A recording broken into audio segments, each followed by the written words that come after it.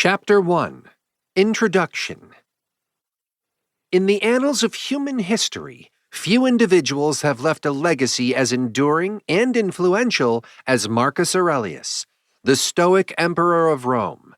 Born into a time of turmoil and change, his reign from 161 to 180 AD was marked not only by his astute leadership, but also by his profound philosophical musings, encapsulated in his enduring work, Meditations.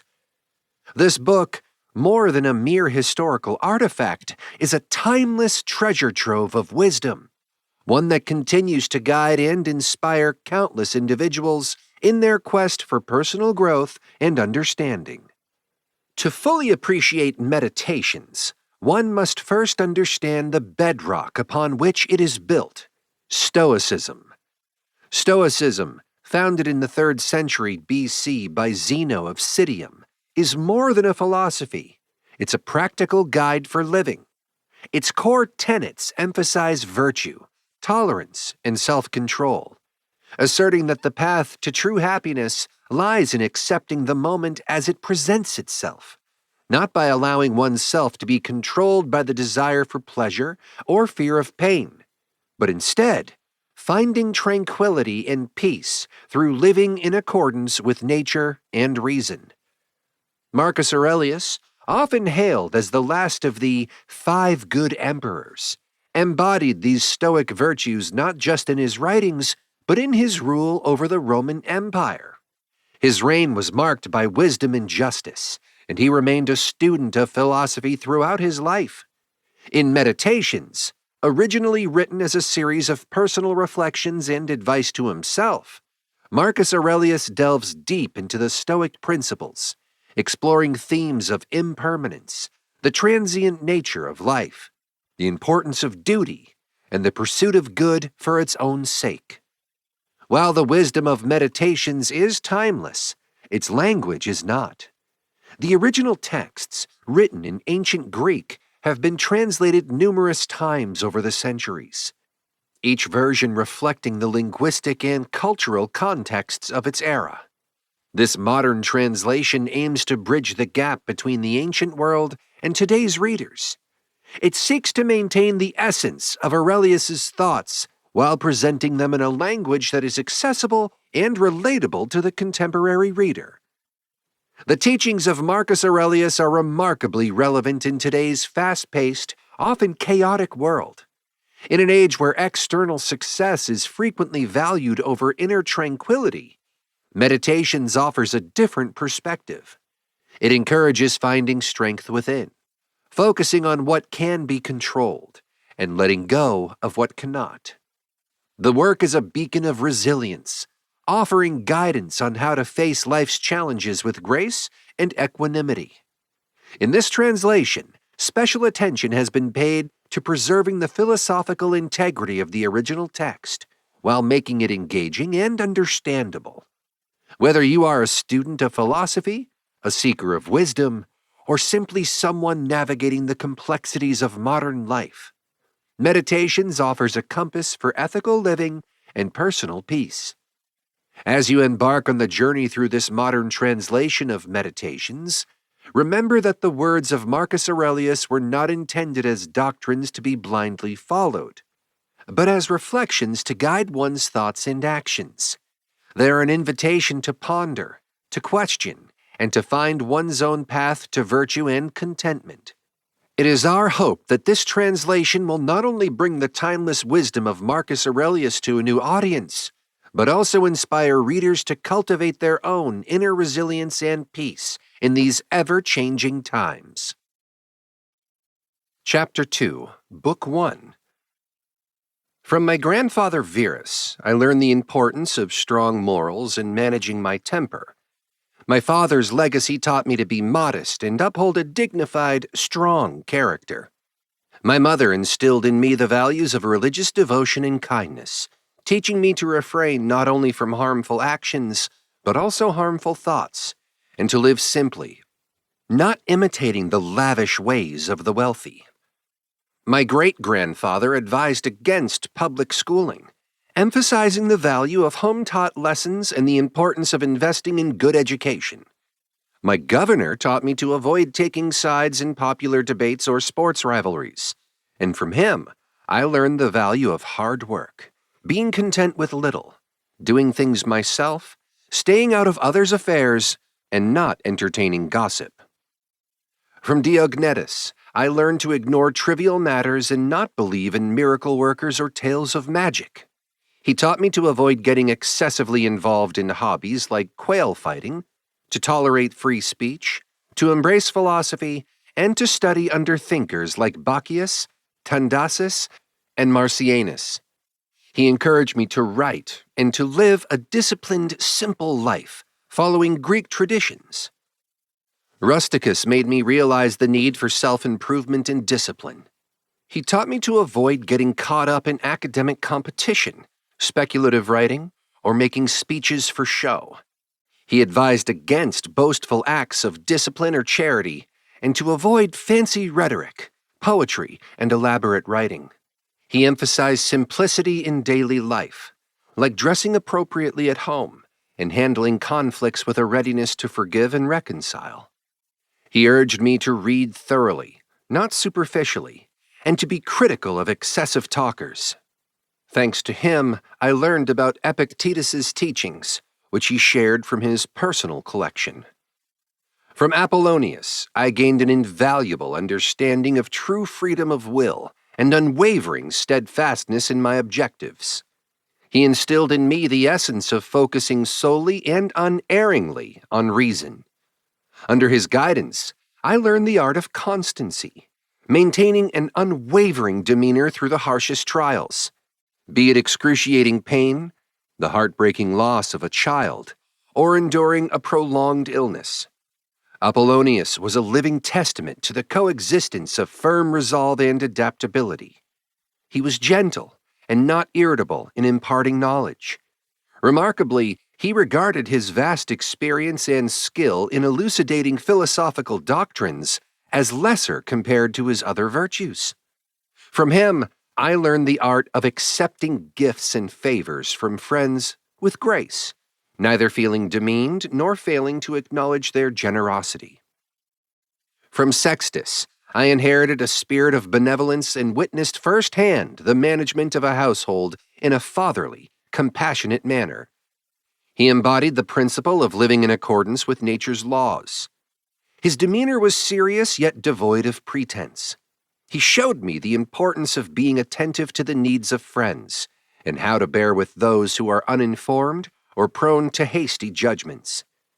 Sextus had a unique talent for making others feel at ease, his company being more gratifying than any form of flattery.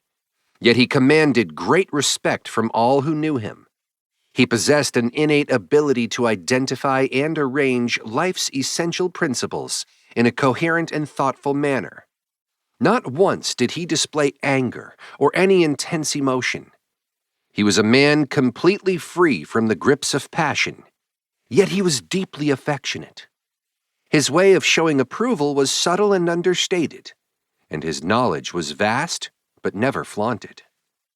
From Alexander the grammarian, I was taught the delicate skill of refraining from overt criticism. Rather than bluntly correcting those who made grammatical errors or used unconventional expressions, Alexander had a tactful approach. He would introduce the correct term or phrase into the conversation seamlessly, either as a part of his response, a confirmation, a contribution to the inquiry at hand, or through an apt suggestion, always focusing on the topic rather than the linguistic error.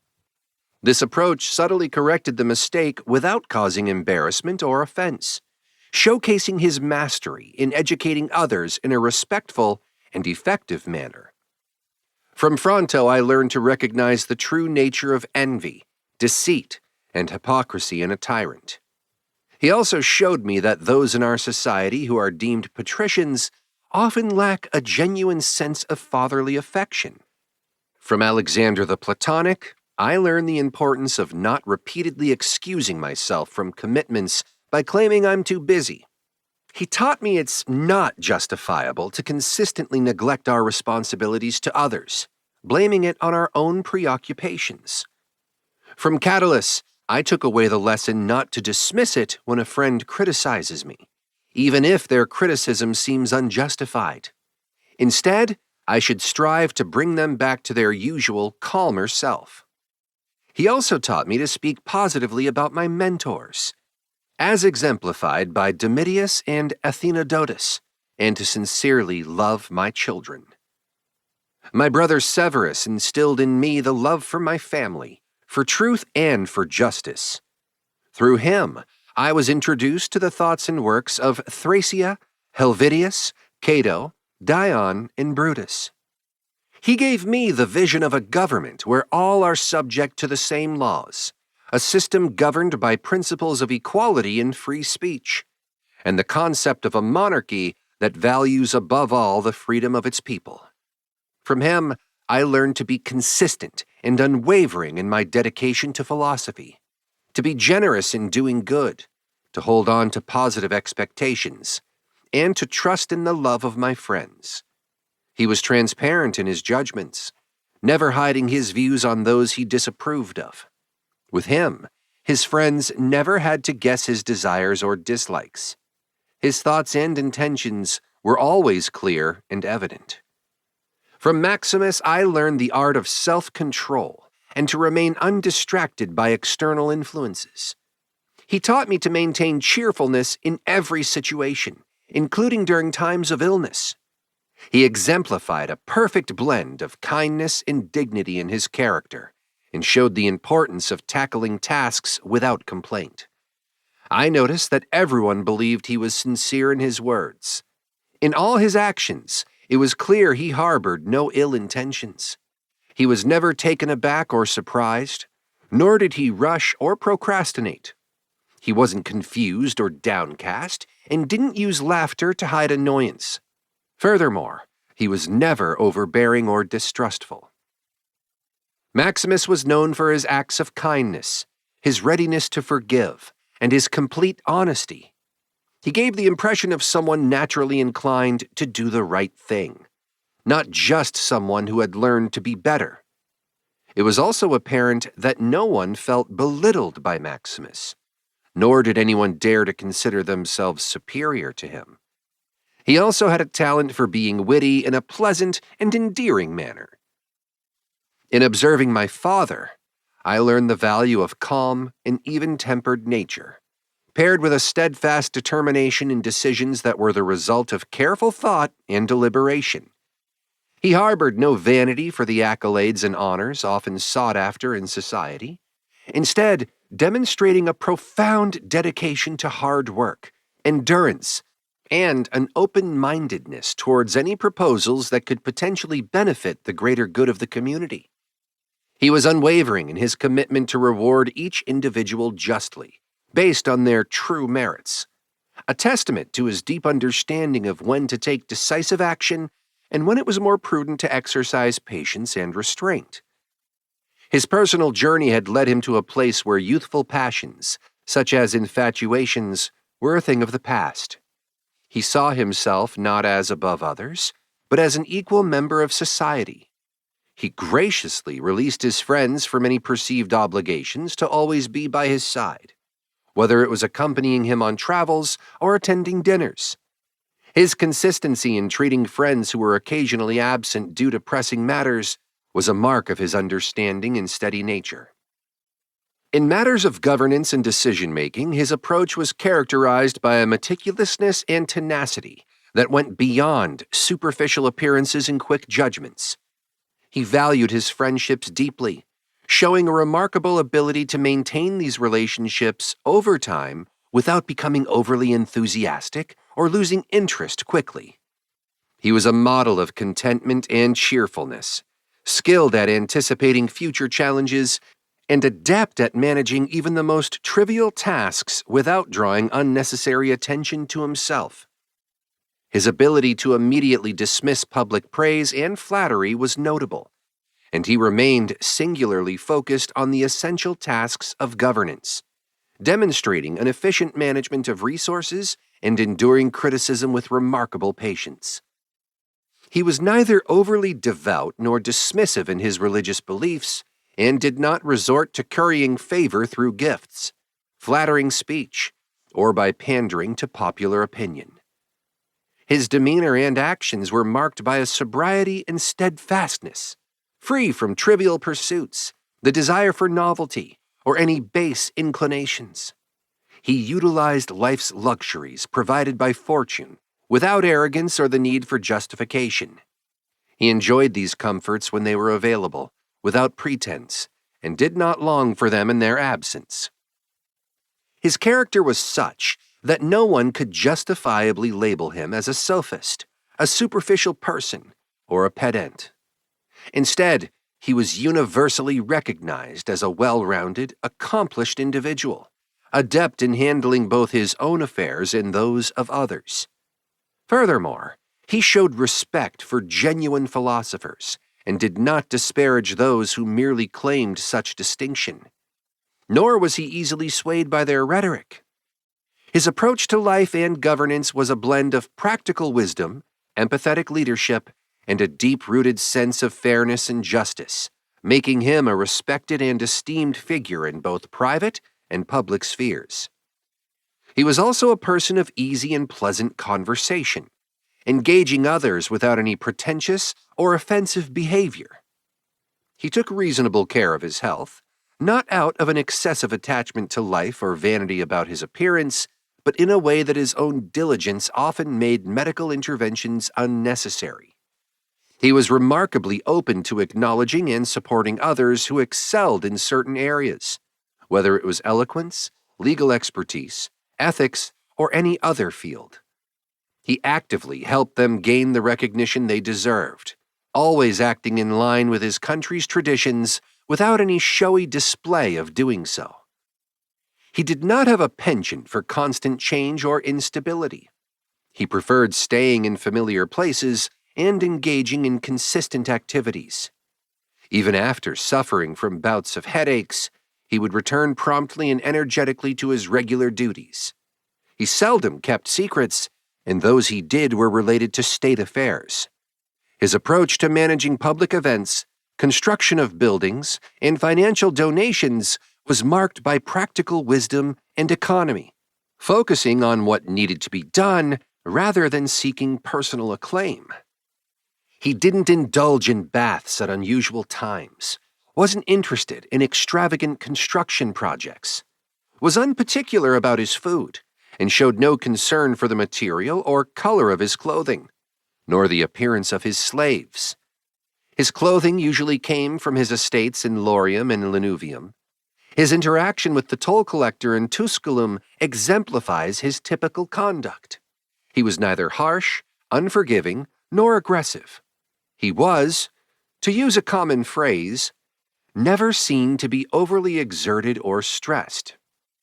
His approach to life was methodical and calm, as if he had all the time in the world, without any rush or disorder, but always with energy and consistency. He embodied the qualities attributed to Socrates, the ability to both refrain from and enjoy life's pleasures, which many find too difficult to resist or enjoy in moderation. The true strength lies in enduring one and remaining temperate in the other, a testament to a soul that is both unassailable and complete. This strength was particularly evident during the illness of Maximus, showcasing his remarkable character. I am immensely indebted to the gods for the multitude of blessings they have bestowed on me, for the gift of having virtuous grandparents, loving and wise parents, a kind-hearted sister, inspiring teachers, loyal companions, and supportive relatives and friends. Nearly all aspects of goodness in my life I attribute to their divine favor. Furthermore, I recognize the role of gods in shielding me from acting against any of these cherished individuals. I acknowledge that there were elements in my nature which, under different circumstances, might have led me down a path of wrongdoing. However, by the grace of the gods, such a confluence of circumstances never arose to test my character in this manner. I am particularly thankful for not having been excessively influenced in my youth by my grandfather's concubine, thus preserving the purity and innocence of those formative years. I am grateful for delaying the exploration of my physical desires until it was appropriate, rather than succumbing to them prematurely. My upbringing under a ruler and father who could dispel any notions of vanity and pride within me was a blessing.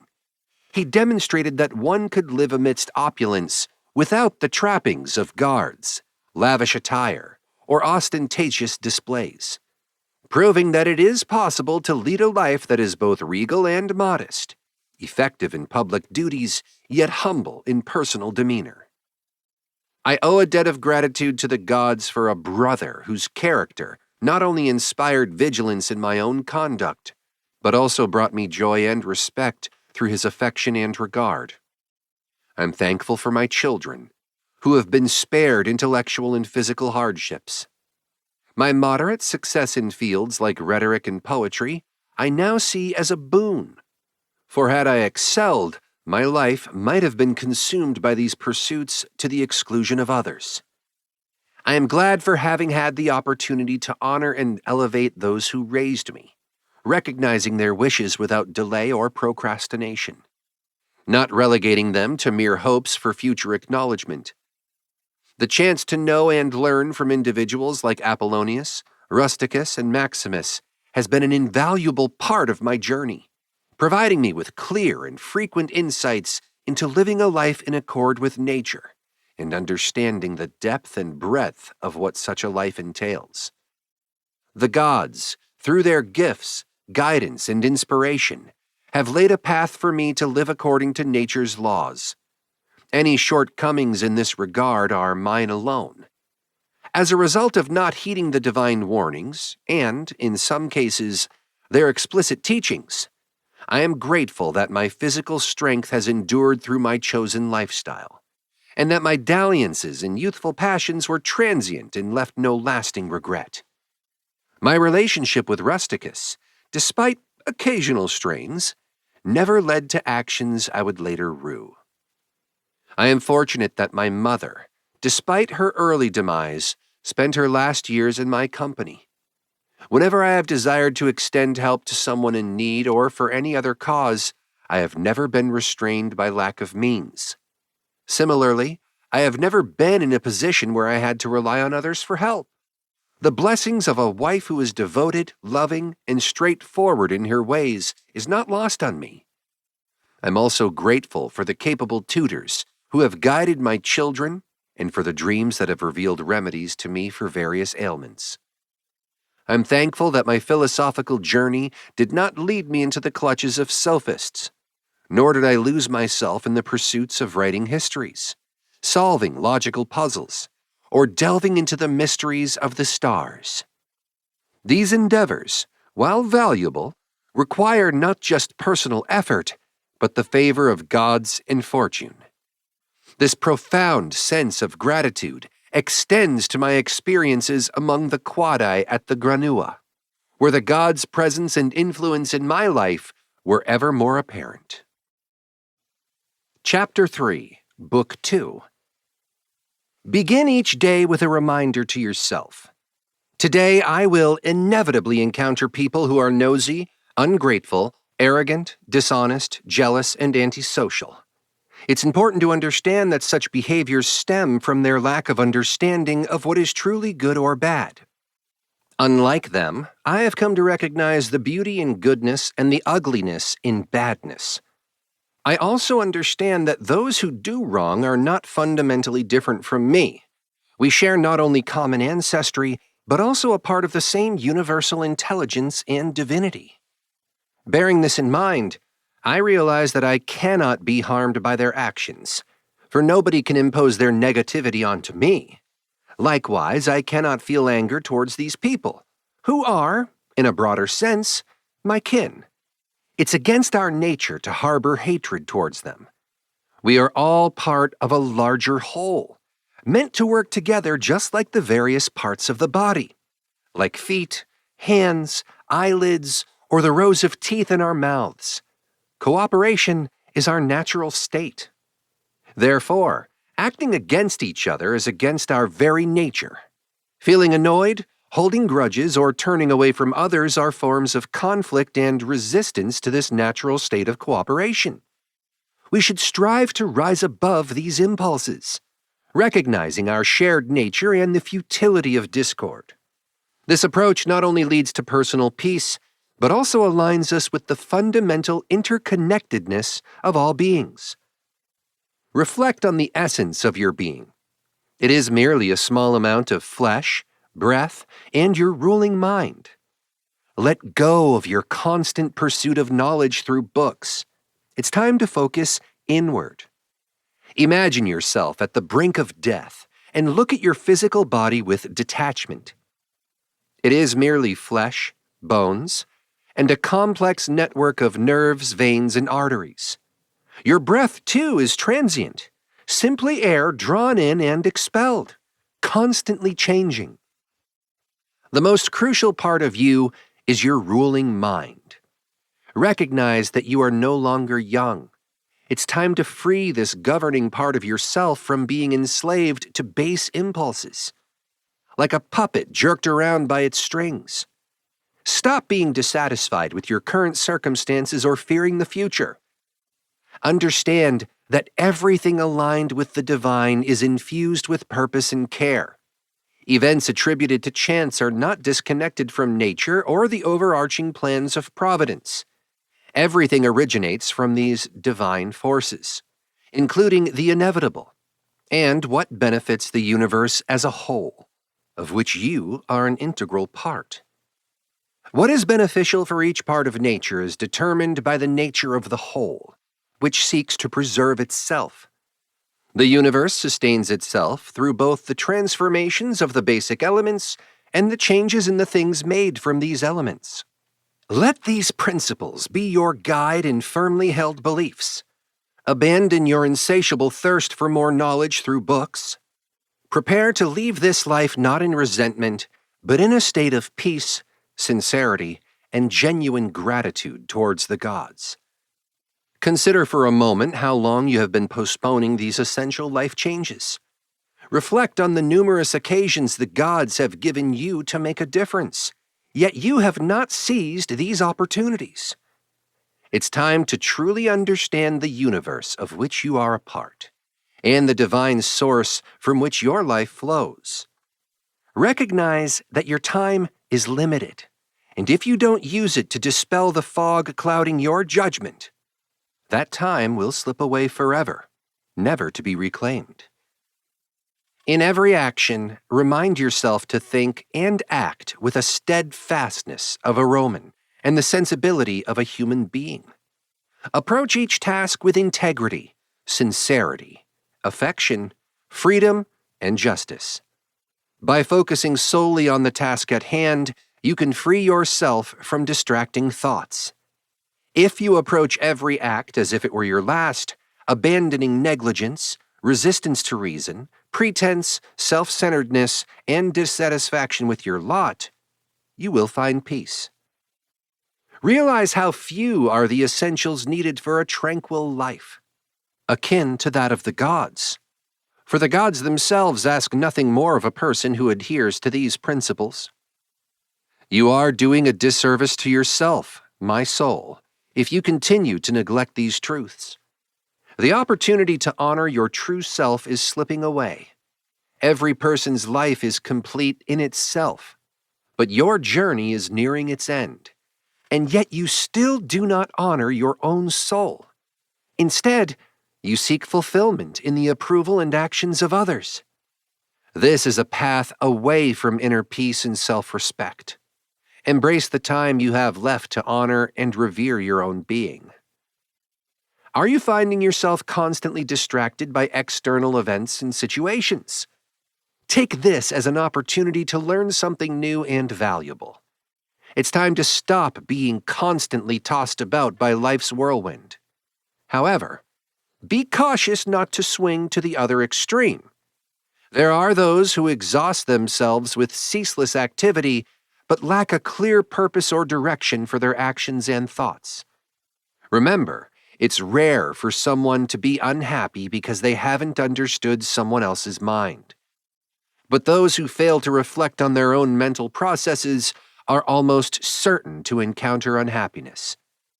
It's crucial to continually remind yourself of the nature of the universe and your place within it. Understand how your individual nature aligns with the greater whole. Realize that nothing external can stop you from acting and speaking in harmony with your true nature. Theophrastus, approaching the topic from a philosophical standpoint, makes an insightful comparison of wrongful acts. He argues, aligning with common sense, that actions driven by desire are more reprehensible than those driven by anger. His reasoning is that anger, to some extent, involves a deviation from reason under the influence of pain or unconscious resistance. In contrast, when someone acts out of desire, succumbing to pleasure, their actions appear more uncontrolled and less rational. This perspective is deeply philosophical and suggests that indulging in pleasure leads to more blameworthy behavior than acting in pain. On a broader level, the person who acts in anger could be seen as someone reacting to being wronged, driven by the comparison of their pain. On the other hand, someone driven by desire initiates wrongdoing on their own, lured by the temptation of pleasure. The distinction is crucial in understanding the nature of our actions and the motivations behind them. Contemplate the very real possibility that this moment could be your last in life. This realization should guide every decision you make and every thought you entertain. If your departure from this world is imminent and if gods do exist, there should be no fear in leaving. The gods, if benevolent, would never subject you to harm. Conversely, if gods do not exist or are indifferent to human concerns, then living in a godless or ungoverned universe should hold no particular significance for you. However, my belief is that the gods do exist and are concerned with our lives. They have endowed us with the means to avoid true misfortunes. If there were real evils, they would have also ensured that we have the capacity to completely evade them. Therefore, how can something that does not degrade one's character make their life any worse? It is unthinkable that the universe, through ignorance or impotence, has failed to address these issues. It's highly improbable that such a powerful and skilled system could make the mistake of indiscriminately distributing good and evil to both the righteous and the unrighteous. It's important to realize that events like death, life, fame, disgrace, pain, and pleasure happen to everyone, regardless of their moral fiber. Since these events do not inherently make us better or worse, they are neither inherently good nor bad. Reflect on the fleeting nature of all things in the universe. Physical forms vanish quickly, and even the memories of them fade over time. Consider the transient nature of all tangible things, especially those that entice us with pleasure, scare us with pain, or are celebrated for their fleeting fame. These things are ultimately trivial, contemptible, lowly, perishable, and devoid of life. It is the role of our intellect to see through their superficial allure. It is also crucial to understand the nature of those who confer reputation and to comprehend the true essence of death. If one examines death closely, breaking it down into its basic elements and stripping away the fantasies associated with it, it becomes clear that death is nothing more than a natural process. If someone fears such a natural occurrence, they are behaving childishly. Death is not only a natural event, but also something that serves a purpose within the grand scheme of nature. Furthermore, consider how humans can attain a degree of closeness to the divine and identify which aspect of ourselves facilitates this connection. When this part of our being is properly aligned and cultivated, we can touch upon something that is akin to the divine. It's this understanding and alignment that elevates our existence, bringing us closer to the essence of what we are meant to be, part of a larger, more profound cosmic order. Nothing is more pitiable than a person who spends their life in endless pursuit, delving into mysteries beyond their understanding or speculating about the thoughts and intentions of others. Such a person fails to recognize the importance of focusing on their own inner spirit, their personal demon, and revering it. To truly honor this inner spirit, one must keep it free from uncontrolled emotions, thoughtlessness, and dissatisfaction with what life presents, whether from divine or human sources. The blessings from the gods deserve our respect due to their inherent excellence. The actions and behaviors of our fellow humans merit our care and connection due to our shared humanity. At times, we should even feel empathy for others, understanding that their inability to discern good from evil is a significant flaw, akin to being unable to distinguish colors. Regardless of whether you live for thousands or tens of thousands of years, always remember that the only life anyone loses is the life they are currently living, and the only life anyone lives is the one they are currently losing. In this sense, the longest and shortest lives converge to the same point. The present moment is universally the same for everyone, although each individual's experience of what is transient differs. Consequently, what is lost seems inconsequential, just a fleeting moment. One cannot lose the past or the future. It is impossible to be deprived of what one does not possess. Keep in mind two key points. Firstly, all things in the universe are cyclical and recurrent, making no significant difference whether one experiences them for 100 or 1,000 years. And secondly, both the person who lives the longest and the one who dies soonest ultimately lose the same thing, the present, which is all anyone truly possesses. Understand that everything is a matter of perception. The teachings of the Cynic philosopher Marcus are clear. The value of his words lie in their practical application, provided one extracts and applies the truth they contain. The soul inflicts harm upon itself in several ways.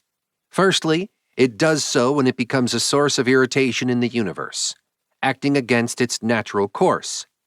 Being upset or vexed by life's events is a form of self-harm, as it signifies a detachment from nature, which encompasses the essence of all beings. Secondly, the soul harms itself when it turns against others, whether in avoidance or with the intent to harm, as seen in those consumed by anger. Thirdly, the soul is damaged when it succumbs to overwhelming pleasure or pain. Fourthly, it harms itself when it is insincere, engaging in actions or speech that are not genuine. Fifthly, a soul is harmed when it acts without purpose, even in minor matters, as everything should be done with an intention. The ultimate goal for rational beings is to live according to reason, adhering to the principles of the universal order. Consider the nature of human life. Our time is fleeting. Our physical substance is constantly changing. Our perceptions are limited. Our bodily composition is perishable. Our soul is constantly in flux. Fortune is unpredictable, and fame is without true discernment. In summary, all that is physical is transient, and what pertains to the soul is elusive and intangible. Life is a battle, a temporary residence in a foreign land, and what comes after is forgotten. What then can guide a person through life? The answer lies in philosophy. The practice of maintaining the inner spirit unharmed and untouched by external forces, unswayed by pain or pleasure, acting deliberately and truthfully, independent of the actions or inactions of others. Philosophy involves embracing all experiences and destinies as originating from the same source from which we ourselves have emerged. It culminates in facing death with a calm spirit, understanding it as nothing more than the disintegration of the elements that constitute all living beings. If the constant transformation of elements in nature is not harmful, then the transformation and dissolution of the elements in a human being should not be feared. This aligns with nature, and nothing that aligns with nature can be truly evil. This philosophy was contemplated in Carnuntum.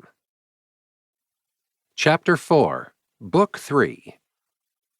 We should be acutely aware that not only is our time in life diminishing each day, leaving us with progressively less, but also that it's uncertain whether our mental faculties will remain sharp enough to understand and contemplate both the divine and human realms as we age. The risk is that as one grows older, they might start losing their cognitive clarity, while basic bodily functions like eating and physical desires persist.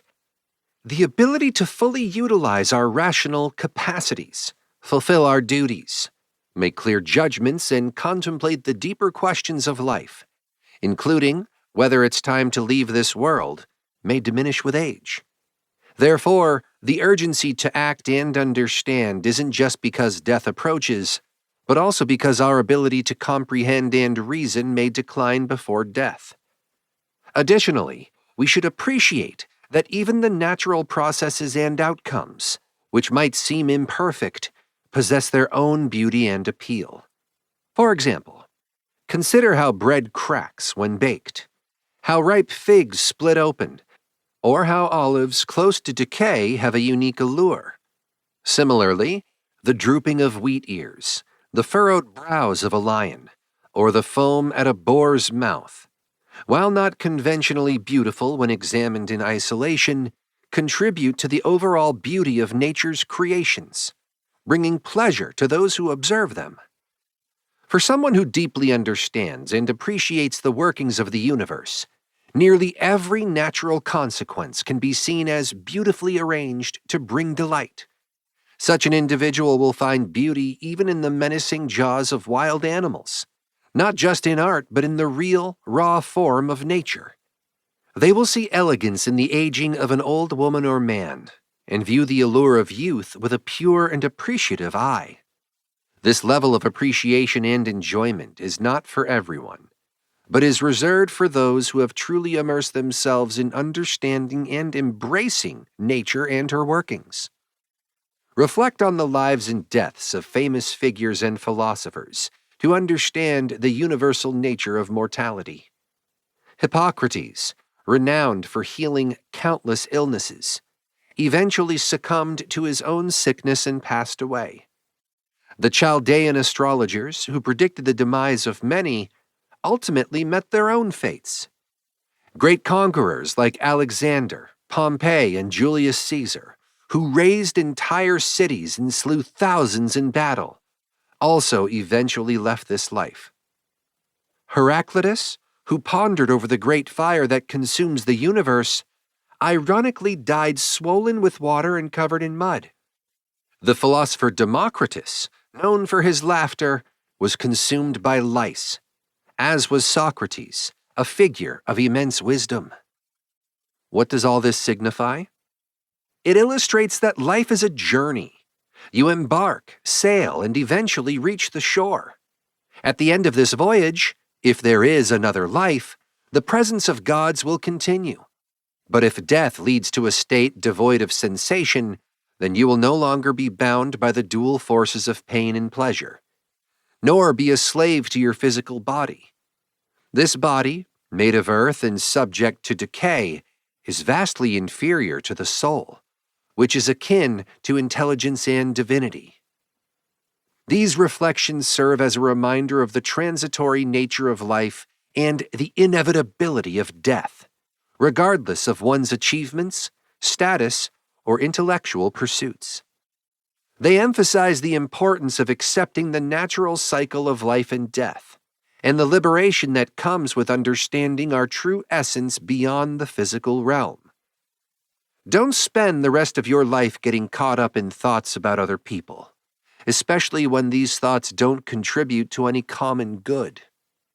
When you find yourself preoccupied with questions like what someone else is doing, their motives, their spoken words, their thoughts, or their plans, you lose precious opportunities to engage in more meaningful activities.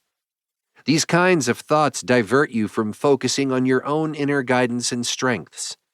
Therefore, it's crucial to consciously eliminate all thoughts that serve no purpose or are detrimental, particularly those arising from excessive curiosity or ill will. Train yourself to only dwell on thoughts that are constructive and that you would feel comfortable sharing openly if someone asked. Your inner dialogue should reflect clarity, kindness, and the qualities of a person who thrives in a community. You should avoid fixating on personal pleasures, indulgences, or feelings of competition, envy, or suspicion. These are thoughts that might cause embarrassment if you had to voice them out loud. Living this way, without procrastination, aligns you with the highest virtues, akin to a priest or spiritual leader who harnesses the divine essence within. Such a person remains unaffected by external pleasures, undisturbed by pain, resilient in the face of insults, and free from feeling wronged. They engage in life's most notable battles with unshakable integrity, unswayed by fleeting emotions, deeply committed to fairness, and wholeheartedly accepting their life circumstances as their rightful share. They rarely waste time and energy contemplating what others might be saying, doing, or thinking, unless it is essential for the greater good or common welfare. Such individuals focus primarily on their own responsibilities and actions, always aligning them with their purpose in life. They believe that their unique role in the grand scheme of things is positive and beneficial. Each person's destiny is intertwined with their actions and character.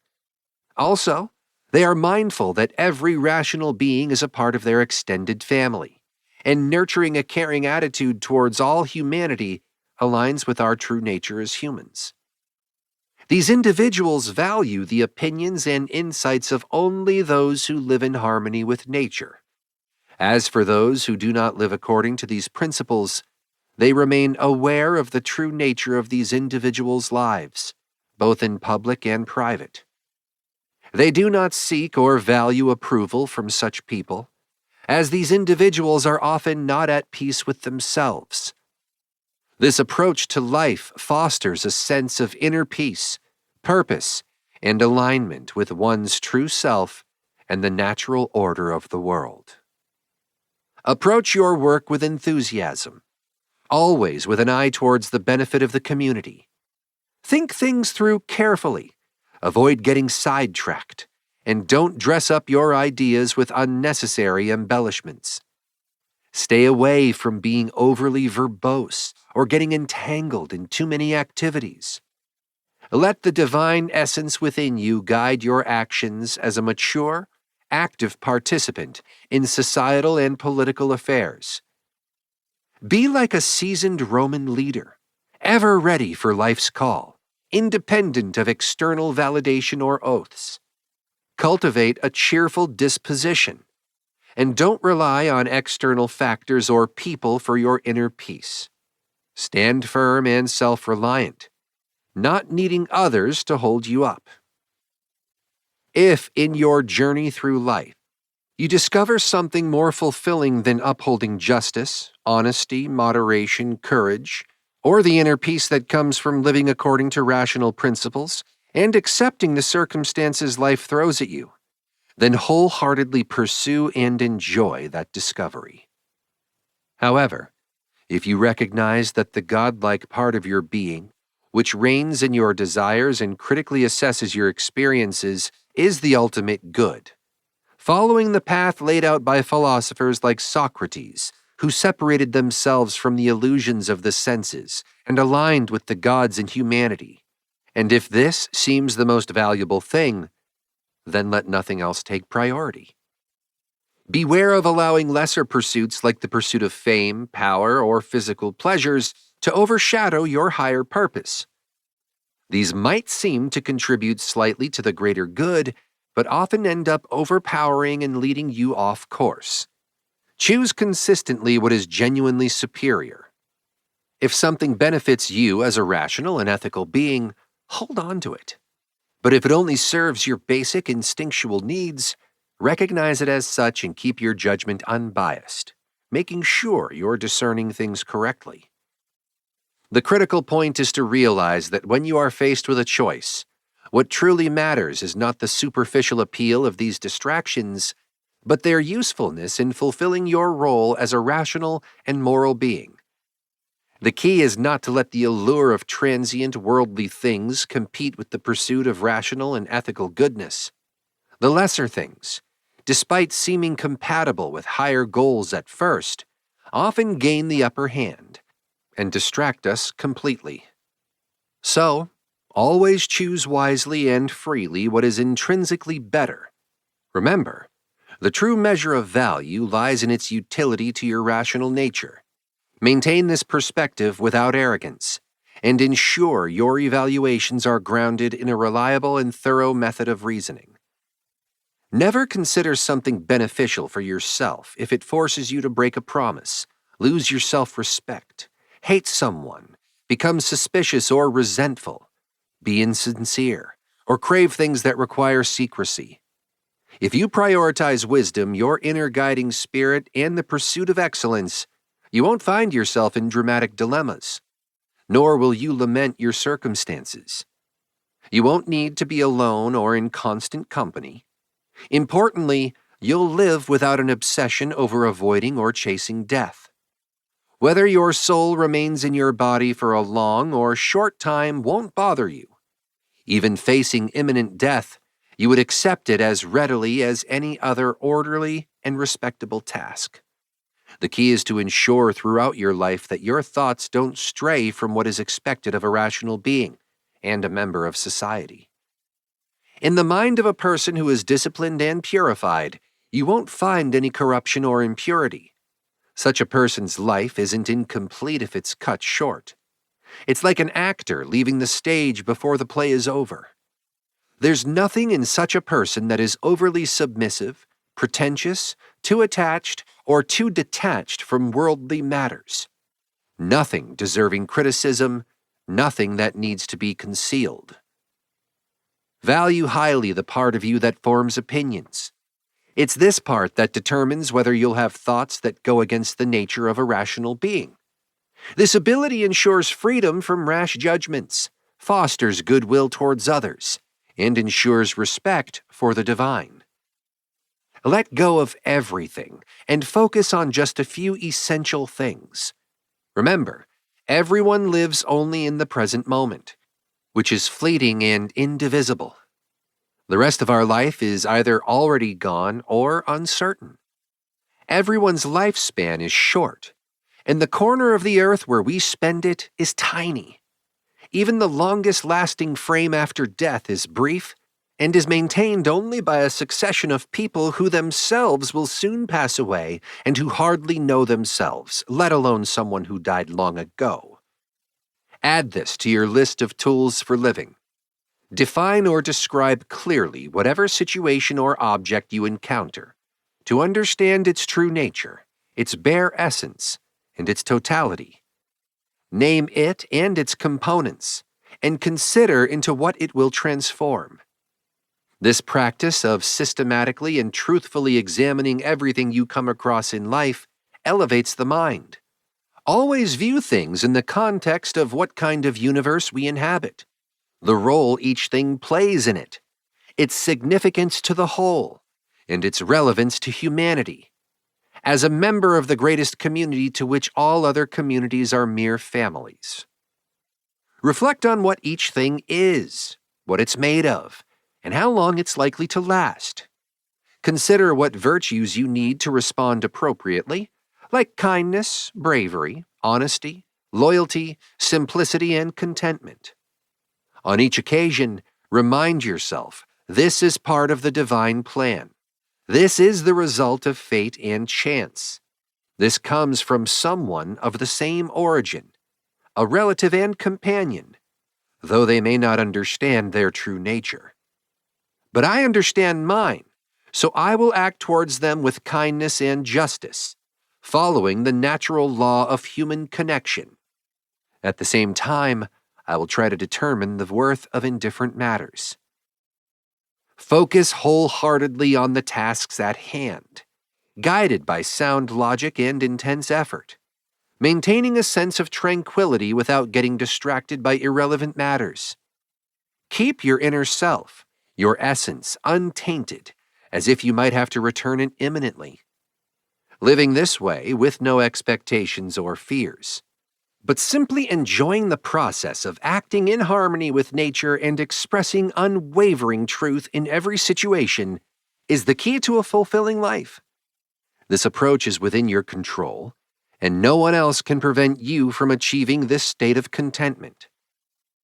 Like a doctor who always keeps their medical tools ready for unforeseen emergencies, you should similarly have your principles readily accessible for understanding the divine and human realms, and for performing every action, big or small.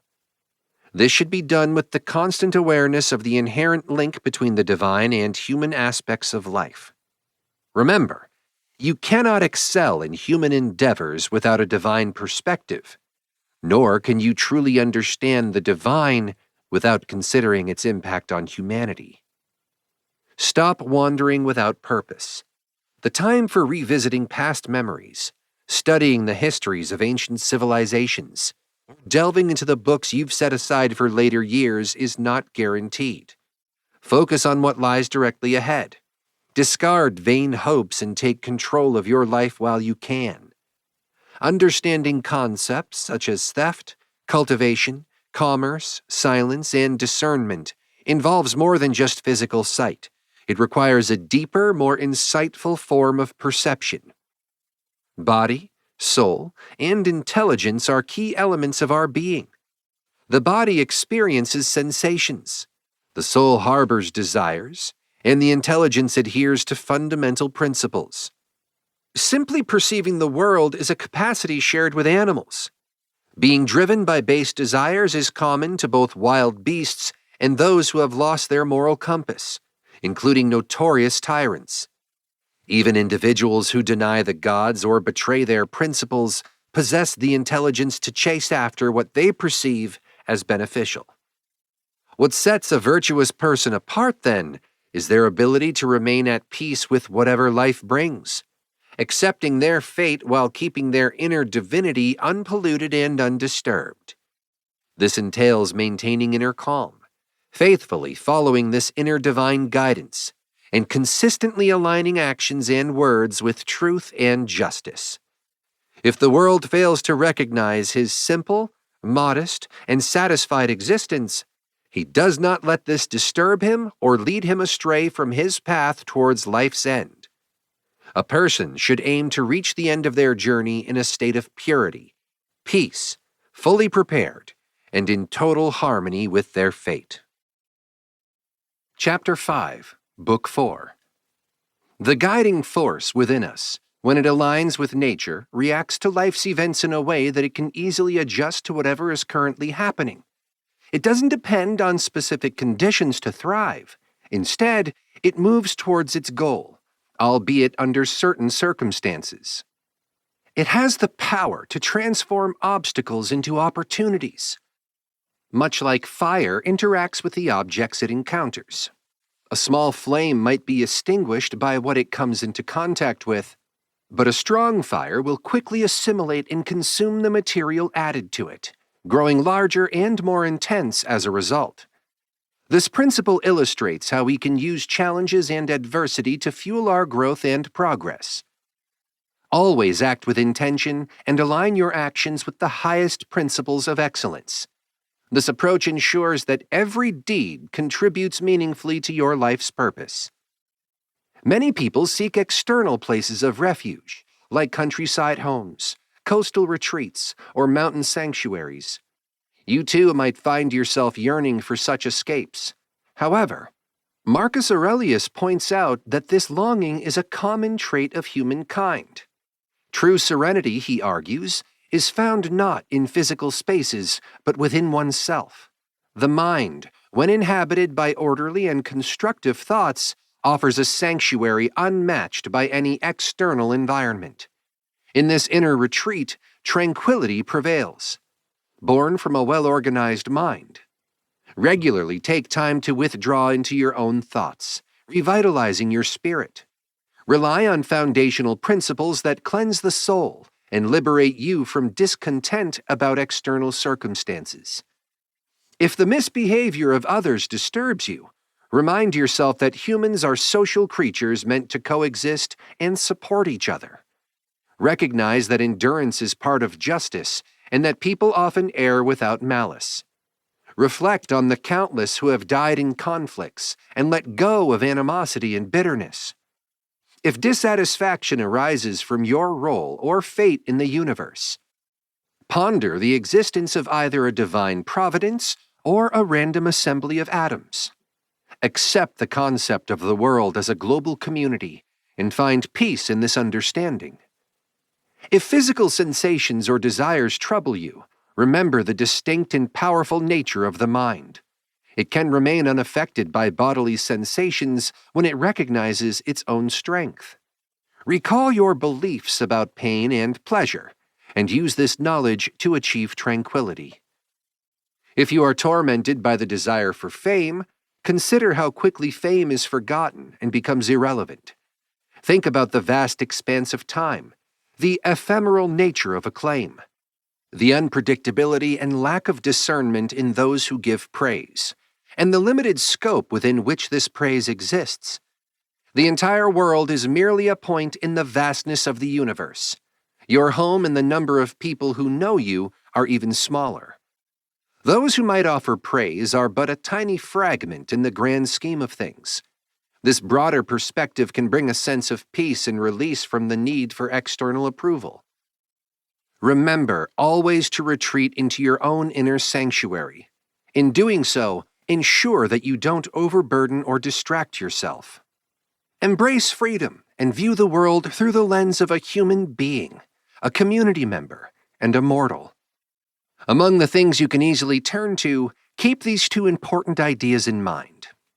First, external events don't affect your soul. They are outside of you and unchangeable. Our disturbances arise from our internal perceptions. Second, remember that everything you see around you is in constant flux and won't last forever. Reflect on how many such changes you have already seen.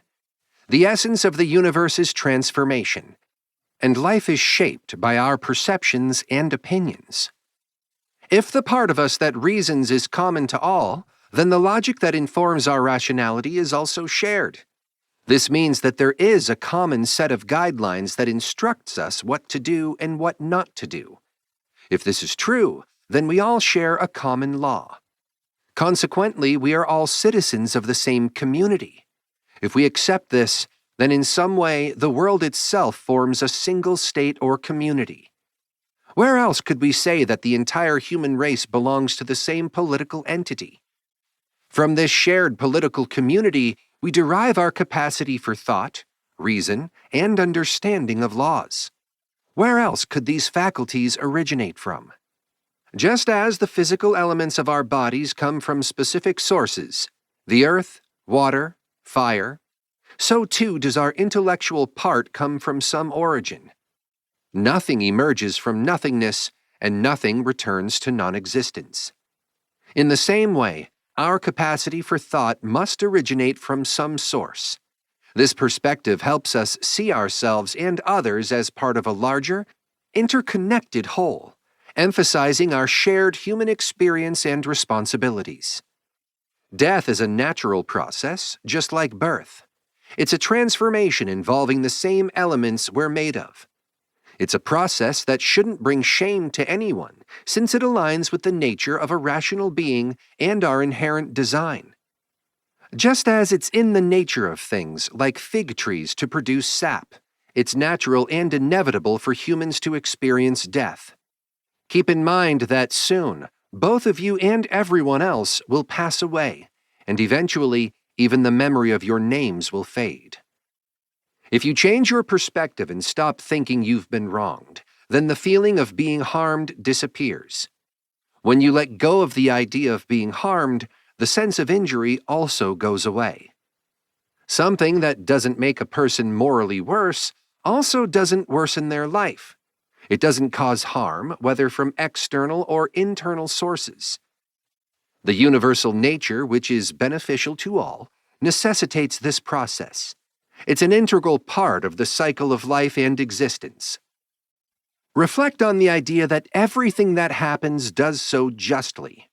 If you look closely, you'll see that things don't just happen in a continuous sequence, but each occurs with a sense of fairness, as if orchestrated by someone who assigns each event its proper value. Keep observing as you have started, and align your actions with being truly good, in the deepest sense of what it means to be a good human being. Apply this understanding to all your actions. Don't adopt the perspective of those who wrong you, or how they want you to see things. Instead, see things as they genuinely are. Always be ready with two principles. First, act only according to the guidance of your inner rationale and governing self, which suggests what is beneficial for people. Second, be willing to change your views if someone provides a valid correction or different perspective. However, let this change be based on sound reasoning about justice or common benefit, not merely because it's pleasing or enhances your reputation. If you possess reason, use it. If it performs its function properly, what more do you need? Remember, you are a part of a larger whole. You will eventually return to the source that created you, not in a literal sense, but by transforming back into the fundamental elements of the universe. Consider this analogy. Many grains of incense are burnt on the same altar. Some fall sooner, others later, but the timing makes no real difference. In just 10 days, you can transform from what others perceive as a beast or an ape to being seen as a divine being. If you recommit your fundamental principles and the rational guidance of reason. Don't live as if you have thousands of years ahead of you. Death is imminent.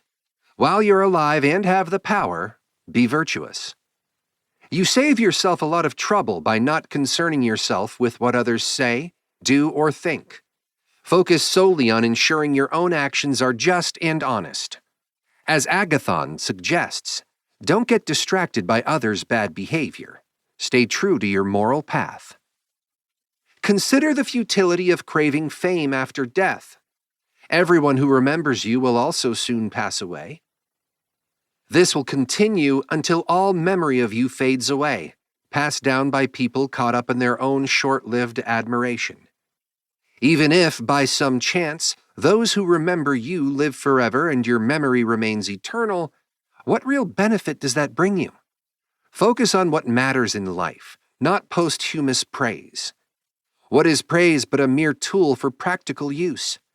Don't disregard nature's gifts in pursuit of something so fleeting. True beauty exists in and of itself, complete without the need for external validation. A thing does not become better or worse because it is praised. This holds true for common conceptions of beauty, like physical objects and works of art. Real beauty, like virtues, law, truth, kindness, modesty, needs no praise. Does praising these virtues make them any more virtuous? Does an emerald lose its quality if it goes unpraised? What about gold, ivory, purple fabrics, musical instruments, flowers, or plants? None of these things lose their inherent value due to lack of admiration. If souls persist after death, how does the air accommodate them all, especially considering eternity? Similarly, how does the earth have space for all the bodies that have been buried over countless ages? Just as buried bodies decompose and create space for new ones over time, souls that transition to the air also undergo transformation. After existing for a certain period, they change, becoming part of the universe's creative force, and thus making room for new souls. This is one way to explain the continued existence of souls. But consider not just the number of human bodies buried, but also the countless animals consumed daily by us and other creatures. The earth assimilates this vast number because these bodies are transformed into blood and then into air or fire elements. The key question here is about the nature of existence, the division between the physical, or material, and the essence, the cause of form, the formal. In your actions, don't get caught up in the chaos. Always uphold justice and keep your understanding clear in response to every new situation or impression you encounter. Embrace the notion that everything in harmony with the universe is also in harmony with you. Time is relative. Nothing is too early or too late if it aligns with the universe's timeline. Embrace all that nature's seasons bring, as all things originate from, exist within, and ultimately return to nature. This perspective is like the poet's admiration for the city of Cecrops. Similarly, should you not also revere the universe, the grand city of Zeus? The philosopher's advice to focus on a few tasks for tranquility can be enhanced. Act not just minimally, but purposefully. Do what is necessary and what aligns with the nature of being a rational and social creature. This approach offers tranquility not only from performing actions correctly, but also from the simplicity of doing fewer things. Unnecessary words and deeds consume much of our time and energy. By eliminating these, we gain more leisure and experience less agitation. Consistently question the necessity of your actions and thoughts to prevent the rise of redundant activities. Experiment with the lifestyle of a virtuous person, one who is content with their lot in life, acting justly and with kindness. Observe how this aligns with your nature and brings you peace. When confronted with chaos or misdeeds, remain calm and embrace simplicity. Remember, when others do wrong, they primarily harm themselves. Whatever happens to you has been allocated from the universe's beginning, part of a vast and interconnected plan. Your life is fleeting. Make the most of the present moment through reason and justice. Maintain balance, even in times of leisure. Consider whether the universe is an orderly cosmos or a jumbled mix. Either way, it forms a universe. Can you have internal order while believing in a disordered universe, especially given the interconnectivity and harmony of all elements within it? The cosmos, whether orderly or chaotic, operates on principles that reflect balance and interconnectedness. Your role within it is to align yourself with these principles, creating a personal order that resonates with the larger order of the universe.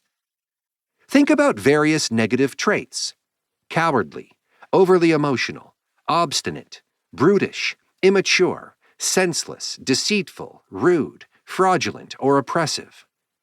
A person who is ignorant of the universe's contents is just as much a stranger to it as one who is unaware of its workings. Such a person is like a deserter, turning away from the shared logic of humanity. They are metaphorically blind, closing their eyes to understanding.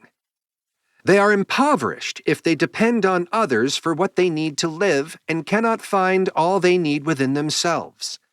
A person who isolates themselves from the collective reasoning of humanity due to dissatisfaction with life's events is like a sore on the world. The same natural forces that bring about these events also brought them into existence. Someone who severs their connection with the shared rationality of living beings is like a fragment torn from a greater whole. Consider two types of philosophers. One lacks material possessions, and the other lacks scholarly resources.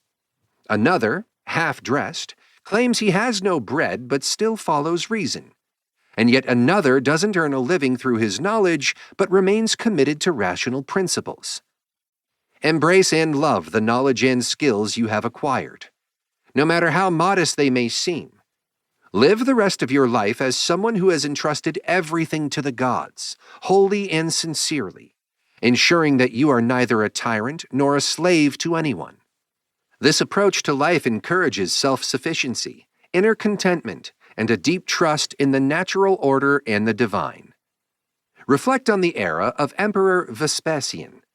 You'll observe all aspects of human life: people marrying, raising children, suffering illnesses, dying, engaging in wars, celebrating, conducting business, farming, engaging in flattery, being stubbornly proud, suspicious, plotting, hoping for the demise of others, complaining about current times, falling in love, accumulating wealth, and seeking political power or even kingship.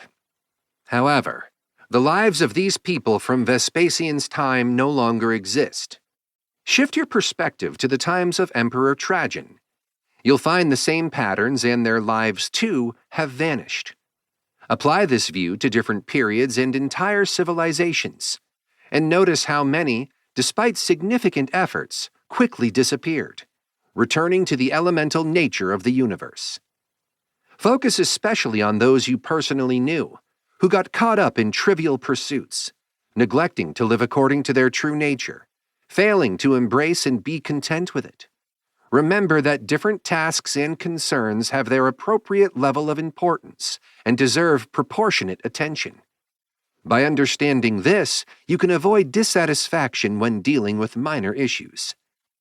Consider how words and names, once familiar and celebrated, are now outdated and forgotten.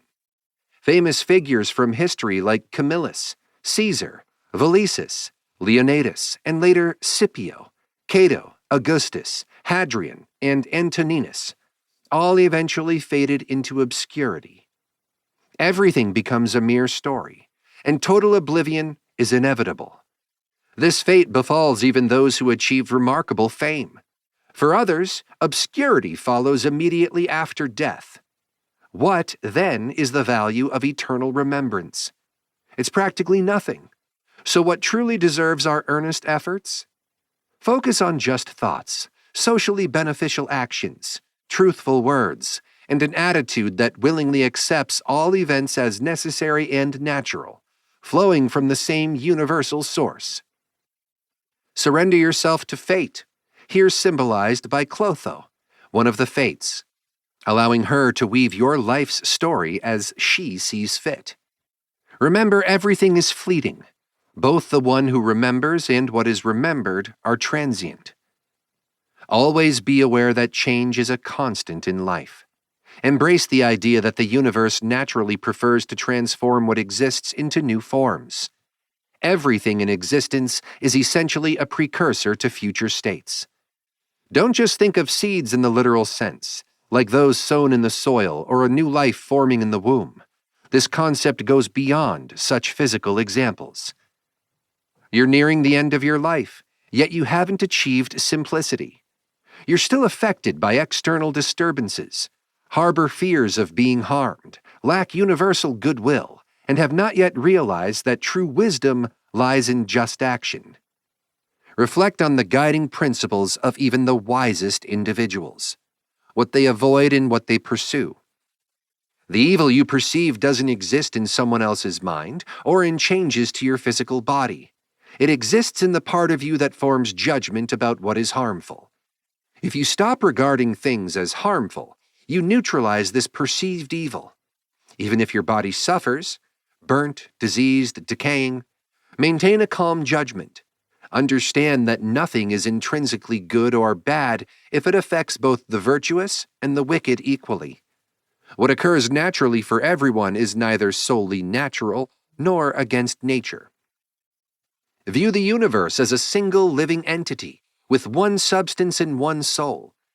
Notice how everything is interconnected, contributing to the collective consciousness of this singular being.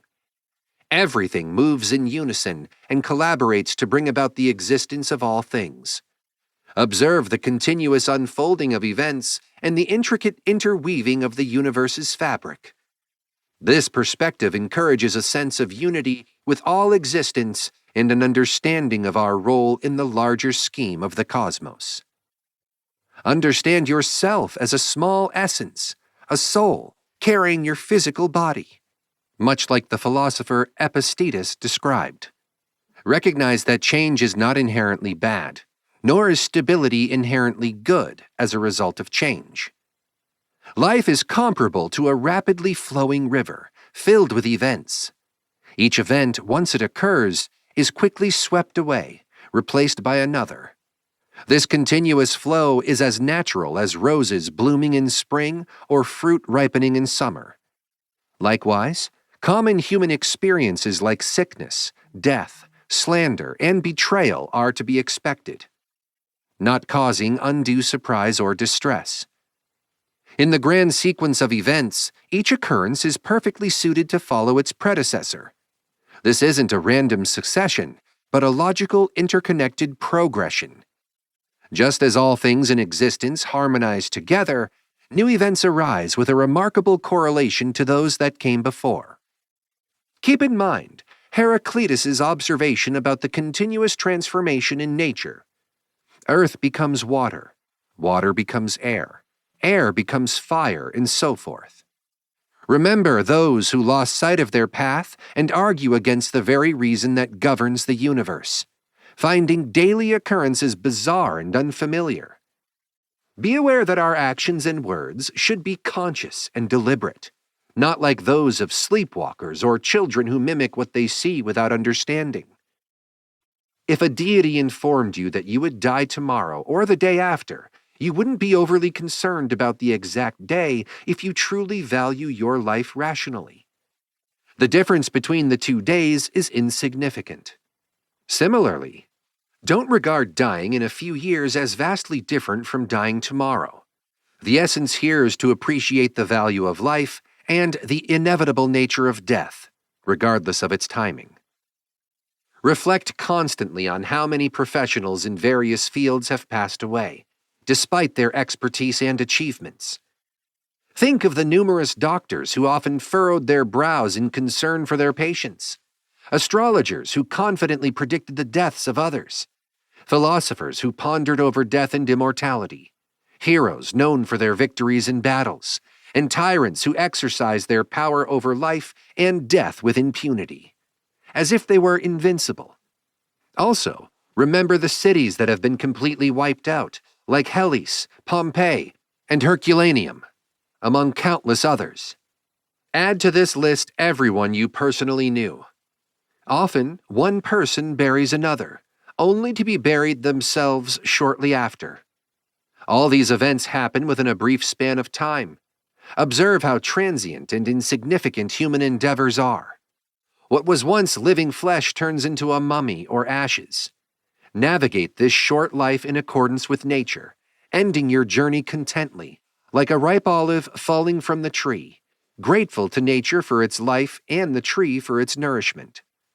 Be steadfast and unyielding, like a cliff against which waves continuously crash but stand firm, calming the surrounding waters. When faced with adversity, don't lament about your misfortune. Instead, find strength in remaining unharmed, not overwhelmed by the present nor fearful of the future. Remember, such events could happen to anyone, but not everyone would remain untroubled. Therefore, why consider this a misfortune rather than an opportunity to demonstrate strength?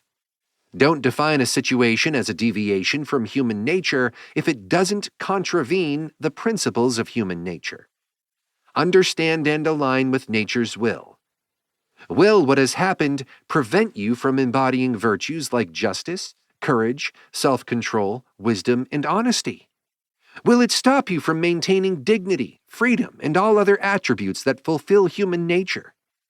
Every time you feel agitated, remind yourself that it's not the situation that's unfortunate, but the ability to endure it gracefully that's truly fortunate. Reflect on a simple yet effective way to diminish the fear of death. Consider those who clung to life with great tenacity. What did they truly gain over those who died young?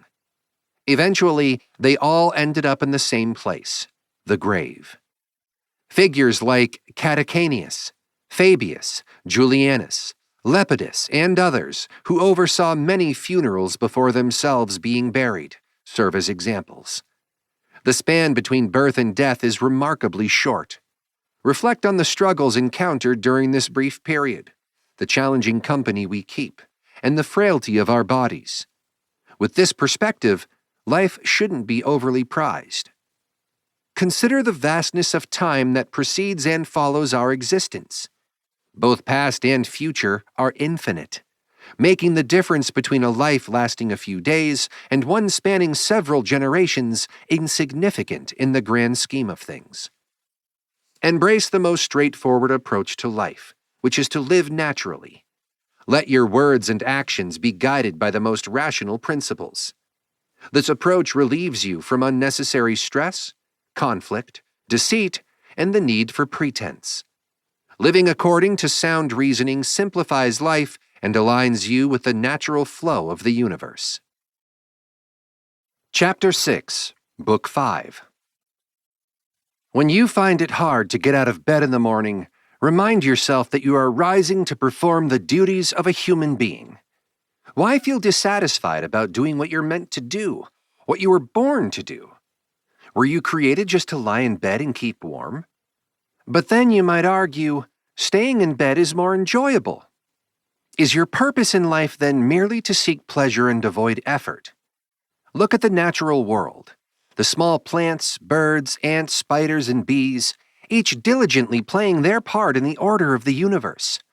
Are you reluctant to do the same work that befits a human, to act according to your nature? Yes, rest is necessary, but even rest has its natural limits, just as there are limits to eating and drinking. Yet you often exceed these limits in pursuit of comfort, while in your actions you fall short of your potential.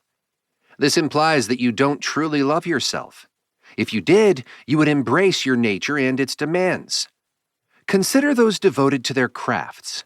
They tirelessly labor, often neglecting personal hygiene and food. But you seem to value your own nature less than a craftsman values their craft. Whether it's turning, dancing, the pursuit of wealth, or the quest for fame, such individuals, driven by their passions, willingly forego food and sleep to perfect their skills. Aren't the tasks that contribute to society equally important and deserving of your effort? The ability to dismiss troubling thoughts and regain tranquility is not only possible, but it can be achieved with ease.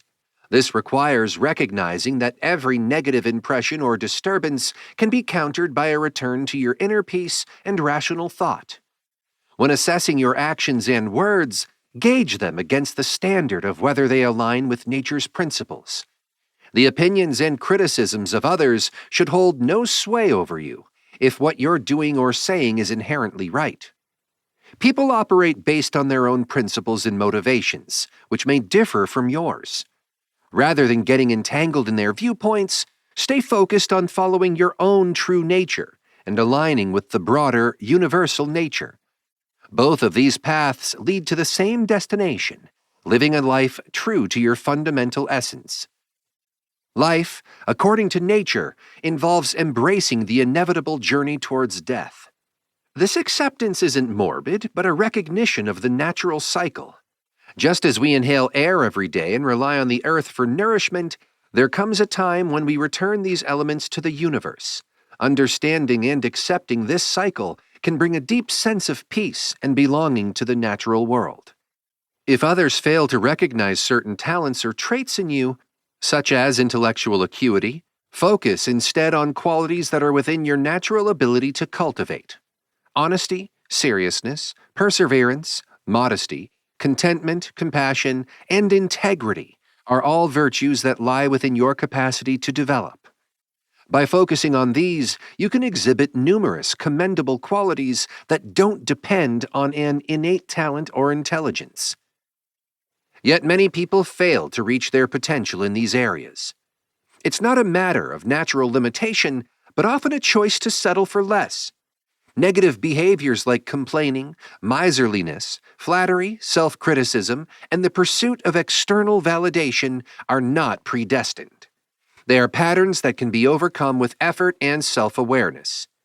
If you struggle with slow comprehension, this too can be an area for growth and development, rather than a point of resignation or self-indulgence. This expanded understanding of Aurelius's teachings emphasizes the importance of self-reflection, personal growth, and living in harmony with nature's principles. By focusing on cultivating virtues within our control and accepting the natural course of life, we can achieve a state of tranquility and fulfillment.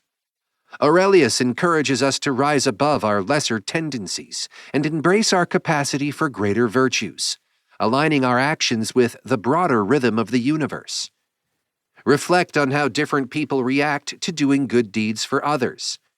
Some expect recognition or repayment for their actions, treating them as favors that place others in their debt.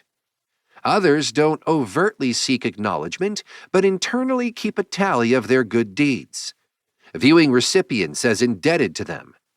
Then there are those who act benevolently, without any expectation or even awareness of their good acts. They are like a vine that naturally produces grapes, a horse that runs, a dog that hunts, or a bee that makes honey. These individuals perform good deeds as a natural part of their existence and move on to the next action without seeking external validation or reward. Is it necessary, then, to be someone who acts benevolently without conscious recognition of these deeds? Yes, but understanding the nature of your actions is crucial. It's intrinsic to social beings to recognize and feel that they contribute to society. This awareness is part of our social nature. However, misunderstanding this concept can lead you astray, like those who act without true comprehension of their actions. Understanding the deeper meaning of these teachings ensures that your social actions are not neglected. Consider the Athenians' simple prayer for rain to nourish their fields and plains. This highlights a broader perspective on prayer and action. Ideally, we shouldn't need to pray for specific outcomes. Or if we do, our prayers should reflect a humble and straightforward request in harmony with nature. This approach to prayer and action aligns with a philosophy that values simplicity, natural order, and the acceptance of what life brings. Consider the analogy where a doctor, like Aesculapius, prescribes a specific treatment for a patient, be it horse riding, cold baths, or going barefoot. This prescription is tailored to the individual's health needs. Similarly, we should understand life's challenges, diseases, injuries, losses, as prescriptions from the universe, tailored to our unique life journey. When we say something is destined for us, it's like fitting stones together in construction. Each piece has its place in the overall structure. There's a harmony and appropriateness in how events unfold in the universe, much like the fitting together of stones in a wall. The universe, composed of all entities, forms a cohesive whole. In the same way, destiny, shaped by all causes and events, serves a specific purpose.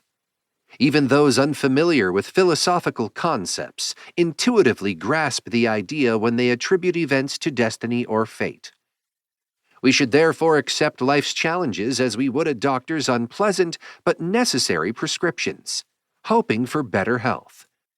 View the unfolding of events judged good by the universal nature in the same light as your personal health. Embrace all that happens, even if it seems adverse, because it contributes to the health of the universe and the well-being of the greater order, which can be thought of as Zeus or the universe itself. The universe wouldn't bring about any event if it weren't beneficial for the whole.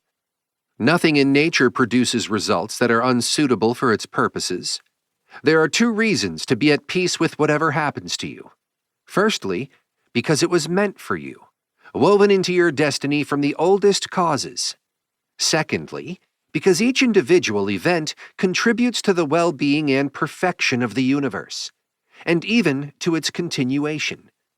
The whole suffers if any part is removed or disrupted. When you resist or wish to avoid life's challenges, you're effectively trying to remove a piece of this vast, interconnected puzzle. Don't be upset, discouraged, or dissatisfied if you can't always act perfectly. If you make a mistake, just start again. Be happy if most of what you do is in line with human nature and appreciate returning to this state. Approach your philosophy not as a strict teacher, but gently, like treating sore eyes with a simple remedy. This way, you'll naturally follow reason and find peace in it. Remember, philosophy only asks for what your nature needs. Don't chase after unnatural desires. You might ask, isn't what I'm doing now more enjoyable? But isn't this exactly how pleasure tricks us? Think about it. Aren't qualities like generosity, freedom, simplicity, calmness, and devotion more fulfilling? What's more satisfying than wisdom, knowing it brings safety and well-ordered life based on understanding? Philosophers, including Stoics, often find the world puzzling. Our beliefs are always changing. Who doesn't change their mind? Focus on things themselves. See how short-lived and insignificant they are. They could belong to anyone, good or bad. Look at the behavior of those around you. Even the best company can be tough to handle, not to mention dealing with yourself. In a world constantly changing, what's really worth valuing or chasing? Instead, find comfort in two truths. Nothing happens that isn't in line with the universe's nature, and you have the power to act according to your inner guidance, without being forced by others. Always check in with yourself. What am I using my mind for right now? What's my guiding principle? Is it immature, young, weak, tyrannical, or uncontrolled? Delving deeper into the nature of what is commonly perceived as good, it's instructive to consider how public opinion shifts based on what is generally accepted as valuable. If a person genuinely values true virtues like wisdom, moderation, justice, and bravery, he or she wouldn't entertain ideas that conflict with these virtues. However, if someone aligns their perception of good with what is popularly seen as desirable, such as wealth, luxury, or fame, they are more likely to be swayed by and resonate with humor that targets these superficial pursuits. This suggests that even among the general populace, there is an inherent understanding that certain things are superficially good, while true virtues stand on a different, more stable pedestal. If the jokes that trivialize wealth or luxury were applied to true virtues, they would likely be met with resistance or offense, indicating a deep-seated recognition of what genuinely constitutes good. Further exploring our existence, we are an amalgamation of both form, our essence or soul, and matter, our physical body. These components are part of a continuum. They don't come from nothing and will not turn into nothing. Rather, they will transform and become part of the universe's ongoing cycle. This transformational process is not just a journey towards oblivion, but a transition into different states of being within the universe. Its perpetual cycle of change and evolution, contributing to the endless ebb and flow of existence. This perspective is not just a solace, but a profound realization of our interconnectedness with the universe. It underscores the continuity of existence, transcending individual lifespans and generations, irrespective of whether the universe operates in set cycles or is in a state of constant flux. In this grand scheme, each transformation and phase of existence is equally significant, contributing to the infinite tapestry of the universe. Philosophy and the art of reasoning are self-sufficient. They begin and end within themselves, following a path from their own inherent principles towards their intended goals. This process is why we call certain actions right or correct. They follow the proper path, guided by reason. It's important to understand that many things commonly valued, things not intrinsic to our nature as human beings, should not be considered essential to us. These things are not demanded by our nature, nor do they fulfill any promises of our nature, nor are they necessary for achieving our ultimate purpose. Therefore, our ultimate goal as humans doesn't lie in these external things, nor do they genuinely assist us in reaching our true end. What truly helps us achieve our purpose is what is genuinely good. If these external things, like wealth, status, or physical possessions, were truly a part of our essential nature, it wouldn't be appropriate to reject or oppose them. We wouldn't admire someone for not desiring these things, and it wouldn't be virtuous to live without them if they were indeed good. However, the reality is that the less we depend on these external things, the more virtuous we become. The capacity to live without these things or to endure their loss without distress is a sign of a person's greater moral character. This perspective invites us to reassess what we value and why. It suggests that the true measure of a person's worth lies not in the accumulation or desire for external things, but in the ability to live well without them, guided by reason and our true nature as rational beings. This way of living, aligned with our inherent nature and interdependent of external validations, is the essence of a good and fulfilled life. Your habitual thoughts shape the character of your mind. In a way, your soul gets colored by them. So immerse your mind continuously in thoughts like these. Wherever a person can live, they can also live well. If it's in a palace, then living well in a palace is possible too. Also, remember that everything is created for a specific purpose and is driven towards it. The end goal of anything is where its benefit and goodness lie. For rational beings like us, our good lies in society. We are inherently social creatures. It's evident that lower forms exist for the higher ones. Life-bearing things are superior to lifeless ones. And among living things, those with the power of reason are the highest. Pursuing the impossible is foolish, and it's impossible for those who do wrong not to act as they do. Nothing occurs to a person that they are not naturally equipped to handle. The same challenges occur to others, and they remain unscathed, either because they don't realize what's happened or because they demonstrate resilience. It's unfortunate, then, that ignorance and vanity often prove stronger than wisdom. Remember, every experience is an opportunity to affirm this understanding and strengthen your character in accordance with nature and reason. External things cannot touch or impact the soul in any direct way. They don't have access to it, nor can they influence or change it. The soul, in essence, controls itself, shaping its own responses and judgments based on what it encounters. In a sense, the soul is the architect of its own reality. In terms of human relationships, other people are fundamentally important to me as I am duty-bound to act kindly towards them and coexist peacefully. However, when others obstruct my ability to act rightly, they become just like any other neutral element in the world, such as the sun, wind, or animals. These elements might obstruct my actions, but can't hinder my inner state or intentions. My mind has the ability to transform any obstacle into a tool for growth. Thus, a hindrance becomes a means to enhance my actions, turning an obstacle into an aid. I should hold in high regard the greatest aspect of the universe, which utilizes and governs all things. Similarly, I should respect the highest element within myself, as it mirrors the universe's governing principle. This part of me harnesses everything else within me and guides my life. If something does not harm the community, it does not harm me as an individual.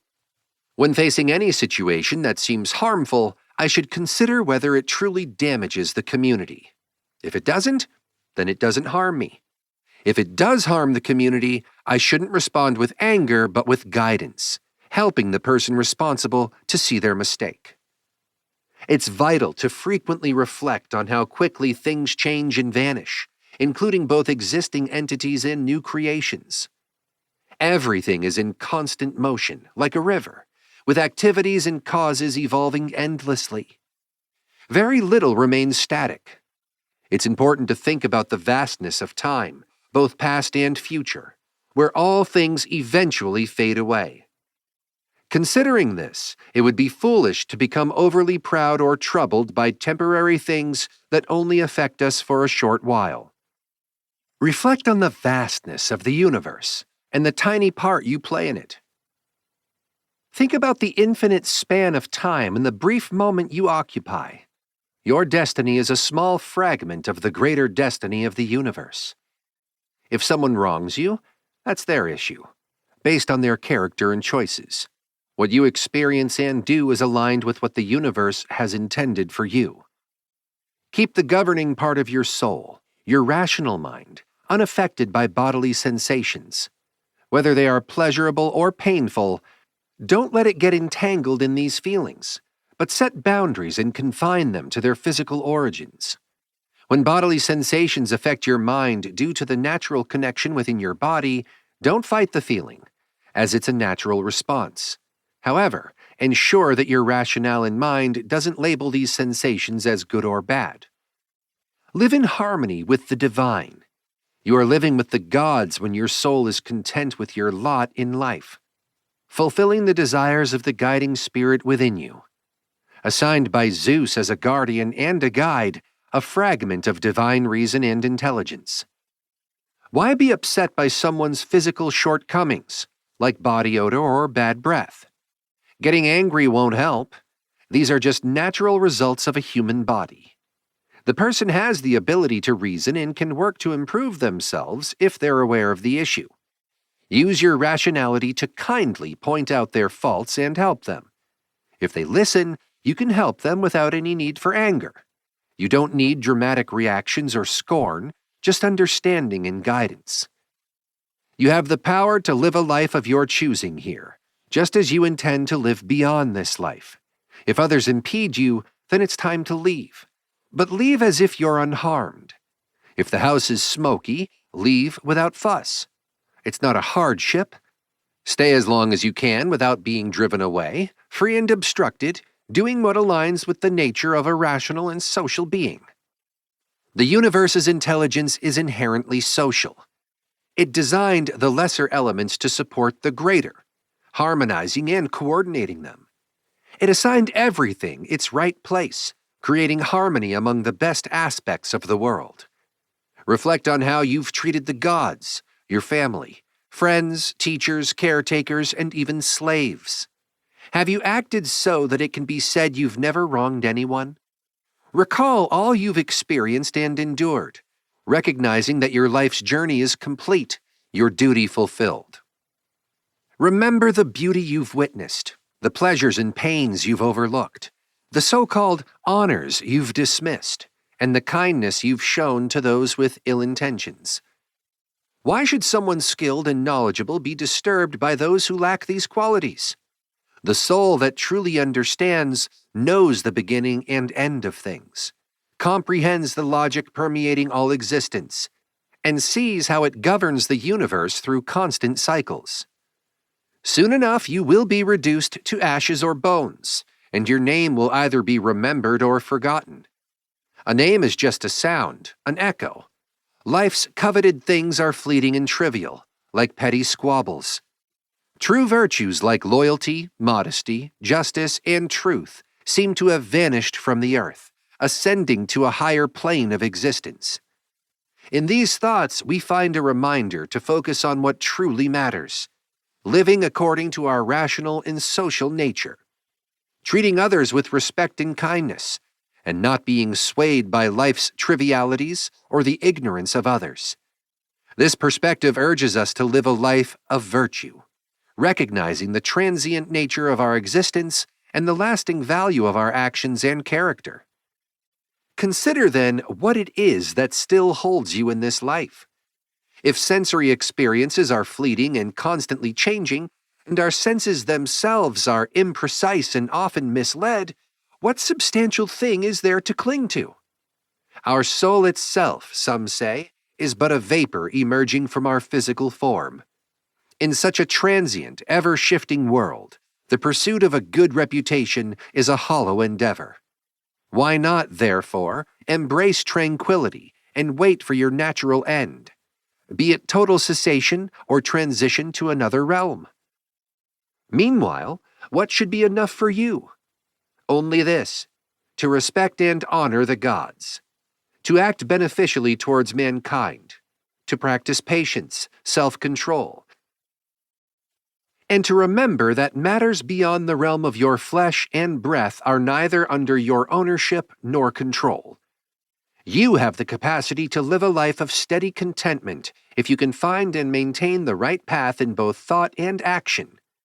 This principle aligns with the nature of both the divine and human soul, the ability to remain unaffected by external hindrances, and to find true fulfillment in the pursuit and realization of justice.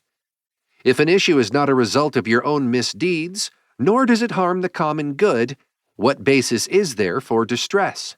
How does it truly affect the well-being of society? Be cautious in being swept away by mere appearances of things.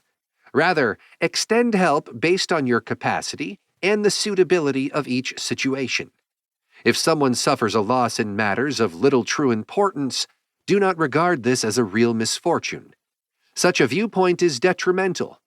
It's akin to an old man who asks for a child's toy to be returned, fully aware that it is just a toy. This is about maintaining perspective in the face of life's trivialities. When addressing the public, do you forget the transient nature of worldly concerns? These issues may seem critical to others, but should you too be swayed by them? Remember, one's fortune is not a matter of external circumstances, but is defined internally. True fortune is characterized by a healthy state of the soul, positive emotions, and righteous actions. If you have lost what you once considered your fortune, reassess your understanding of what truly constitutes fortune.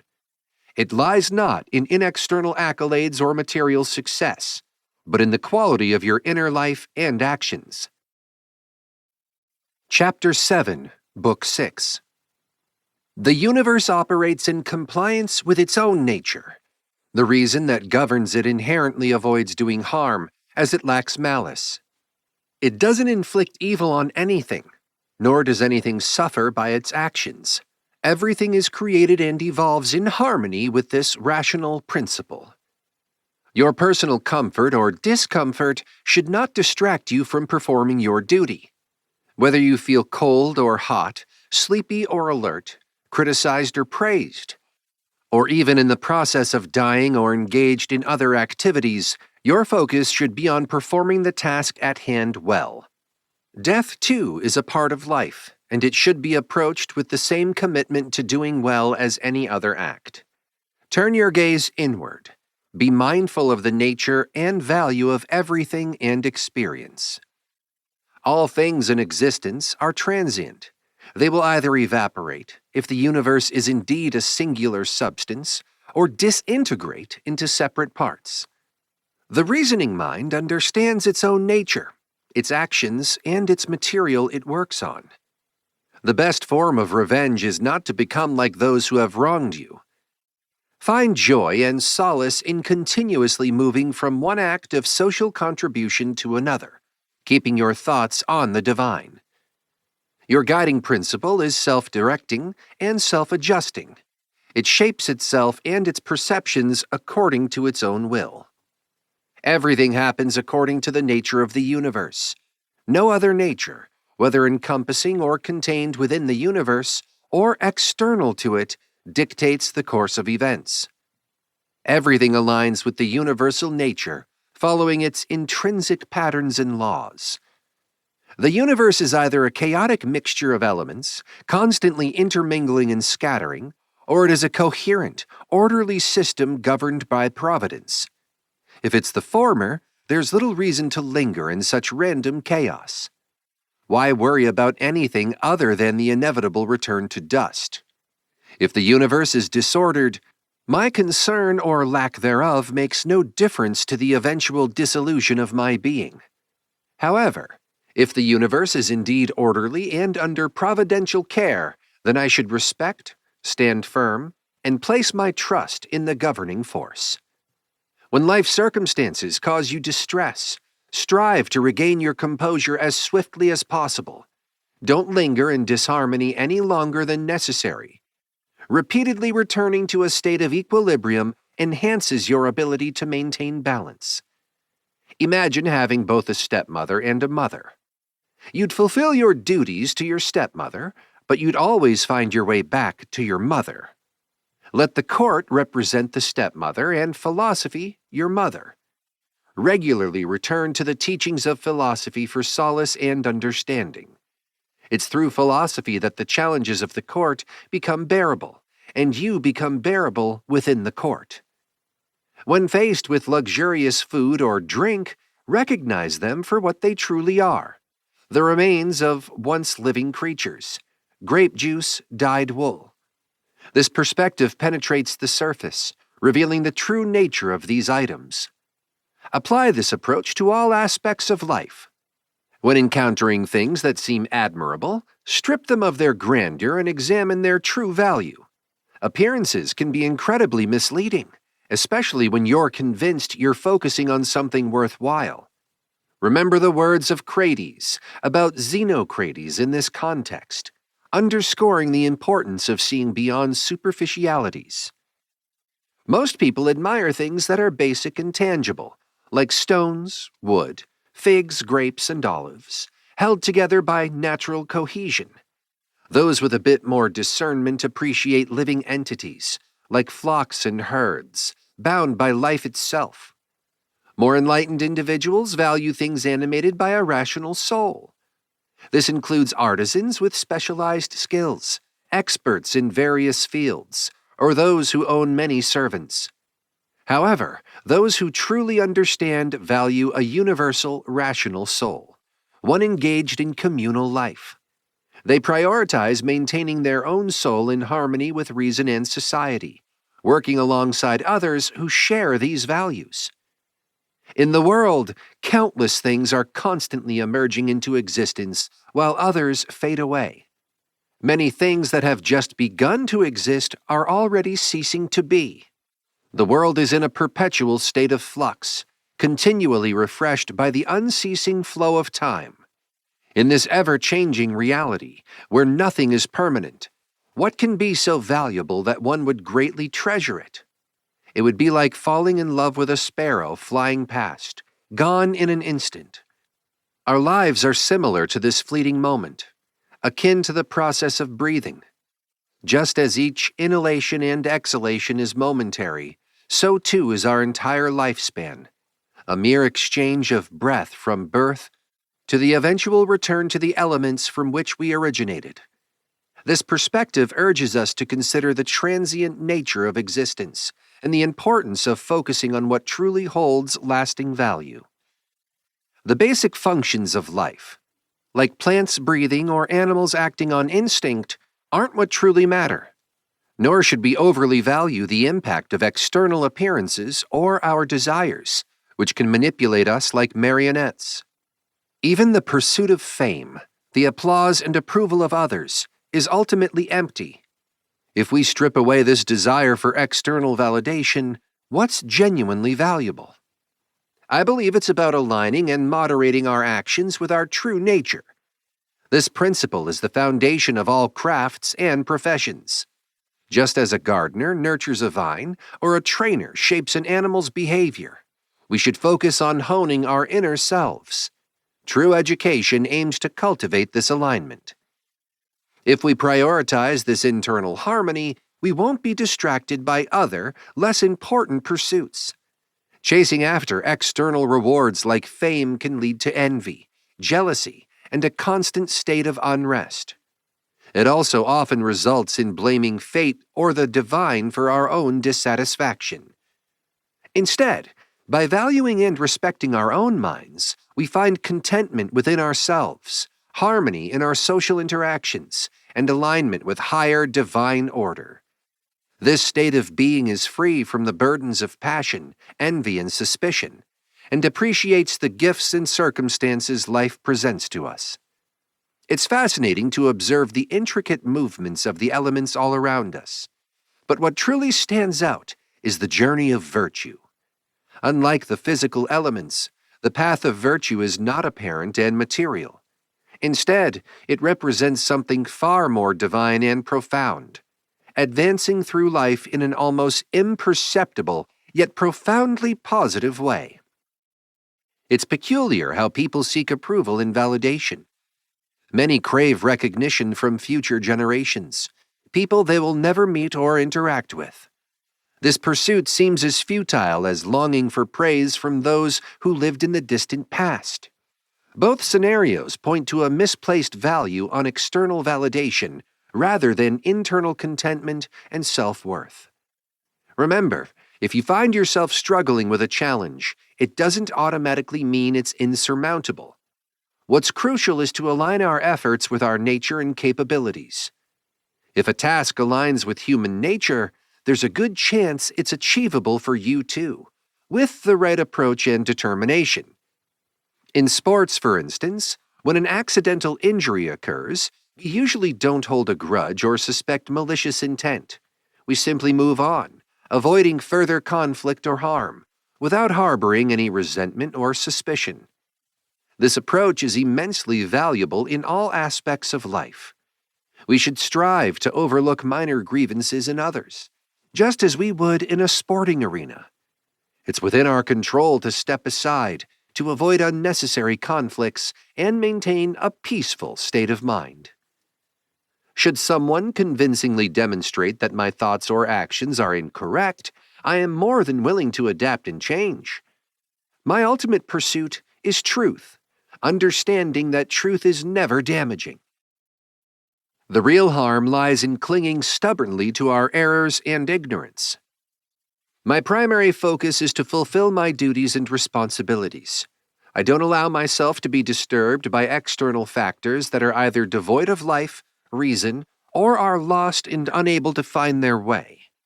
My responsibility is to maintain clarity and direction in my own path, regardless of external distractions or challenges.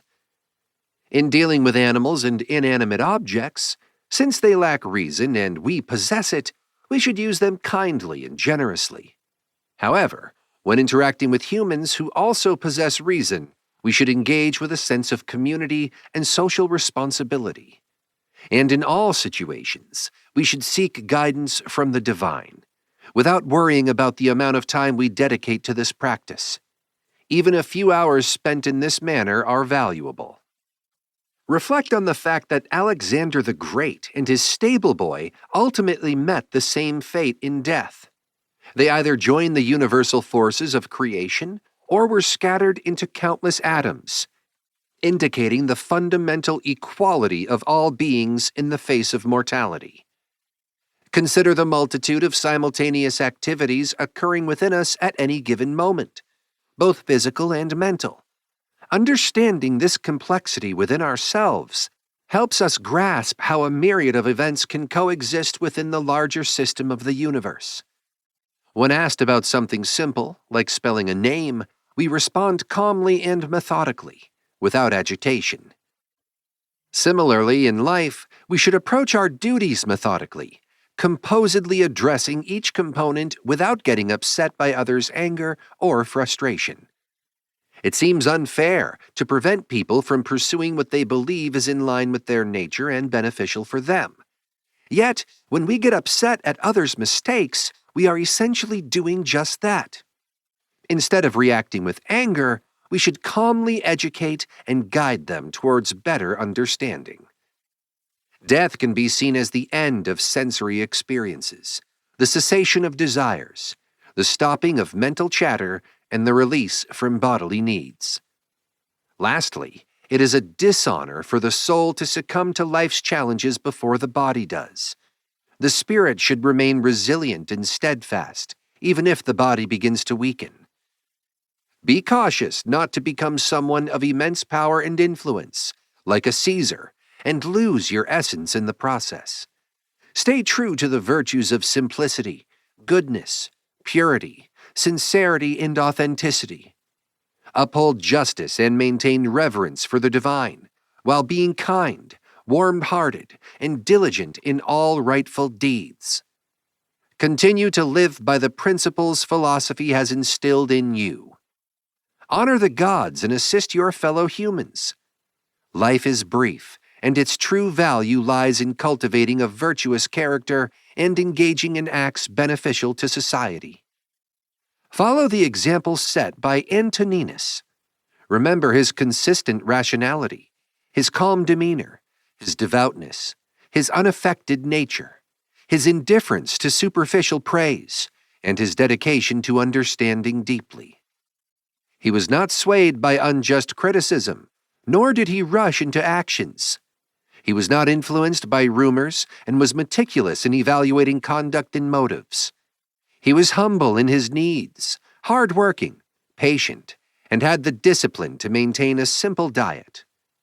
He valued steadfast friendships, welcomed differing viewpoints, embraced new insights, and practice his faith without falling into blind superstition.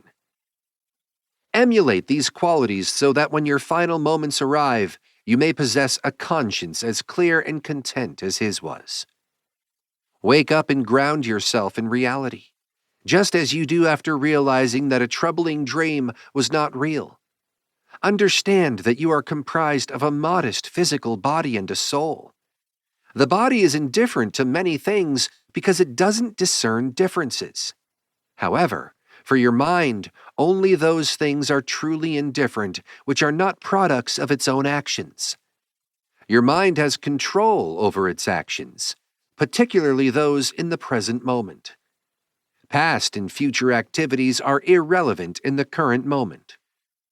Just like a hand or foot performing its natural functions is not against nature, so too is a person's actions, not against their nature as long as they fulfill human duties. If an action aligns with one's nature, then it isn't harmful. Embrace the tasks and roles that come naturally to you as a human being, knowing they contribute positively to your existence and well-being. Reflect on the fleeting nature of pleasures, even those indulged by the most notorious individuals, like robbers, patricides, or tyrants. They too have experienced enjoyment. But it's crucial to recognize that all such pleasures are temporary and insignificant in the grand scheme of things. Craftsmen, like architects or physicians, adhere to the principles of their trades, often accommodating those who lack expertise, but never straying far from their core principles. Isn't it odd, then, if professionals can stay true to the tenets of their crafts, that humans often fail to honor their own inherent reason, a faculty shared with the gods themselves? Consider the vastness of the universe. Asia and Europe are mere corners. Every ocean is just a drop, and great mountains are but specks. In the context of the universe and eternity, everything is small, transient, and fragile. Everything, including formidable or seemingly harmful elements like a lion's roar or poison, stems from the same magnificent and harmonious source. Therefore, don't view them as alien to the beauty and order of the universe, but understand them as part of a grander scheme. Recognize that seeing the present is to see all. The past stretching back to eternity and the future extending endlessly. All events and entities are interconnected, part of a single family, sharing a common essence. Frequently ponder the interconnectedness of all things in the universe. Everything is interwoven, contributing to a harmonious and mutually supportive existence. This interconnectedness is not random, but a result of the dynamic, cooperative movement and the fundamental unity of all matter. Finally, embrace the circumstances of your life and the people with whom you share your existence. Love them genuinely and sincerely, integrating this love into your understanding of the interconnected and harmonious nature of the universe. In the realm of human-made objects, the Creator's presence isn't inherent in the creation. However, in natural entities, there's an indwelling power, the very force that shaped them. This merits deep reverence. Living and acting in harmony with this power aligns everything within us with intelligence. Similarly, in the universe, all elements are orchestrated by this intelligent design. When you regard things beyond your control as good or evil, inevitably, you'll find fault with the gods for misfortunes or bear animosity towards people you deem responsible for your losses or deprivation. This perspective breeds injustice because it fails to recognize the neutrality of these external events. However, if we understand that only what's within our control can be truly good or bad, there's no ground left for grievances against the divine or resentment towards fellow humans. We are all unwitting contributors to a larger purpose, some knowingly and others obliviously, much like sleepwalkers. Heraclitus suggests that even in sleep, people contribute to the universe's operations. People play different roles in this grand scheme. Some criticize and resist what happens. But even these roles are necessary. The universe requires a diverse array of actors, including those who challenge or obstruct. You must then decide what role you'll play in this vast cosmic workshop. The universe's ruler, governing all, will effectively utilize you, integrating you among the diverse group of contributors working towards a unified purpose. Strive not to be a trivial or laughable character, as Chrysippus mentions in his analogy. Instead, aspire to be a meaningful part of this grand, interconnected system. The sun and the rain each have their distinct roles in nature, just as different stars in the sky, while unique, work collectively towards a common purpose. If the gods have preordained my life and my experiences, I trust they've done so wisely. It's hard to fathom a deity acting without foresight. Moreover, it's illogical to think the gods would wish to harm me, as no benefit would accrue to them or the universe, which they meticulously oversee. If my fate isn't individually predestined by the gods, then at least the broader scheme of the universe is, and I should embrace what unfolds as part of this grand design. However, if the gods don't intervene in our affairs, a notion I find irreverent to entertain, then it falls upon me to make decisions for myself, guided by what aligns with my nature. As a rational and social being, what benefits me as a person and a member of society in both my immediate community, Rome, and the larger world is inherently good for me. Additionally, it's important to recognize that what benefits one individual often benefits others as well, especially when considering things that are neither inherently good nor bad. This principle holds true generally, not just for exceptional cases. This interconnectedness highlights the importance of considering the broader impact of our actions on both our immediate community and the global society. In life, as in an amphitheater, the repetition and sameness of experiences can become dull. Just as we tire of seeing the same show over and over, the monotony of life's familiar patterns can also wear us out. Contemplate how countless people from all walks of life, from every corner of the world, have passed away. From Philistion and Phoebus to Origanion. Reflect on the many skilled orators, celebrated philosophers like Heraclitus, Pythagoras, and Socrates. Heroes of old, generals, tyrants, and brilliant minds like Eudoxus, Hipparchus, and Archimedes. All these people, regardless of their remarkable talents and achievements, have turned to dust. What impact does this have on them now? And what about those whose names have been forgotten? In the face of such impermanence, what truly holds value is living a life of truth and justice, showing kindness even to those who are dishonest or unjust. When you seek joy or inspiration, consider the virtues of those around you. Perhaps it's the diligence of one, the humility of another, the generosity of a third, or some other commendable trait in a fourth. The greatest joy often comes from witnessing virtue in action, especially in those we interact with daily. Keep these examples close and let them inspire and guide you. You wouldn't be upset for only weighing a certain amount and not 300 pounds, right? Similarly, don't be upset about living only a certain number of years instead of more. Just as you accept the physical substance you're given, be content with the time allotted to you. When it comes to influencing others, persuasion is key. But when justice demands it, we might have to act against their will. If someone forcibly obstructs your path, embrace contentment and peace. Use this obstacle as an opportunity to cultivate other virtues. Remember, your actions always carried the caveat of not aiming for the impossible. What was your true aim? Simply to make an effort in a certain direction. And in that, you have succeeded if you have done what you set out to do. The one who craves fame sees others' deeds as their own gain. The pleasure seeker finds their good in personal sensations. but someone with understanding sees their own actions as their true God. We have the ability to withhold judgment on matters, maintaining peace within our souls. This is because things in themselves don't inherently dictate how we should perceive them.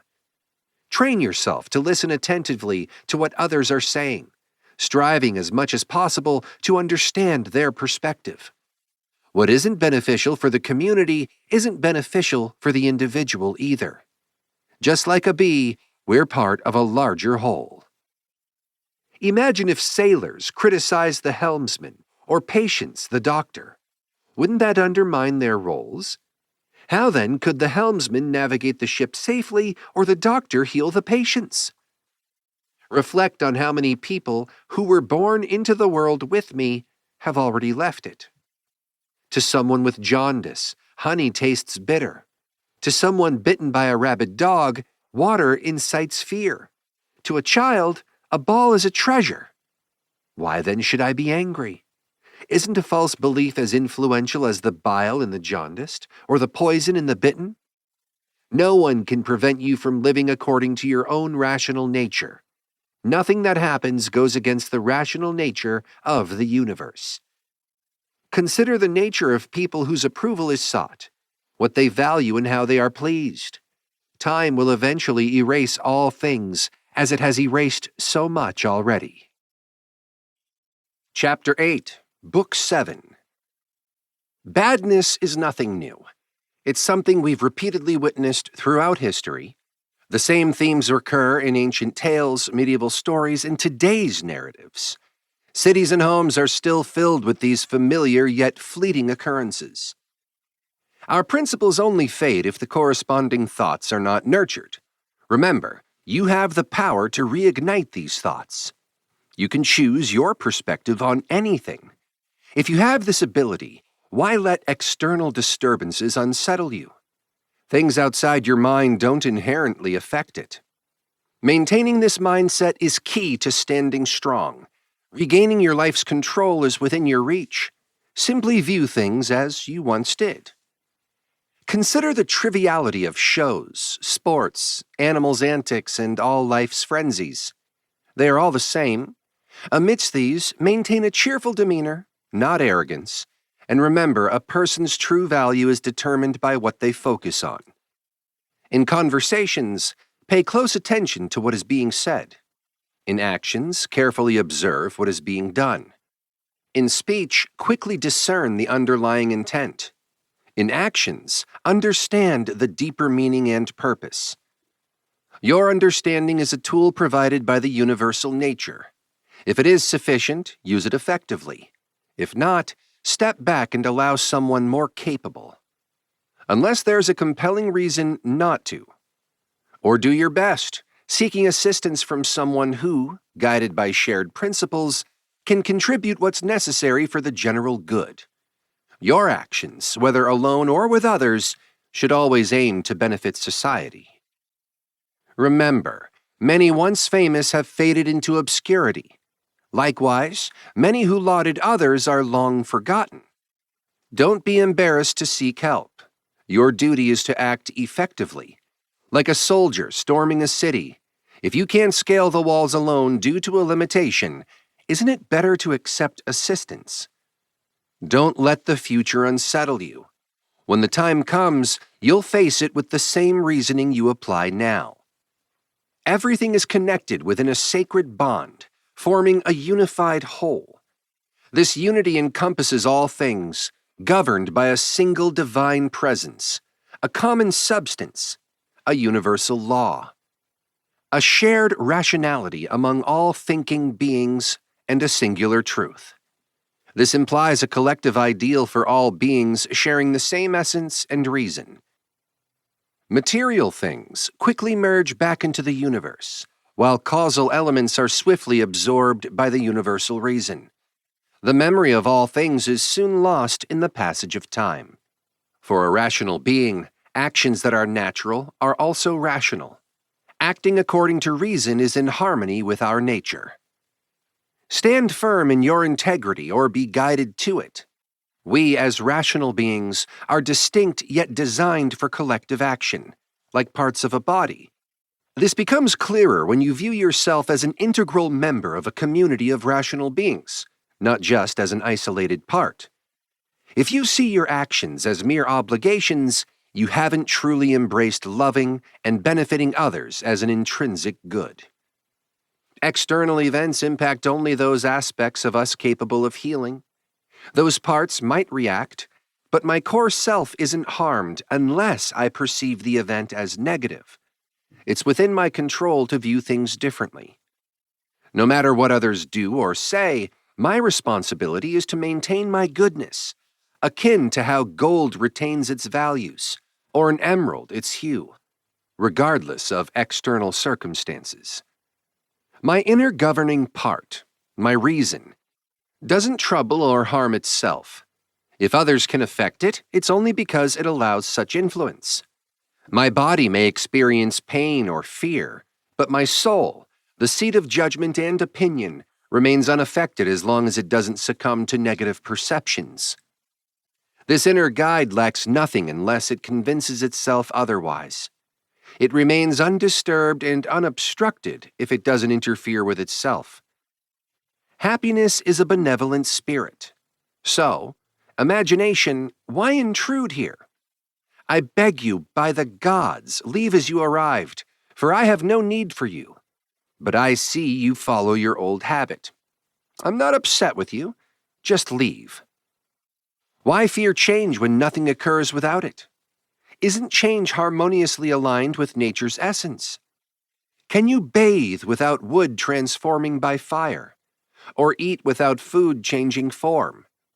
All beneficial things involve change. Thus, your own transformation is natural and essential. In the universal current, all entities are swept along, interconnected and contributing to the whole, like body parts working in unison. Time has already absorbed many great minds, like Chrysippus, Socrates, and Epictetus. This truth applies universally. My sole concern is to act within the bounds of human nature, not contravening its principles or timing. Soon all will be forgotten, and I too will fade from memory. It's uniquely human to love even those who err. Remember, when someone does wrong, they are your kin, acting in ignorance, not malice, and life is fleeting for both of you. Importantly, their misdeeds don't worsen your inner self. The universe, like a sculptor, shapes various forms from the same material. A horse, a tree, a person, each existing briefly. The transformation, even to destruction, isn't a tragedy, but a natural process. Frequent frowning warps our natural state, diminishing our innate beauty until it's irretrievable. This loss of sensitivity to wrongdoing is itself against reason, questioning the purpose of life without this moral compass. Nature, the grand orchestrator, continuously transforms all things, ensuring the world's perpetual renewal. When wronged, understand the perpetrator's perspective on good or evil. This understanding fosters empathy, reducing anger and surprise. If their view of good aligns with yours, forgiveness comes easily. If not, recognizing their error helps in maintaining goodwill towards them. Focus more on what you have than what you lack. Cherish and make the most of your best possessions, remembering how you once longed for them. But don't overvalue them to the point where their loss would disturb you. Turn inward to find peace. Your inner rational self is satisfied and at peace when it acts justly. Clear your mind of false beliefs. Stop being controlled by external forces. Concentrate on the present and fully understand your experiences and those of others. Analyze things by separating them into their causes and matter. Keep in mind your mortality. Let any wrongdoing stay where it occurred. Pay close attention to what is being said and understand the actions and the actors involved. Adorn yourself with simplicity and modesty. Remain indifferent to things that aren't essential to virtue. Love humanity and emulate the divine. Remember, as the poet says, that law governs all. This thought alone is sufficient. Regarding death, it's either a complete end or a transformation. If it's the end, there is nothing to fear since we won't be there to experience it. If it's a change, we'll continue in a different form. Regarding pain, unbearable pain often leads to death, and what is bearable can be endured. The mind can find peace by turning inward, as the core of our being remains unaffected. The parts of us that feel pain should deal with it as they can. Regarding fame, observe the mindset of those who seek fame. Consider their actions and motivations. Realize that just as new layers of sand cover the old, new events in life quickly overshadow past achievements. From Plato, a person who comprehends all time and existence sees human life as insignificant. Such a person wouldn't view death as a tragedy. From Antisthenes, true nobility lies in doing good and enduring criticism. It's shameful for the face to be controlled by the mind, but not for the mind to control itself. It's pointless to get upset over external things. They are indifferent to our reactions. We should find joy in what pleases both of us and the immortal gods. Life is like a field of ripening grain. As one person comes into life, another leaves. If the gods don't care for me or my children, there must be a good reason for it. Holding on to what is good and just within us is paramount. Avoid joining in the lamentations and excessive emotions of others. From Plato, a truly capable person shouldn't be preoccupied with the risks of life or death. The only thing that matters is whether one's actions are just or unjust, and whether one is conducting oneself as a virtuous or wicked person. In essence, wherever a person believes they should be, or wherever they are assigned to be, they should remain steadfast. They should face any risks, including death, without concern, prioritizing their duty and integrity over personal safety or fear of death. This stance is especially relevant for those in positions of responsibility or those who have been placed in their roles by a higher authority. The disgrace of abandoning one's post or duty should be a greater concern than any physical peril. Contemplate life's fleeting nature and the vast, ever-changing cosmos. Our existence, a mere moment in the grand scheme, is intertwined with the universe's rhythm. Just as stars and elements evolve, so too do our lives and the world around us. This perspective cleanses us from earthly trivialities, elevating our understanding. Plato's wisdom teaches us to observe human affairs from a higher vantage point, like viewing the earth from the heavens. From such a perspective, human activities, political shifts, daily routines, and cultural practices are seen in their true transient nature. Decades of observation reveal patterns mirroring those of millennia, underscoring the repetitive and predictable nature of human history. Life's cycle reflects a cosmic order. Earthly elements return to the earth, while the divine essence ascends to celestial realms. This could symbolize the disintegration of atoms or the scattering of inanimate matter. In navigating life, we face nature's winds, enduring and striving without yielding to despair. The Stoic philosophy emphasizes resilience and acceptance, teaching us to embrace life's challenges and changes with equanimity and strength. Our existence, bound to the physical world, is also part of a grander, universal narrative. In this narrative, human concerns are mere ripples in an immense ocean of cosmic activity. By aligning with this broader perspective, we find peace and purpose, transcending the mundane and connecting with something greater than ourselves. In understanding the ebb and flow of life and the universe, we learn to cherish the present, act with virtue, and leave behind a legacy not of duration, but of depth and quality. This realization brings us closer to a life of fulfillment, guided by wisdom and in harmony with the natural world. Living in harmony with our nature as rational and social beings, we must focus on our current circumstances, acting with piety and justice.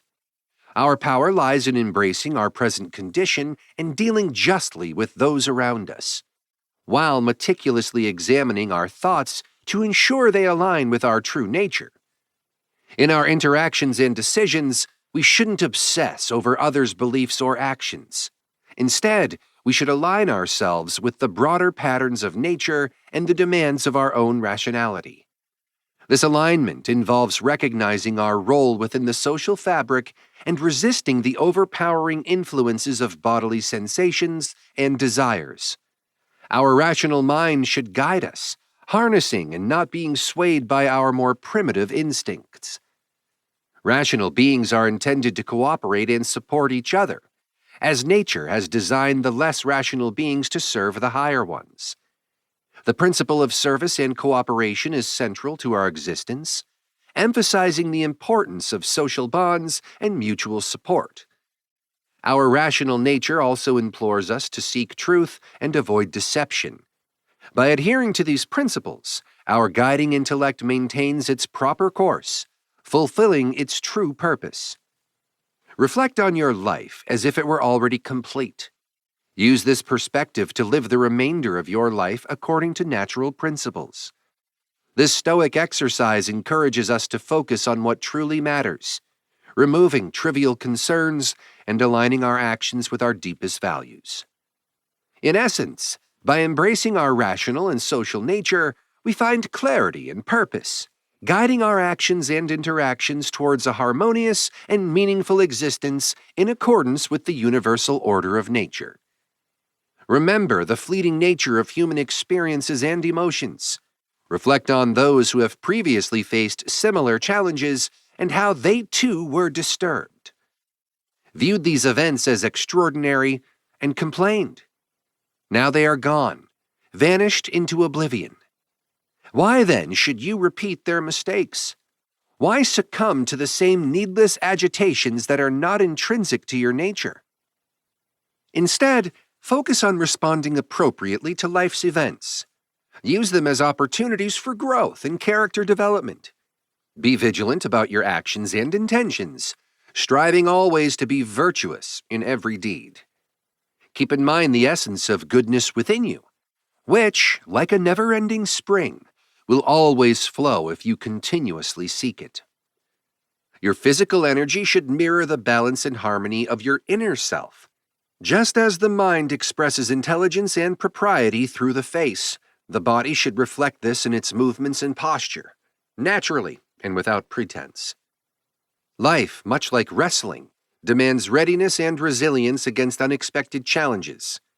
Unlike the predictability and choreography of a dance, life's encounters are often sudden and require a steadfast and prepared spirit. Embrace this dynamic, adapting and growing with each new experience. Reflect on whose approval you seek and what principles guide them.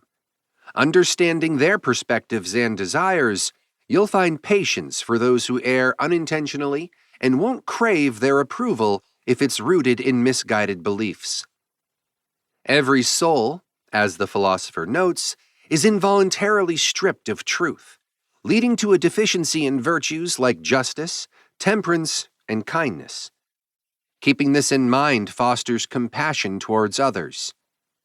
In the face of pain, remember it bears no shame nor degrades your rational or social intelligence. Consider Epicurus's view that pain is neither endless nor unbearable. It's bounded and worsened only by our own amplification. Recall that discomfort, like fatigue or hunger, isn't always recognized as pain.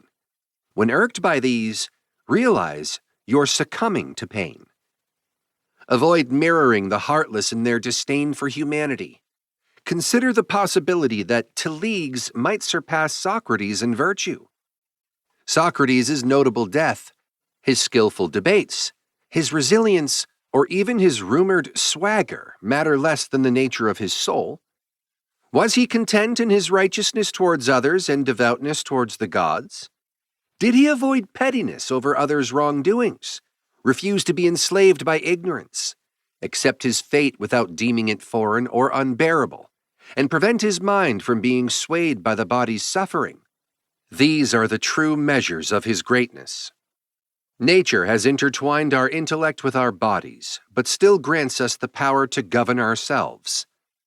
One can embody divine qualities without recognition from others. Remember this, in that a contented life requires remarkably little. Don't lose hope in being free, modest, sociable, and devout, even if expertise in dialectics or natural sciences eludes you. You possess the ability to live without constraint, calm in spirit, regardless of opposition or adversity. Even if the world condemns you or you face dire threats, your mind can remain serene and judicious amidst chaos, discerning the true nature of events and optimally utilizing what's at hand. This approach transforms every encounter into an opportunity for exercising virtues essential to humans and deities alike. Each event connects to the divine or the human realm, presenting familiar challenges, not insurmountable obstacles. True moral excellence lies in living each day as if it were your last, avoiding extremes of passion or indifference, and shunning pretense. The immortal gods are not troubled by enduring the flawed nature of humans, despite many being wicked. They not only tolerate, but also care for humans. If the gods, eternal beings, bear this patiently, why should you? With a much shorter existence, grow weary of enduring others, especially when you share in human imperfection. It's absurd to try escaping the faults of others, which is impossible, yet neglect escaping your own faults, which is within your power. The faculty of reason and social interaction sees anything non-rational or non-social as beneath it. When you perform a good deed and it's received well, don't seek additional rewards, like recognition or repayment. Fools crave these, but wisdom lies in valuing the act itself. Receiving what benefits us never tires, and acting in harmony with nature is beneficial, so don't grow weary of doing good for others. Remember, either everything in the universe follows a connected sequence, or even major events have no rational direction. Acknowledging this can bring tranquility amidst life's uncertainties. Chapter 9, Book 8. Stop chasing the pointless desire for fame. It's clear now that you haven't lived your entire life, especially from your youth, as a true philosopher. You've strayed from the path, making it tough to earn a reputation as a philosopher. Now, if you really understand what's important, forget about how others see you. Focus on living the rest of your life according to your true nature. What does that mean? Stop getting sidetracked. You've already seen that happiness isn't found in logical arguments, wealth, fame, pleasure, or anywhere else. True happiness is living as we're naturally meant to, with integrity, self-control, courage, and freedom. The only real good is what makes us just, self-disciplined, brave, and free. The bad does the opposite. Before you do anything, ask yourself, how does this align with my values? Will I regret it? I won't be here forever. If I'm acting intelligently, as a community-minded person under the same universal laws, what more do I need? Think about it. Alexander the Great, Julius Caesar, and Pompey. What are they compared to philosophers like Diogenes, Heraclitus, and Socrates? The philosophers knew real things, the nature and essence of life. Others? They were tangled up in so many distractions, enslaved by so many concerns. Remember, people will keep doing what they do, even if it frustrates you to the point of bursting. Remember, the most important thing is to stay calm. Everything happens according to the universe's plan. Soon, you'll be just a memory. Like the emperors Hadrian and Augustus. Focus on your tasks, But always keep in mind your duty to be a good person. Do what human nature requires without getting sidetracked. When you speak, be honest, be kind, modest, and genuine. The universe's job is to move things around, to transform and relocate them. Everything changes, but there's no need to fear the new. All experiences are familiar in some way, though their arrangement might differ. A rational being is at peace when it stays true to its path, accepting only truths, focusing on community and cooperation, controlling desires and dislikes, and being content with what the universe provides. We're all part of this grand design.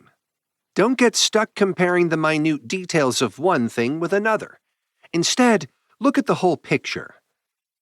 You might say you're too busy to read or learn, but you have the time and ability to rise above ego, to master your reactions to pleasure, pain, and the quest for fame. You can even learn to understand and care for those who seem ungrateful or unreasonable. So, let's not waste time complaining about life at court or personal frustrations. Focus on improving yourself and contributing positively to the world around you. Regret is essentially scolding oneself for not doing something beneficial. True goodness is inherently useful, and an ideal person actively pursues it. Such a person wouldn't regret rejecting physical pleasures because these pleasures are neither good nor truly beneficial. Consider everything in its essence. What is it made of? What's its purpose in nature? How does it function in the world and for how long? When you struggle to get out of bed, remember that engaging in societal activities aligns with human nature and personal duty, while merely sleeping is something even animals do. Embracing activities natural to us is not only more fitting to our nature, but also more fulfilling. Regularly apply principles from physics, ethics, and logic to every thought. When encountering anyone, immediately reflect on their views of good and bad. Understanding their stance on pleasure, pain, fame, disgrace, death, and life explains their actions.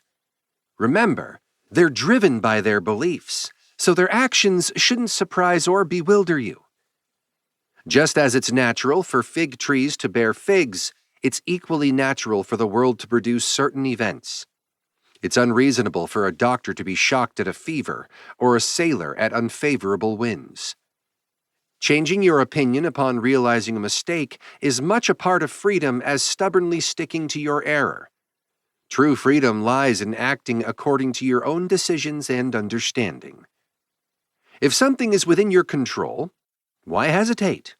If it's beyond your control, why blame others or fate? It's pointless to blame anyone. If possible, fix the cause. If not, at least try to address the problem itself. Complaining achieves nothing if no action follows. When something dies, it doesn't leave the universe. It transforms here, breaking down into elements that are part of the universe and you. These elements transform too, without complaint. Everything serves a purpose. A horse, a vine. Even the sun and other celestial bodies have their roles. What about you? Is your purpose merely to seek pleasure? Consider what common sense dictates. Nature cares as much about the end of things as their beginning, like someone tossing a ball. What does it matter if the ball is thrown up or comes down or has already landed? The same is true for a bubble or a flame. Look at your body closely. What is it when young, old, or sick? It's all temporary and changing.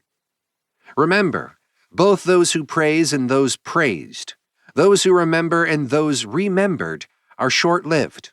And all of this happens in just a small part of the world, where even there, opinions are constantly in conflict.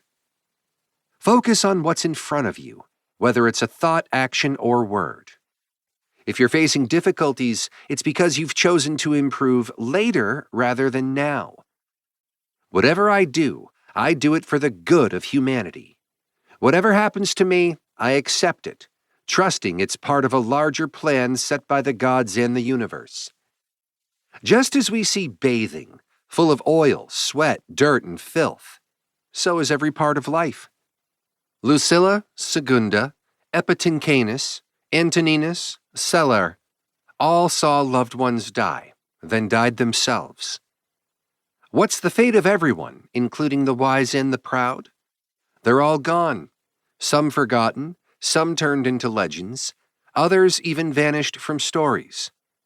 Remember this, you are just a small part of the whole, and you too will either pass away or move on to something else. It's fulfilling for a person to do what's natural for humans. This includes being kind to others, ignoring fleeting sensory pleasures, making fair judgments about what seems true, and understanding the nature of the universe and its events. There are 3 key relationships in your life: with your own body, with the divine force that creates all things, and with those around you. Pain is either a physical or a mental issue. If it's physical, the body will react.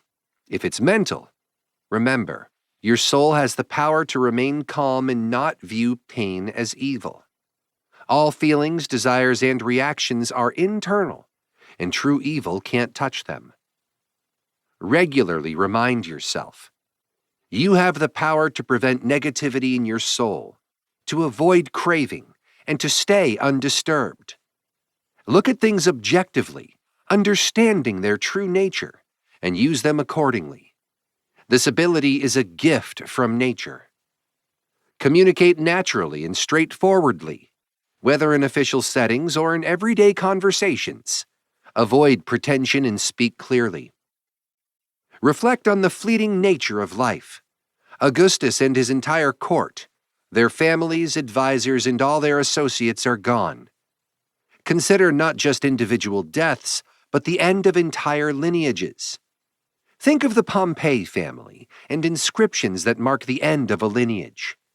Reflect on the efforts of predecessors to continue their line, only to inevitably end. Remember, at some point, every family line concludes with a final member. This reflection on the transient nature of human generations brings perspective on the broader sweep of life and death. It's important to live each moment well. If you can be satisfied that every action fulfills its purpose, then you're on the right track. No one can prevent you from acting justly, sensibly, and with thoughtfulness. If obstacles arise, adapt by shifting your focus to what's possible. This creates new opportunities for action in line with your values. Embrace success or wealth without becoming arrogant, and be willing to let it go if needed. Imagine a body part severed from the rest of the body. Similarly, a person who resents their circumstances or acts against society cuts themselves off from the unity of nature. But humans have a unique gift. Even if we separate ourselves, we can choose to reunite. Nature doesn't allow severed body parts to rejoin, but it does allow us to reconnect with the larger whole. This is a special kindness given to us, enabling us to remain part of the universal whole or to rejoin it after we've separated ourselves. Just as nature has endowed us with certain abilities, it has also given us the power to turn obstacles into opportunities. We can transform challenges into material for our own purposes, aligning them with our goals. Don't let the thought of your entire life overwhelm you. Don't try to tackle all potential future troubles at once. Instead, when facing a difficulty, ask yourself, what's truly unbearable here? You'll often find the answer is nothing. Remember, it's only the present that can cause pain, not the past or future. And even present pain is manageable if you keep it confined to the here and now. Think about it. Do the loved ones of the deceased, like Panthea or Pergamus at Varus's tomb, make any difference to the dead? It's absurd. Even if they did and the dead were aware and pleased by it, it wouldn't change their mortality. Everyone, the mourned and the mourners, is subject to the same fate of aging and death. What's the point of endless mourning? After all, at its core, our existence is fleeting. Our bodies are temporary, not much more than vessels prone to decay. If you look closely and think clearly, as a philosopher advises, you'll see there's no inherent virtue in the rational being that conflicts with justice. However, in contrast to the lure of pleasure, there is the virtue of self-control or temperance. If you change your attitude towards what seems painful, you can attain peace of mind. Who's to do this? It's the role of your rational mind. If you're not completely rational, that's okay. Let your rational part handle its own concerns. If any other part of you suffers, it should form its own perspective. An obstacle to sensory perception is a problem for our animal instincts. Similarly, an impediment to our desires hinders our animal nature. Plants too face their own types of obstacles. For our intelligent nature, anything hindering our rational thought is detrimental. Apply this to yourself. Are you troubled by physical pain or pleasure? That's a matter for your senses to address. If you face obstacles while pursuing a goal, and if you were working towards it unconditionally, then this obstacle is a problem for you as a rational being. However, if you take the natural course of events into account, you're neither harmed nor truly obstructed. Nothing external can impede the functions of the mind. Not fire, iron, tyrants, nor insults. Once the mind adopts a resilient spherical form, it maintains that integrity. I shouldn't cause myself distress because I've never willingly caused pain to others. Everyone finds joy in different things.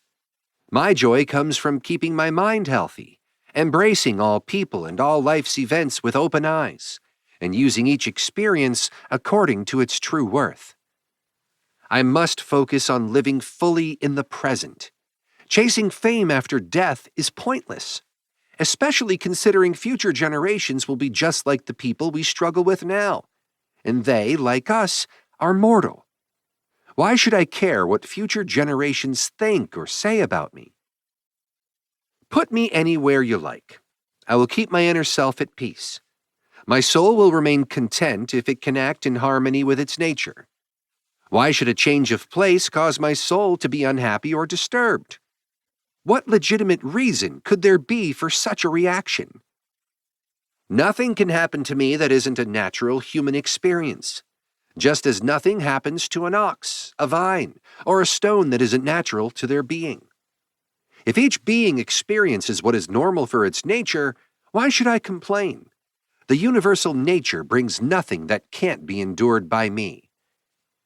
If you're upset by something outside of yourself, it's not the thing itself that bothers you, but your own perception of it. You have the power to change that perception right now.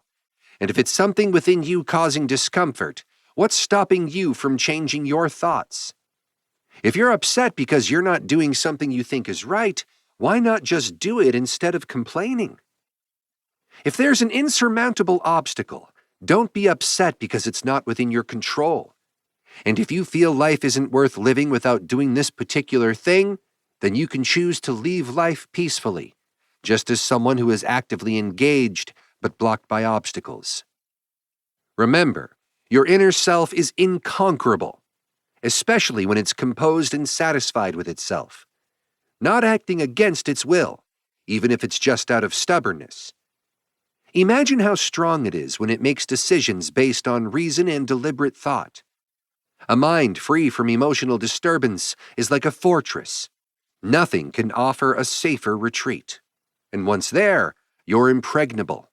Someone who hasn't realized this is ignorant. But knowing this and not seeking refuge in this inner fortress is a choice of misery. Don't add your own interpretations to the bare facts. For example, if you hear someone is speaking badly of you, that's all you know.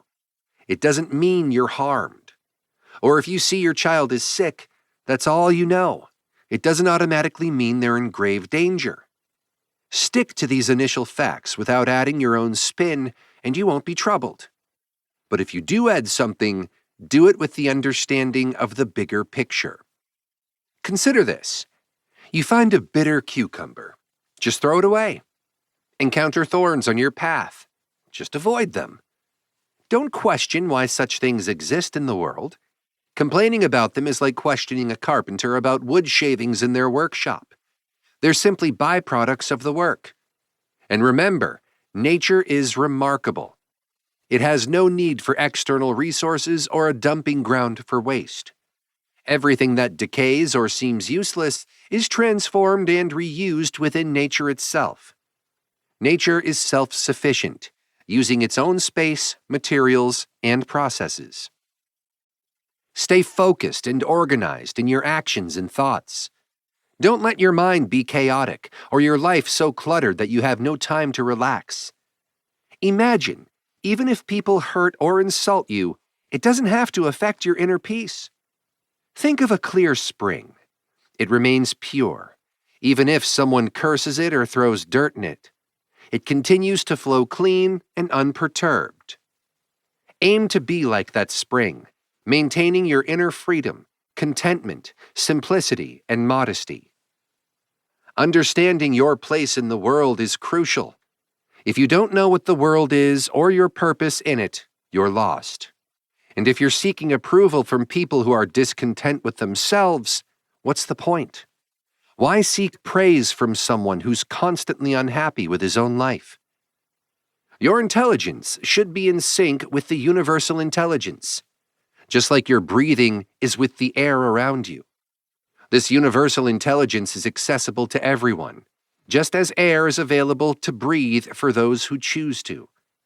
Remember, the bad actions of one person don't harm the universe or others, but only harm the person who does them.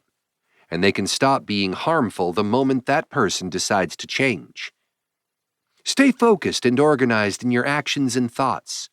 Don't let your mind be chaotic or your life so cluttered that you have no time to relax. Imagine, even if people hurt or insult you, it doesn't have to affect your inner peace. Think of a clear spring. It remains pure even if someone curses it or throws dirt in it. It continues to flow clean and unperturbed.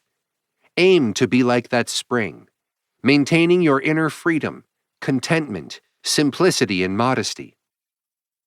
Understanding your place in the world is crucial.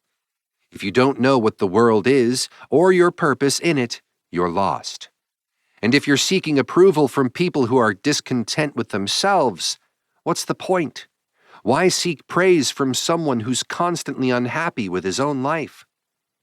Your intelligence should be in sync with the universal intelligence, just like your breathing is with the air around you. This universal intelligence is accessible to everyone, just as air is available to breathe for those who choose to. Remember, the bad actions of one person don't harm the universe or others, but only harm the person who does them. And they can stop being harmful the moment that person decides to change. Your own will is independent of others, just as their thoughts and bodies are their own. While we are made to coexist and help each other, your inner peace shouldn't hinge on someone else's behavior. This independence ensures that your happiness isn't controlled by others. Imagine how sunlight spreads everywhere but doesn't lose its essence. It's not scattered aimlessly, but extends its reach, illuminating without dissipating. Your understanding should work the same way. It should extend towards others without losing its core stability, even when facing obstacles. Fear of death often comes from fearing the unknown or a change in our state of being. But remember, if death leads to a lack of sensation, you won't feel suffering. And if it brings a different kind of existence, you're simply transitioning, not ceasing to exist. We are here to interact and support each other. Either we can teach and guide, or we can choose to tolerate and understand. The mind, like an arrow, should be directed and focused, whether it's being cautious or inquiring. It should always aim towards understanding and empathy. Engage with the thoughts and perspectives of others, and let them connect with yours. This mutual exchange enriches our understanding and strengthens our connections. Chapter 10, Book 9. Acting unjustly is the same as being irreverent to the very essence of existence. The universe intended for rational beings to aid each other, not harm. Those who violate this principle defy the fundamental order of nature, essentially disrespecting the divine. Lying, whether deliberate or accidental, is an act of impiety. The universe represents truth and reality. Thus, falsehood directly opposes its nature. A deliberate liar disrupts harmony by choice, while one who lies unknowingly does so due to ignorance, failing to align with the natural order. Pursuing pleasure as a virtue and avoiding pain as evil also constitutes impiety. This mindset often leads to blaming the universe for perceived injustices, just as it seems to reward the bad and punish the good. Such a person may fear natural occurrences, a sign of disrespect towards the universe. Similarly, a pleasure seeker is likely to commit injustices, contradicting the universal order. In matters where nature shows no preference, like pain or pleasure, life or death, honor or dishonor, we should strive to remain impartial as nature does. Reacting disproportionately to these shows a lack of alignment with the universe. Nature uses these elements impartially, not favoring one over the other, and this impartiality stems from the initial cosmic order set by providence. This order governs existence and the unfolding of events, rooted in fundamental principles set at the universe's inception. Living a life untouched by falsehood, extravagance, arrogance, and deceit is the most ideal existence one can aspire to. However, it's almost a rarity. Most of us get entangled in these vices at some point. The next best thing is to find an exit from this maze of vice, as if embarking on a rejuvenating journey. Why would you choose to stay mired in these destructive habits when experience teaches us to flee from them? Just as a physical plague corrupts our body, lies and dishonesty corrupt our very essence, our reasoning. A far more alarming epidemic, as it attacks our humanity, not just our physical form. Don't fear death. Accept it as part of nature's plan. All stages of life, from youth to old age, from growth to decay, are natural. Death is just another phase in this cycle. It should be met not with indifference or haste, but with patience as a natural process. Imagine awaiting it as you would the birth of a child, a natural, inevitable event. If you seek comfort in facing death, consider what you're leaving behind. The chaos and conflicting morals. Though it's wrong to hold contempt for others, dealing with constant disagreement can be exhausting. This might even make one welcome death, not out of despair, but as a release from perpetual discord. The only thing that might make us cling to life is the chance to be among those who share our values.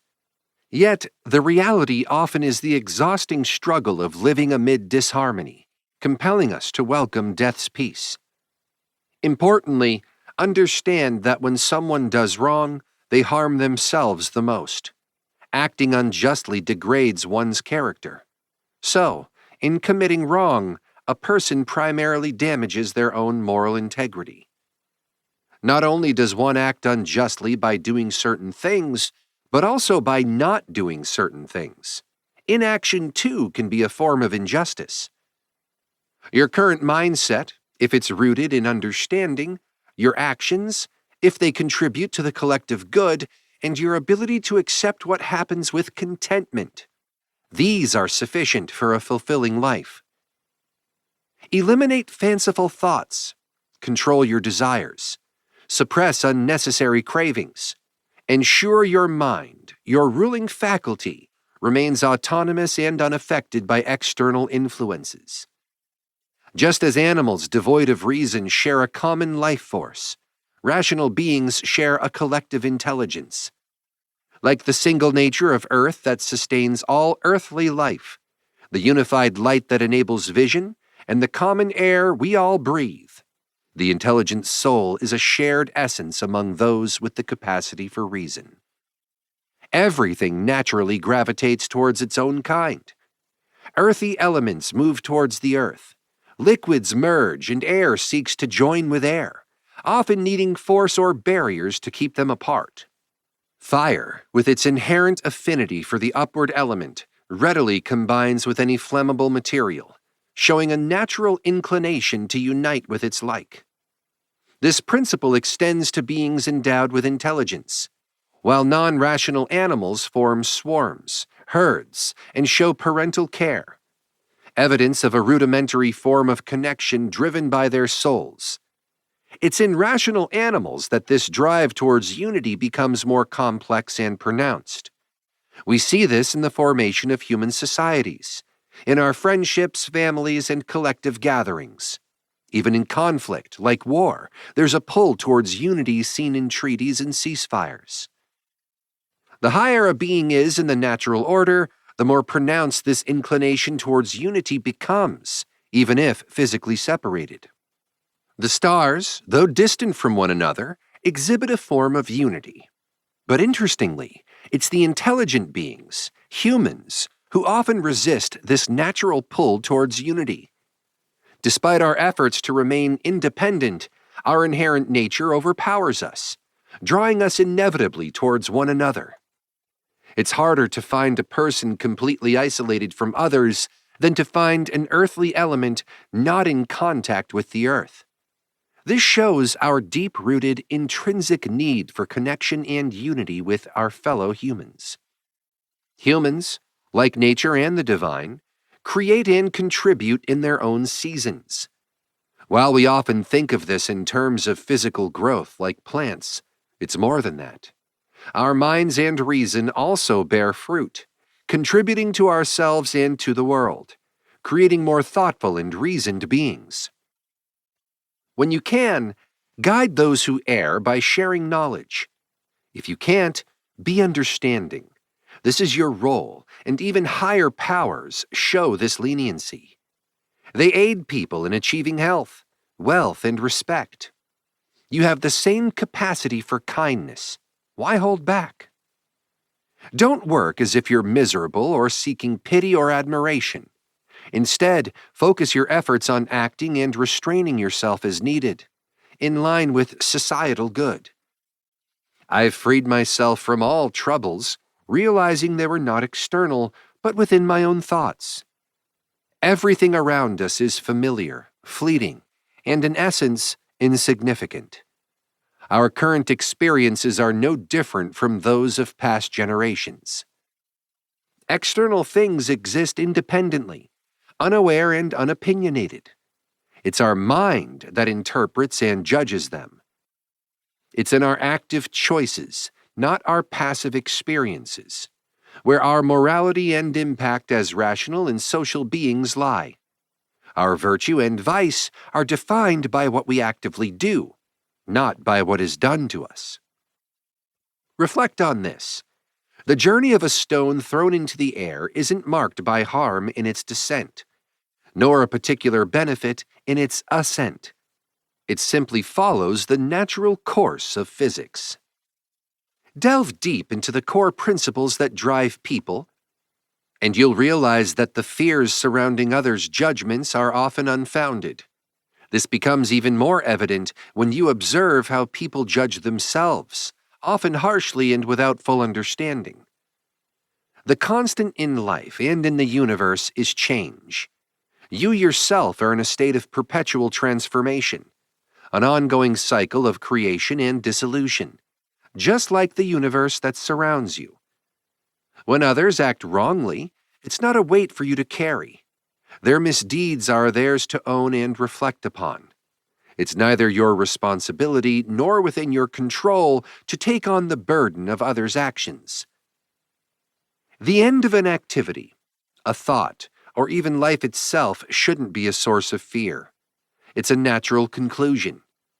Just as the stages of your life, childhood, youth, adulthood, and old age, each transition with an ending of sorts.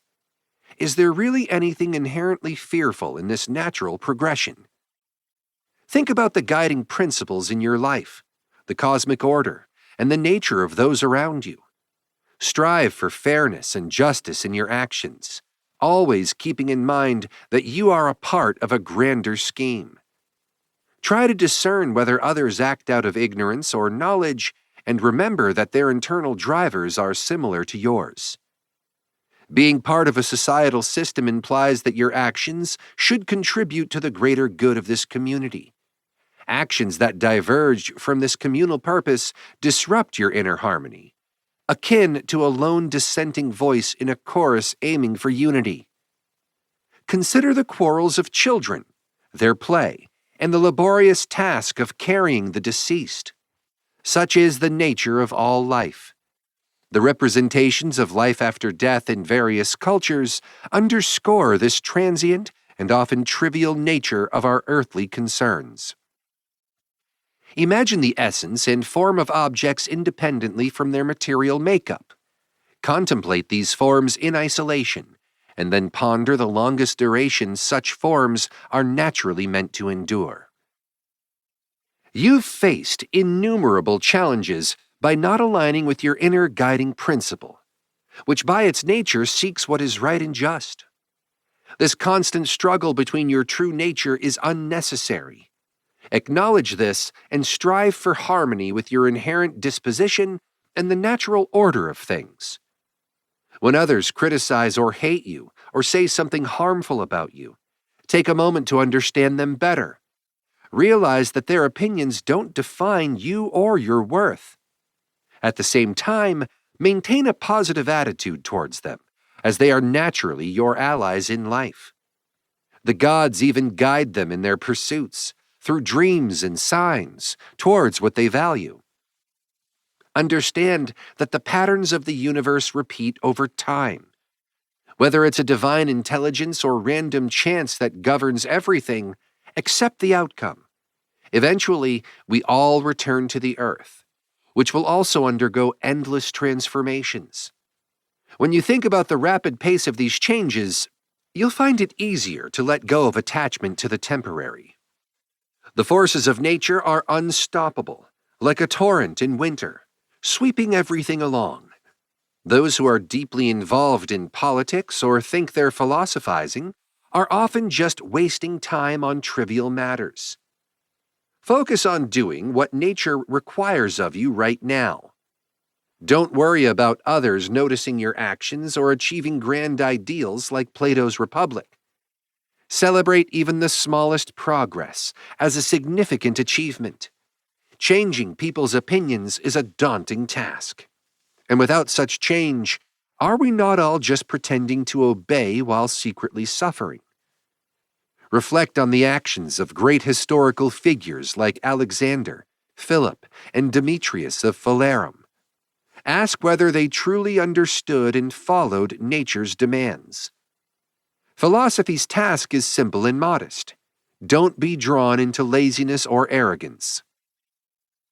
Observe from a higher perspective the myriad of human activities, their celebrations, journeys, births, lives, and deaths. Think about the lives of past generations, those yet to come, and those in distant lands. Many don't know you, and many will soon forget you. Even those who praise you now might soon criticize you. Remember, neither fame after death nor any reputation or anything else really holds lasting value. Embrace tranquility regarding things that come from external sources, and practice justice in actions driven by internal motivations, focusing on social deeds in line with your nature. You can eliminate many needless worries that disturb you, as they exist only in your perception. By considering the vastness of the universe and the endlessness of time, and by reflecting on the brief span from birth to death, you'll realize the insignificance of these concerns. Everything you see around you is transient, and those who witness its end will soon pass away too. Even the longest lived and the prematurely deceased ultimately share the same fate. Think about the real motivations and inner lives of others. When you understand their true nature, you'll see the irrelevance of their praise or blame. Change is merely a part of life. The universe thrives on it. If you believe that everything has always been awry, do you also believe that the gods are powerless to fix it? That the world is doomed to perpetual suffering? Consider the raw materials of life: water, dirt, bones, decay. Even luxurious materials like marble, gold, and silver, or fine clothing and dyes, are just refined versions of simpler elements. Even our breath changes from one form to another. Everything, at its core, is fundamentally the same and subject to constant transformation. Let go of your frustrations and stop your childish complaints. Why are you upset? What is really bothering you? Is it the appearance of things or their essence? Beyond these, there's nothing else. It's time to simplify your relationship with the divine, regardless of whether you study the nature of things for years or just a moment. If someone does wrong, it's their own burden. Maybe they haven't done wrong at all.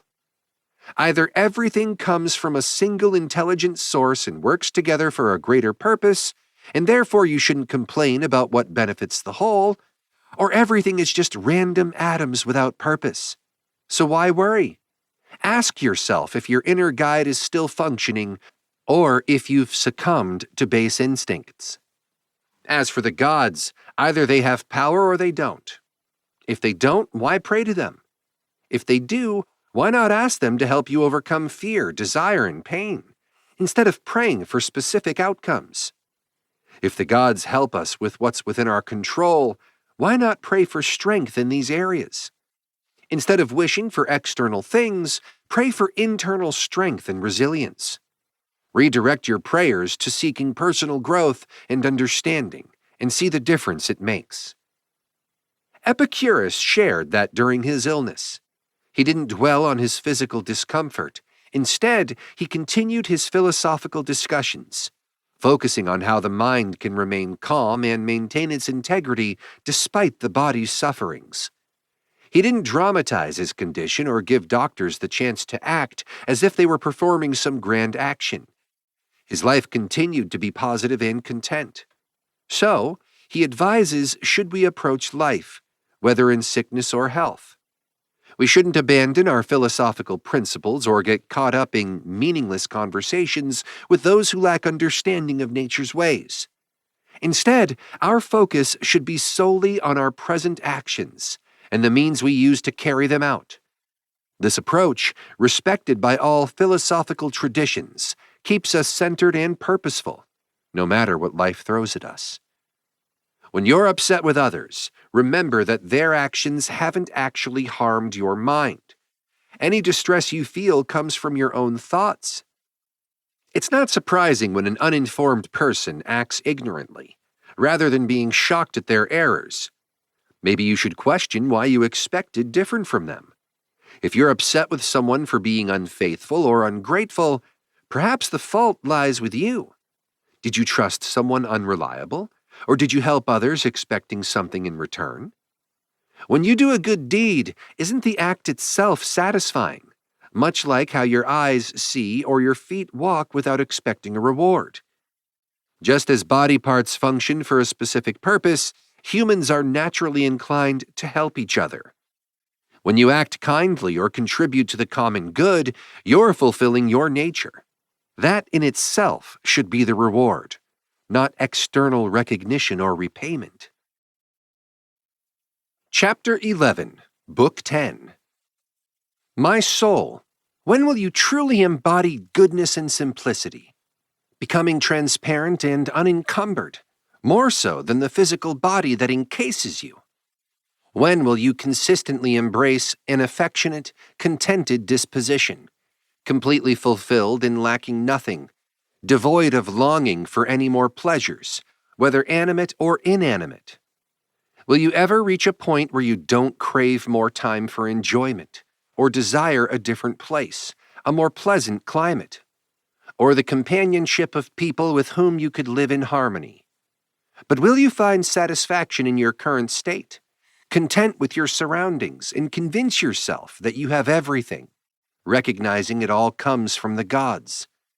that everything is good for you and will continue to be good, aligning with whatever pleases the gods, and whatever they bestow upon you for the preservation of a perfect living being, one that is good, just, and beautiful, which generates, sustains, and encompasses all, even as it dissolves to create other similar entities. Will you become someone who lives in such harmony with both gods and men that you neither find fault with them nor face their condemnation? Reflect on what your nature demands, solely as a being governed by natural instincts. Then do it and embrace it as long as it does not deteriorate your quality of life as a sentient being. Next, consider what your nature as a living being dictates. You may indulge in these things, so long as they do not impair your nature as a rational entity. Remember, a rational being is inherently a social creature. Use these guidelines, then, and free yourself from all other concerns. Focus solely on fulfilling the requirements of your nature as a living, rational, and social being, harmoniously coexisting with the wider world and its inhabitants. Every event in life either aligns with what you're naturally equipped to handle, or it doesn't. If it's something within your capacity to endure, as determined by nature, then accept it without complaint, embracing it as part of your natural ability to cope.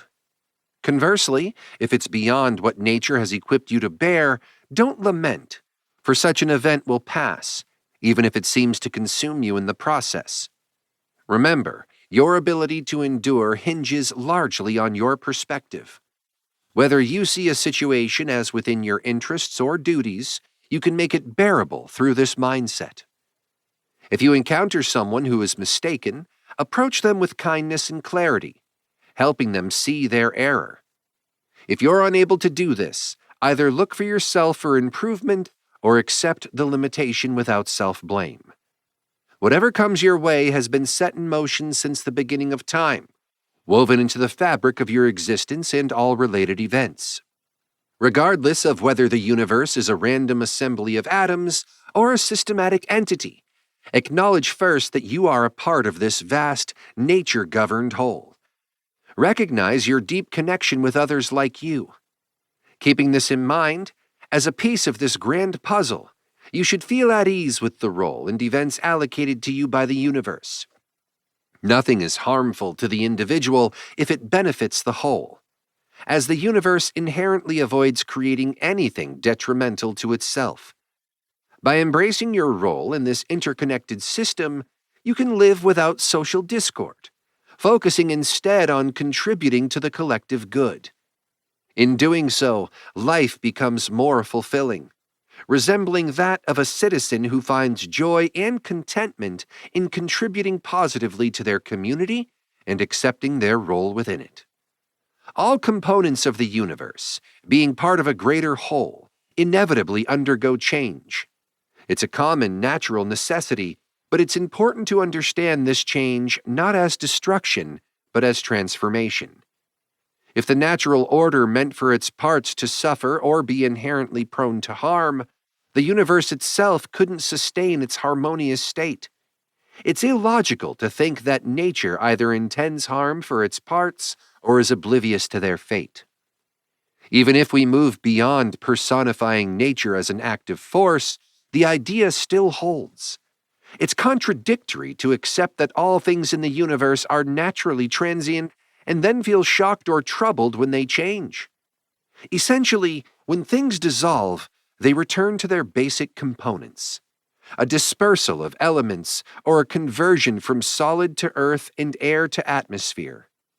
These are simply reabsorbed into the grand scheme of the universe, whether through periodic destruction by fire or through ongoing natural processes. It's a misconception to believe that the physical form you were born with is solely yours since birth. Most of what constitutes our physical form is a recent accumulation from food and air. Therefore, it's this most recent addition that undergoes change, not the original form given at birth. Even if we feel deeply connected to this changing aspect, this shouldn't contradict the understanding of transformation as a natural process. When you adopt qualities like goodness, modesty, truthfulness, rationality, equanimity, and magnanimity, hold on to them firmly. If you ever stray from these virtues, make your way back quickly. Remember, being rational means paying careful attention to details and avoiding carelessness.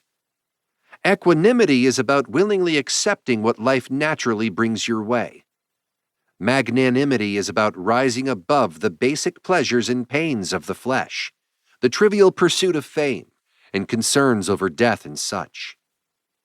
If you live true to these virtues for yourself, not just to be seen or acknowledged by others, your life will transform. Staying as you were before, torn and tarnished by life, is a sign of foolishness. Akin to a wounded gladiator who, despite his injuries, begs to fight another day only to face the same brutal fate. So, embrace these virtues wholeheartedly. If you find yourself deviating from them, either find a quiet space to regain them or consider leaving life, not out of frustration, but with calmness, simplicity, and dignity. Having lived true to these virtues even once is an achievement. To help you remember these virtues, think of the gods who don't seek flattery, but want all beings to be like them. Just as a fig tree naturally produces figs, a dog behaves like a dog, and a bee does what bees do. You should do what is natural for a human, and that is to embody these virtues. Mimi, don't let war, shock, numbness, or servitude erase your sacred principles. You often imagine many things without really understanding nature, and you overlook much. You should approach and handle everything in a way that not only enhances your ability to deal with situations, but also sharpens your reflective skills and strengthens the confidence gained from knowing each thing intimately. This knowledge should be evident in your actions, not ostentatiously paraded, yet not hidden either. When will you fully embrace simplicity, seriousness, and deep understanding of the true nature of things, their role in the universe, their lifespan, their components, and to whom they belong or who can give and take them away? Consider the spider that takes pride in catching a fly, or the person who boasts of catching a hare, or another who is proud of trapping a small fish, or someone else who brags about hunting wild boars, bears, or capturing Sarmatians. If you really think about their underlying beliefs, aren't these actions similar to those of robbers? Develop a way of seeing how everything transforms into something else. Focus on this and practice it as part of your philosophy. This understanding leads to true greatness of spirit. A person who does this detaches from mere physical existence, recognizing that soon enough they must depart from this world and leave everything behind. This realization drives them to dedicate themselves entirely to doing what's right in their actions. They accept whatever life brings with a calm surrender to the universal order. They don't waste time worrying about what others say, think, or do against them. Instead, they find fulfillment in two things: acting justly in their present actions and being content with their current lot. They avoid needless worries and desires, aiming only to follow a straight path in accordance with the law, and in doing so, to align with the divine. There's no need for paranoid fears. If you're unsure what to do, examine your options and proceed with confidence if you see a clear path. If the way isn't clear, pause and seek advice. If obstacles arise, do your best within your capabilities, always striving for what seems just. It's better to aim for this goal and fail while trying not to try at all. Someone who consistently follows reason is simultaneously calm and active, as well as happy and composed. Every morning ask yourself if it really matters if someone else acts justly and rightly. It doesn't. What matters is your reaction and your actions in response to them. Remember, Those who arrogantly dish out praise or criticism are just ordinary people with their own flaws and habits. They too struggle with their desires and fears, and they can be dishonest, not with their hands and feet, but with their most important part, their character, which can embody loyalty, humility, truth, and integrity. To the natural order of the world, a wise and humble person says, "Give what you will, take back what you will." This isn't said with arrogance, but with a sense of obedience and contentment with nature's flow. Your time left in life is short. Live as if you're on a mountain. It doesn't matter where you are if you live your life as part of a greater community, true to your nature. Let people see a real person who lives in harmony with nature. If they can't stand it, so be it. It's better than living a life that's against your true nature. Stop just talking about what a good person should be like. Start being that person. Always think about the vastness of time in the universe. Remember that every individual thing, in terms of its essence, is as insignificant as a speck of dust, and in terms of time, as brief as the twist of a drill. Look at everything around you and see that it's all in a state of decay and change, as if decomposing or scattering. Recognize that nature has designed everything to have an end. Reflect on what people are really like in their everyday actions: eating, sleeping, procreating, and relieving themselves. Then consider their behavior when they are bossy, proud, or in a rage, shouting from their high horses. Remember, not long ago, these very people were subservient to others for trivial matters, and soon enough, they'll be in a completely different state. What's beneficial for each being is what the universal nature brings to it, and it's for their good at the moment it happens. Just as the earth embraces the rain and the vast sky loves to create, the universe loves to manifest what it's about to be. So I too say to the universe, I love as you love.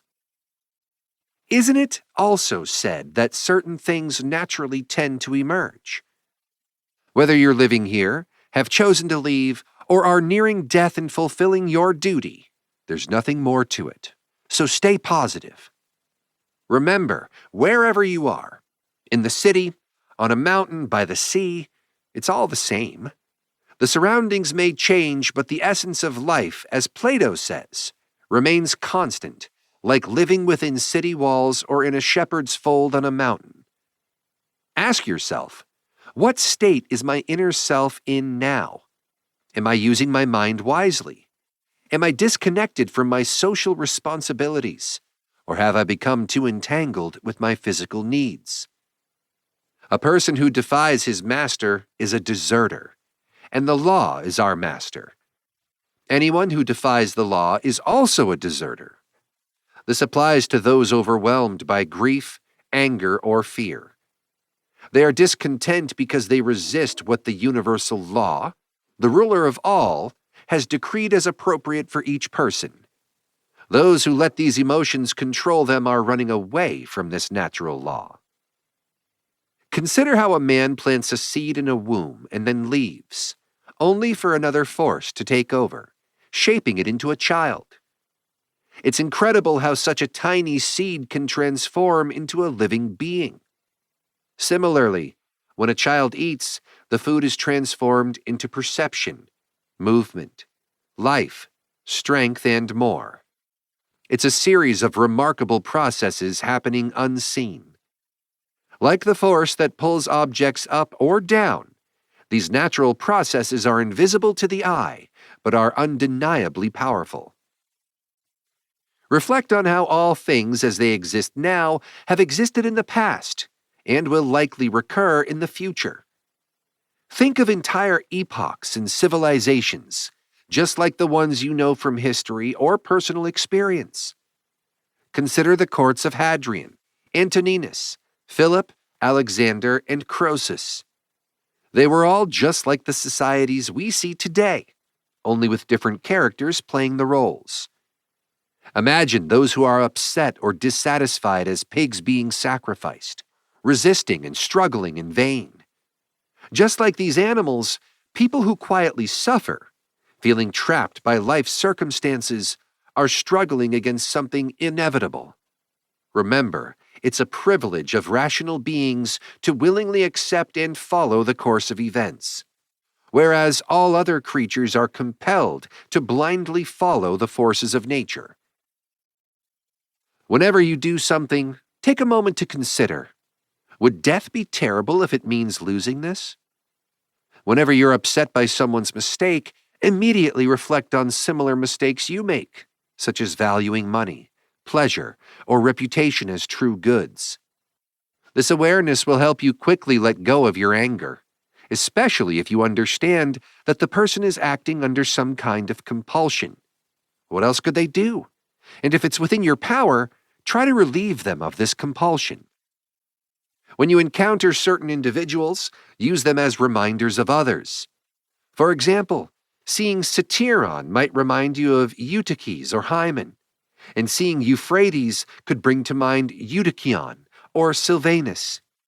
This practice helps to see the transient nature of human existence. Where are all these people now? They're gone, lost in time.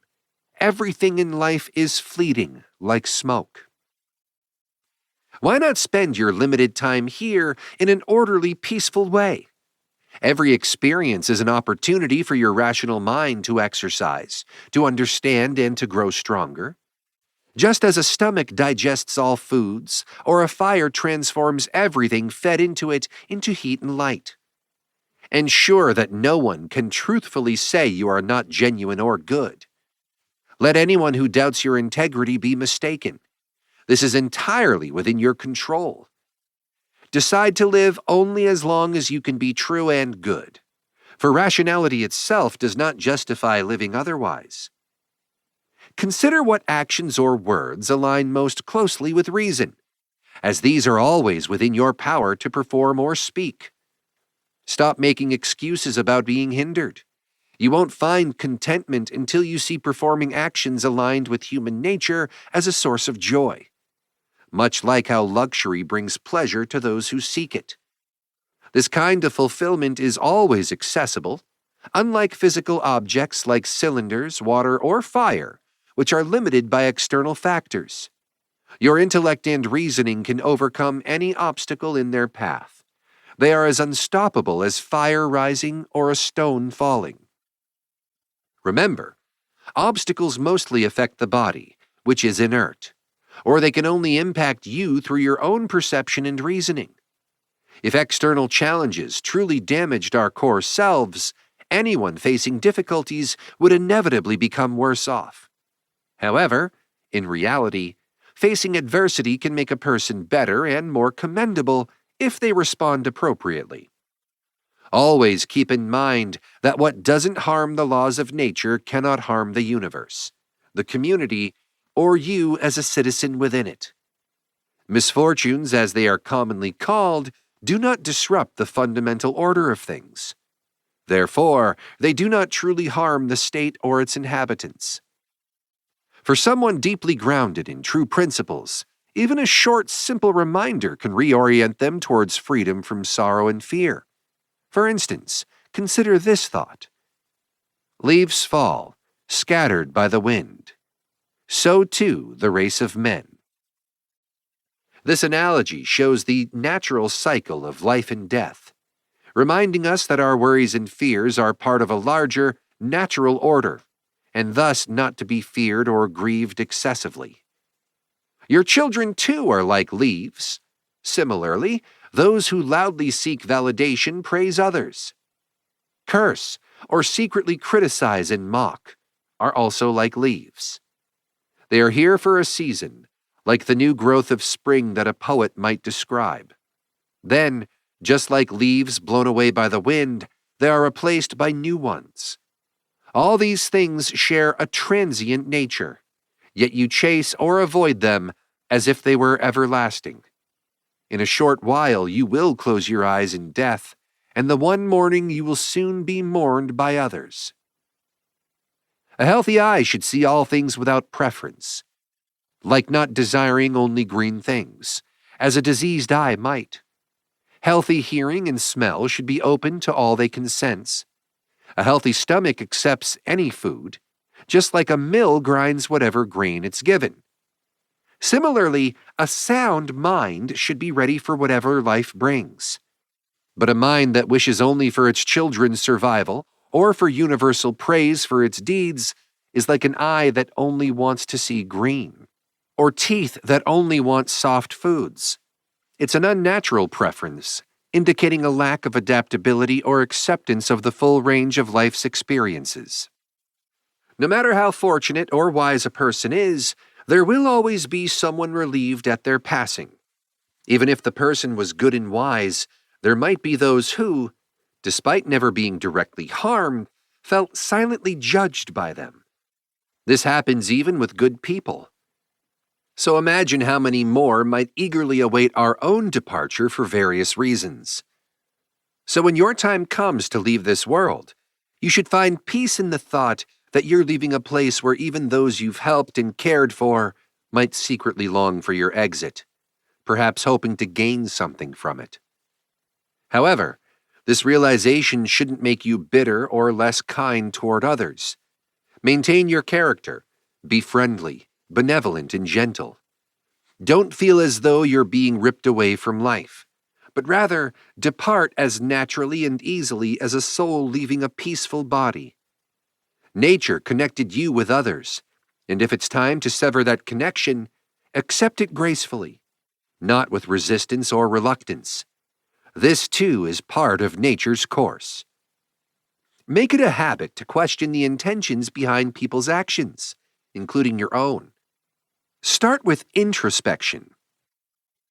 Realize that the true essence of a person is the inner self, the power of thought and reason, the very life within.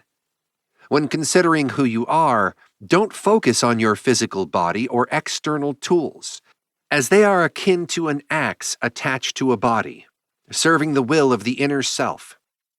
These external parts are useless without the driving force of the mind. Just like a weaver's shuttle, a writer's pen, or a driver's whip are useless without someone to use them. Chapter 12, Book 11. The rational soul possesses unique qualities. It has the ability to reflect on itself, understand itself, and shape its own character. Unlike plants and animals whose fruits are enjoyed by others, the soul enjoys its own fruits, deriving satisfaction from its own actions and choices. It fulfills its purpose at any point in life, regardless of when it ends. Unlike a play or dance that feels incomplete if cut short, the rational soul brings completeness to every moment, able to declare confidently that it possesses what is truly its own. Moreover, the rational soul has the capacity to explore the vastness of the universe, to ponder the endless expanse of time, and to understand the cyclical nature of all things. It recognizes that nothing genuinely new happens under the sun. Everything that will happen has, in essence, already occurred. This perspective is attainable by someone even as young as 40, provided they possess a certain level of awareness and understanding. Another key aspect of the rational soul is its natural inclination towards social virtues like love for others, truthfulness, modesty, and valuing its own rational nature above all else. These are principles also embodied in law. Therefore, the guiding principle of right reason aligns perfectly with the principle of justice. This harmonious alignment illustrates the rational soul's unique position in understanding and living in accordance with universal laws and truths. Reflect on the pleasures of life like music, dance, and sports in a critical way. Break down the melody of song into individual notes and question whether each note truly captivates you. Analyze every movement in a dance and every aspect of an athletic competition. By doing this, you'll see these pleasures for what they are, simple parts forming a whole, and you may start to see them as less significant. This method of breaking things down can be applied to all areas of life, except for virtue and virtuous actions, which should be valued in their entirety. Understand the readiness of the soul for any fate. Whether it's to leave the body, perish, or continue existing, this readiness should stem from thoughtful judgment and dignity, aimed at convincing others through reason rather than from sheer stubbornness or for dramatic effect. Always keep in mind the importance of contributing to the common good. If you've done something beneficial for others, consider that as your reward and continue to do good works without expecting anything more. Your true skill lies in being virtuous. To excel in this, rely on fundamental principles about the universe's nature and human nature. Remember the original purpose of tragedies in theater. They were meant to remind us of life's natural events. If you enjoy watching these representations on stage, understand that similar events occur in the grander stage of life. These events are natural, and even those who lament their fate in plays eventually accept it. Some playwrights have spoken wisely, suggesting that if the gods seem to neglect us and our children, there is a reason for this too. They advise not to be troubled by life's events and to harvest life's experiences as one would harvest ripe grain. After the era of traditional tragedy, old comedy emerged, offering a bold freedom of speech. Its straightforwardness served as a reminder for people to avoid arrogance. Philosophers like Diogenes drew lessons from these comedic works. Then came the middle comedy, transitioning to the new comedy, which eventually evolved into more of a mimicry and entertainment. Despite this shift, these plays still contained valuable insights. However, the overarching purpose of such poetry and theater needs to be considered. What is the ultimate goal of these artistic forms? It's evident that no life condition is better suited for philosophical thought than the one you are currently in. Consider a branch severed from a neighboring limb. It's inevitably cut off from the entire tree. Similarly, a person who isolates himself from others through hatred or avoidance unintentionally separates from the entire community. Unlike the branch forcibly cut, a person has the choice to reconnect and become an integral part of the community again. However, frequent separation can make it challenging to rejoin and fully integrate. A branch originally grown as part of the tree shares a life with it. This is different from a branch that's been cut and grafted later. Though it may physically join the tree, it doesn't share the same essence or history. This analogy can be applied to our social connections, being inherently part of a community versus trying to reintegrate after a detachment. Whether you're committed to doing what's right and reasonable, don't let others' opposition deter you from your actions, nor should it sour your goodwill towards them. Guard against both reactions, being swayed from your course by fear or annoyance, as well as harboring resentment towards those who challenge you. Both responses signify a failure to uphold your duty, whether out of fear or a loss of connection with those who are naturally your allies and friends. Art does not surpass nature. Rather, it seeks to replicate natural processes. Consequently, the most advanced and comprehensive form of nature cannot be inferior to art. Since art works towards higher purposes, so does the universal nature. This is where the concept of justice originates, and upon this foundation are built other virtues. True justice can't be maintained if we obsess over trivial matters or are easily misled, inconsistent, and inconstant. If you find yourself unsettled by desires or aversions, remember that often it's not external events disturbing you, but your own attitudes towards them. Settle your judgments about these matters and they'll cease to agitate you. This way, you won't be seen chasing or evading them, maintaining your inner peace. Maintain the integrity and balance of your soul by not reaching out for external things, shrinking away from challenges, scattering your focus, or becoming weighed down by life's troubles. Instead, let your soul be guided by clarity and insight, enabling you to see the truth in all things and within yourself. If someone looks down on you, that's their issue to deal with. Your responsibility is to ensure you don't act or speak in a way that justifies such contempt. If someone dislikes you, that's their burden. Your role is to remain kind and helpful, offering guidance without criticism or arrogance. Follow the example of great individuals like Phocion, assuming their virtue was genuine. Your inner self should be upright and uncomplaining, visible to the divine as content and untroubled. After all, what harm can befall you if you are acting in harmony with your true nature, and in accordance with the needs of the universe, fulfilling your role as a human being dedicated to the common good?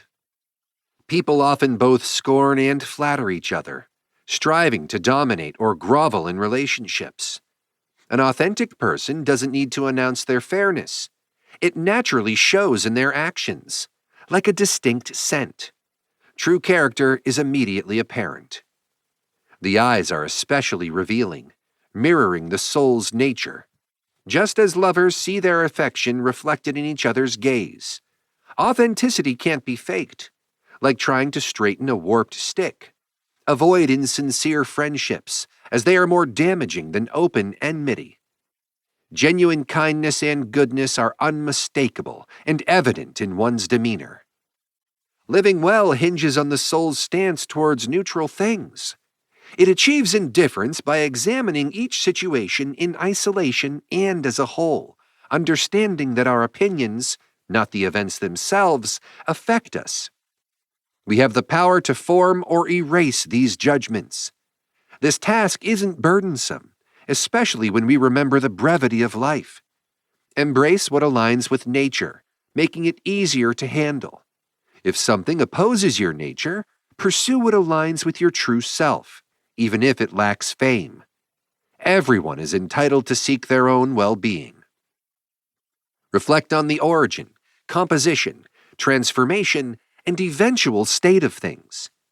Recognize that in change, there's no real loss, fostering a deeper understanding and acceptance of the world's natural order. When you feel wronged by someone, first remember our fundamental connection to others and our role within this collective. We're crafted to coexist, much like a ram guides its flock. If we believe in a universe governed by a greater order rather than random chance, we must accept that the lesser serves the greater, yet they are interconnected and serve each other. Secondly, consider the nature of these people. Reflect on their behavior in daily life, like at the dining table or in private moments. Understand the pressures and beliefs that drive their actions. When you see their behavior stemming from deep-seated opinions or ignorance, it shifts your perspective on their actions. Thirdly, if people act appropriately, there's no reason for upset. But if they act wrongly, it's often not deliberate but out of ignorance. No one willingly chooses to be misguided or to harm others. People are naturally upset when labeled unjust or ungrateful, suggesting a fundamental desire for goodness. Finally, acknowledge your own flaws. You're human, just like everyone else, and prone to err. Even if you avoid certain mistakes, it might be due to fear or concern for your reputation rather than true virtue. Recognizing this can foster empathy and patience towards others' shortcomings. Fifth, remember that you might not fully grasp whether someone's actions are truly wrong. Context and circumstances often define actions, and understanding them requires extensive knowledge. Without this context, passing judgment on others is often flawed. Sixth, remind yourself that life is fleeting. The frustrations and grievances that seem so significant now will pass, as all lives eventually culminate in death. This perspective can help reduce the weight of your troubles. Seventh, realize it's not the actions of others that upset us, but our reactions and beliefs about these actions. If you change your perception and stop seeing someone's action as a personal affront, your anger will dissipate. Ask yourself, does another's misdeed truly reflect on me? If not, then your distress is self-imposed and can be overcome. Eighth, consider that the anger and irritation we feel often cause us more distress than the actual offense. The internal turmoil from our reactions can be more damaging and long-lasting than the event that triggered it. Acknowledging this can help you focus on managing your emotional responses rather than fixating on the actions of others. Ninth, remember that a genuinely kind disposition is unbreakable. If faced with hostility, respond with unwavering kindness. If someone tries to harm you, respond gently, reminding them that our nature is to live in harmony. Explain without sarcasm or reprimand, but with genuine concern and without anger in your heart, that their actions are self-damaging. Do this privately or in a way that doesn't seek to show off or embarrass them. These 9 guidelines are like gifts from the muses, helping you live as a true human. Avoid both flattery and resentment. Both are antisocial and lead to negative consequences. In moments of anger, remember that true strength lies in calmness and gentleness, which align more closely with our nature and thus are truly manly. A person strong in character is not quick to anger or overwhelmed by discomfort. True strength is freedom from passion, while anger is a sign of weakness, just like succumbing to pain. Additionally, as a 10th piece of advice from Apollo, understand that expecting immoral people to act justly is futile and leads to disappointment. It's unrealistic to think that those who do harm to others will spare you from wrong. Expecting bad people to do good, while also expecting them not to harm you, is both irrational and unfair. To enhance your understanding and life experience, it's crucial to guard against 4 main errors in your thought process. Regularly examine your thoughts and discard those that aren't essential. This isn't about suppressing your thoughts, but rather focusing on what truly matters. A clustered mind can lead to confusion and inefficiency. Vigilantly monitor thoughts that could disrupt your relationships or community cohesion. These thoughts, if left unchecked, can cause discord and isolation. Whenever you catch yourself harboring such thoughts, consciously work to replace them with more constructive and harmonious ones. Ensure that your spoken words align with your true thoughts. Speaking untruthfully, even about minor things, can lead to a habit of dishonesty and inauthenticity. By always striving to speak your truth, you cultivate integrity and trustworthiness. When you catch yourself engaging in self-reproach, recognize it as a sign that your higher, more noble self is being overwhelmed by baser instincts. This is often tied to physical or sensory pleasures and is a departure from your true nature. In addition to these, reflect on the natural elements within you and their alignment with the universe's laws. Elements like air and fire have an upward tendency, while earth and water tend to move downwards. Yet they all follow the universal order. In contrast, the human mind often resists and struggles against its natural role. When you find yourself drawn towards negative behaviors like injustice, anger, or fear, you're deviating from your true nature. Similarly, when displeased with the occurrences in life, it signals a departure from your duty of reverence towards the higher order and fairness.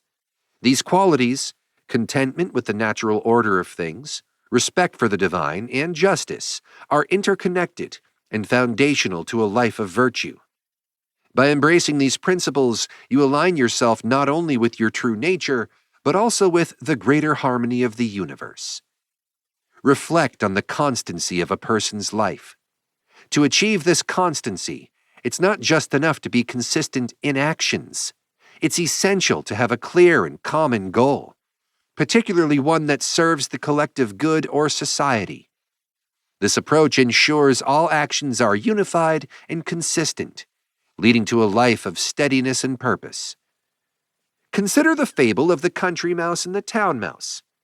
The town mouse lives in constant fear and anxiety, unlike the country mouse who leads a simpler, more tranquil life. This story illustrates the turmoil of choosing a life driven by superficial and material pursuits over a simpler, more meaningful existence. Socrates humorously referred to popular opinions as lamiae, mythical creatures used to scare children, suggesting that these opinions are baseless fears that should not dictate our actions or beliefs.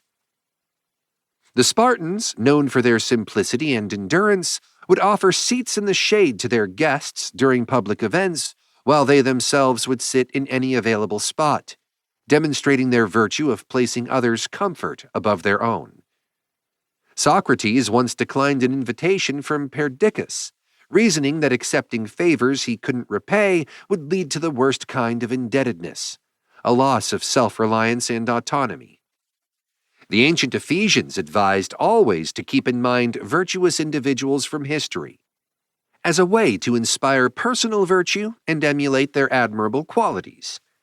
The Pythagoreans recommended looking at the heavens each morning to remember the constant and orderly nature of the celestial bodies, which serve as a reminder of consistency and purity in our own lives.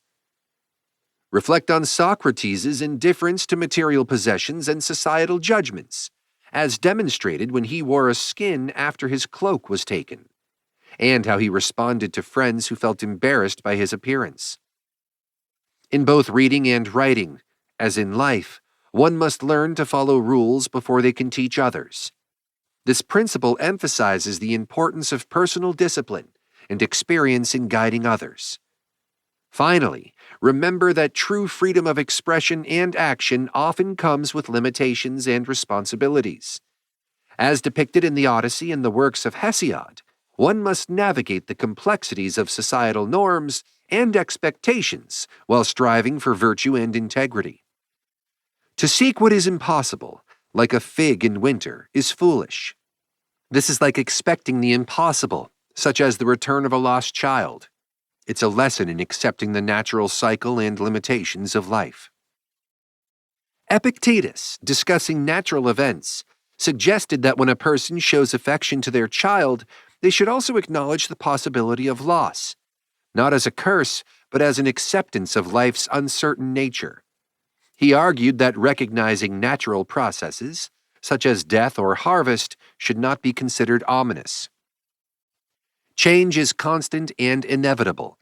An unripe grape, a ripe bunch, and a dried grape are all stages of transformation, not a transition into non-existence.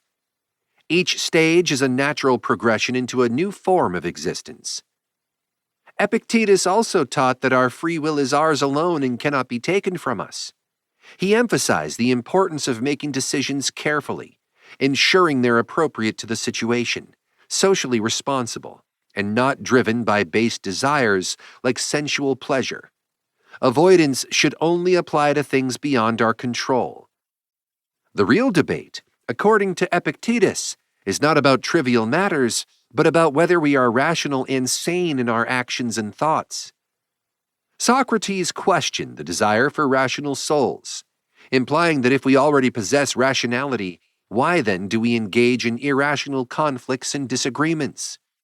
This calls for introspection on why, if endowed with reason, people still engage in senseless disputes, highlighting a disconnect between possessing rationality and applying it in life. Chapter 13, Book 12. If you stop focusing on the past and stop worrying about the future, trusting it to providence, you can achieve your goals now. This means living in the present with devotion and fairness. Devotion in this context refers to accepting your fate as it's been allocated by nature, which is believed to have designed you and your life's circumstances in harmony. Fairness involves speaking the truth and acting justly, respecting the laws and treating each with fairness.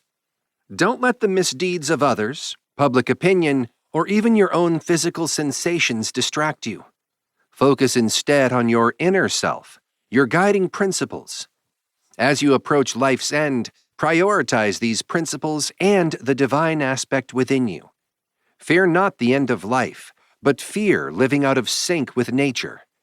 This alignment makes you a true part of the world, eliminating feelings of alienation or surprise at everyday occurrences. Imagine a deity seeing beyond our physical forms, directly into our true selves, our core principles. This deity connects with the part of us that emanates from a divine source. If you adopt this perspective, looking beyond the physical to focus on the inner self, you'll find peace. This mindset frees you from obsessing over external things like clothes, housing, reputation, or other superficial concerns. You have your life, your intelligence, and your breath. While you should care for your physical well-being, your true essence lies in your intelligence. Detach yourself from the actions and words of others, as well as your past deeds and anxieties about the future. Also, let go of concerns about your body and the life it sustains, as these are not entirely within your control. Focus on your intellect, free from external influences, committed to justice, truth, and acceptance of what unfolds. Imagine your mind as a perfect sphere, like Empedocles described, harmonious and self-contained. If you focus solely on the present, you can live the rest of your life calmly, with dignity, guided by your inner wisdom. It's curious how we value others' opinions of us more than our own. If someone, a deity or a wise mentor, asked us to vocalize every thought as soon as it formed, we'd find it unbearable. This shows how much we prioritize others' views over our own self-assessment. How is it that the gods, who have set up everything nicely for us, missed out on one thing? That good people, those really connected with divine forces through their religious actions, cease to exist after death. But think about it. If it was supposed to be different, the gods would have made it so. If it was fair, it would be possible. And if it was natural, nature would allow it. Since it's not like that, it means it shouldn't be. Arguing against this is like arguing with the gods, who we believe are fair and just.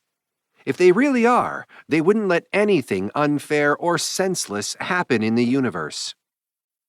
Practice even what seems impossible. Just like the left hand, which usually isn't as skilled, can hold reins better because of practice. Think about the state of a person's body and mind at death. Remember, life is short. The vastness of time before and after us, and how frail everything really is. Reflect on the core essence of things, the reason behind actions. Understand what pain, pleasure, death, and fame really are. Realize that each person is responsible for their own discomfort and that no one can truly stop another person.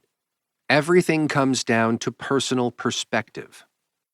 In applying your beliefs, be like a versatile fighter, not a one-trick gladiator. The gladiator loses their weapon and is defeated, but the versatile fighter always has their skills ready, able to adapt and use them as needed. Look at things as they truly are, breaking them down into their material shape and purpose. Recognize the amazing ability humans have to only act in ways that are in harmony with a higher power, and to gracefully accept whatever life brings. When it comes to natural events, don't blame the gods or people. The gods don't do wrong, and people err mostly without intent. So in essence, blame no one. It's odd and naive to be shocked by life's events. The world is either governed by a set fate, a caring divine force, or is in total chaos. If fate rules, fighting it is pointless. If there's a divine will, strive to align with it. If it's chaos, be thankful for the wisdom you possess. Even if life's storm sweeps you away, it can't take away your inner intelligence. Like a lamp burns brightly until it goes out, let truth, justice, and self-control shine within you till your end. When you see someone doing wrong, ask yourself if you really understand their actions. And even if they are wrong, they might already be punishing themselves. Wishing a bad person wouldn't do bad things is as senseless as wishing trees didn't bear fruit or babies didn't cry. Your job is to manage your own reactions and attitudes. Simply put, if it's not just, don't do it. If it's not true, don't say it. Focus your efforts on this principle. Always analyze what creates your perceptions by breaking it down into its form, material, purpose, and the time it has before it ends. Remember, you have within you something more divine than the external things triggering your emotions. Ask yourself, what's influencing my mind now? Is it fear, doubt, desire? Firstly, act neither carelessly nor without a clear purpose. Secondly, ensure your actions always aim towards the benefit of society. Realize that soon you will no longer exist, nor will the things and people you see now. Everything is designed by nature for transformation and eventual cessation, to make way for new entities. Understand that all is a matter of perception, and this perception lies within your control. Remove it when you choose, and like a sailor rounding a cape, you'll find calm waters and a tranquil harbor.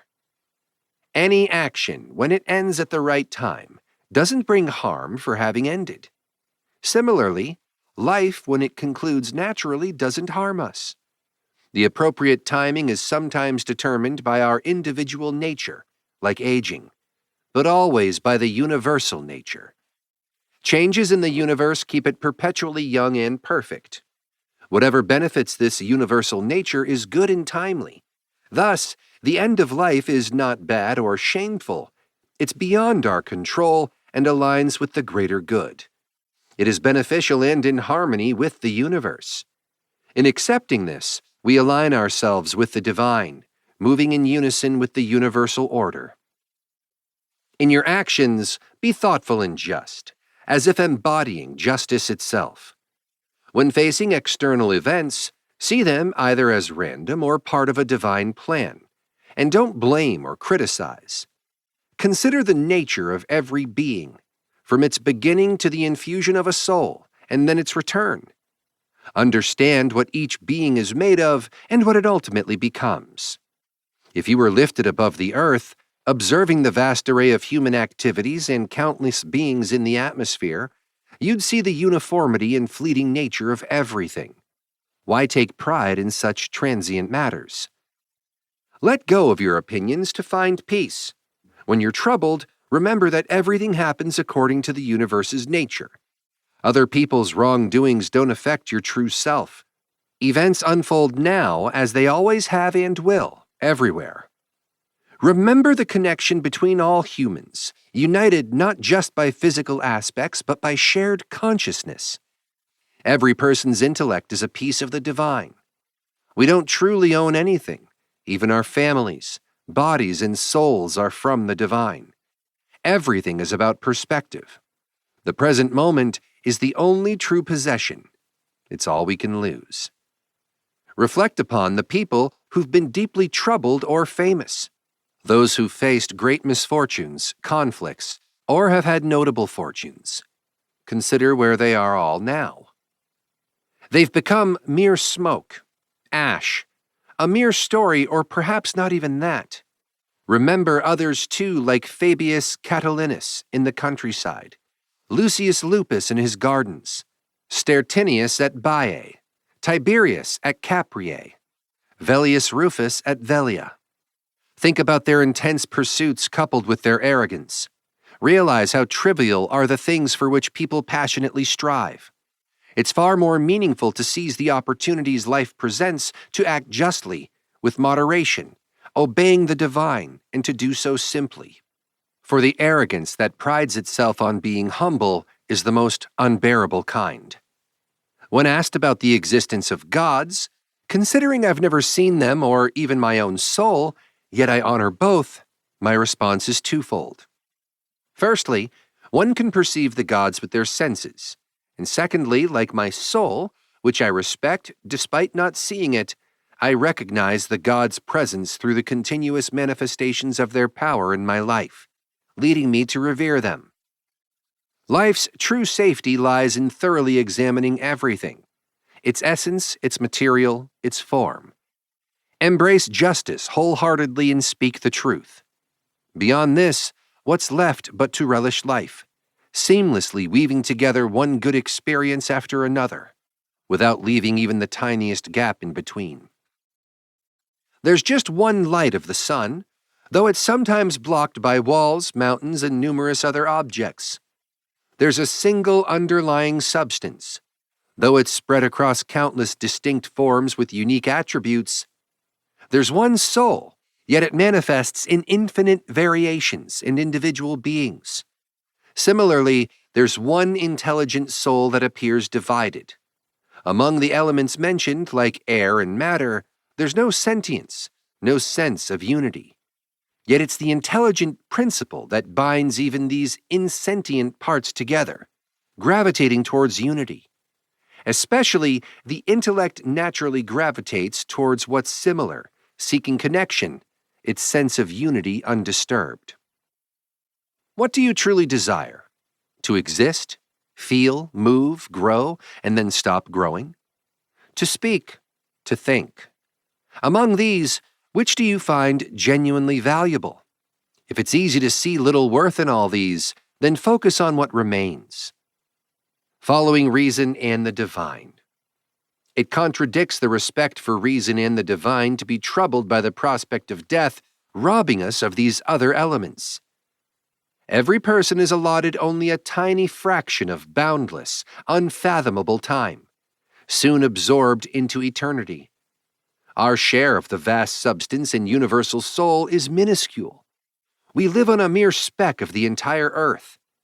Considering these, view nothing as great except living true to your nature and accepting the universal nature's course. Focus on how the mind uses itself. This is key. Everything else, within your control or not, is merely inert ash and smoke. This thought can help you view death with indifference. Even those who value pleasure and despise pain have managed to disregard death. The person for whom only timely goods matter, who is indifferent to performing more or fewer actions aligned with reason, and who is unbothered by a longer or shorter life, doesn't find death fearsome. You've been a citizen of this vast universe. Does it matter if your time here is 5 years or 3? What's lawful is fair for all. It's no tragedy if nature, which brought you into this world, now asks you to leave just as an actor might be dismissed from the stage. But I've completed only 3 acts, not 5, you might say. In life, sometimes 3 acts makes the whole play. The length of your life is determined by the same force that created and will end it, not by you. Leave contentedly, for the force that frees you is also content. Chapter 14. Conclusion.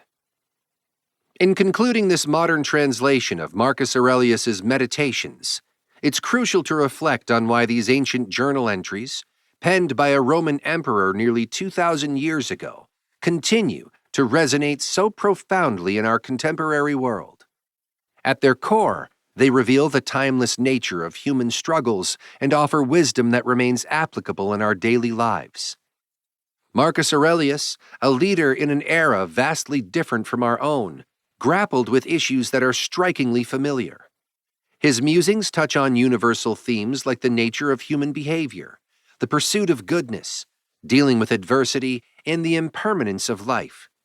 These are struggles that every individual, regardless of era or culture, encounters.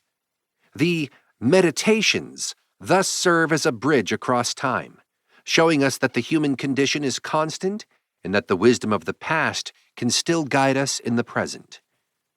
One of the most compelling aspects of Aurelius's writings is their introspective and personal nature. As a Stoic, he sought to understand his place in the world and how to live in harmony with nature and society. His thoughts were not meant for public consumption, but were personal reminders on how to maintain his composure and virtue in the face of trials and responsibilities.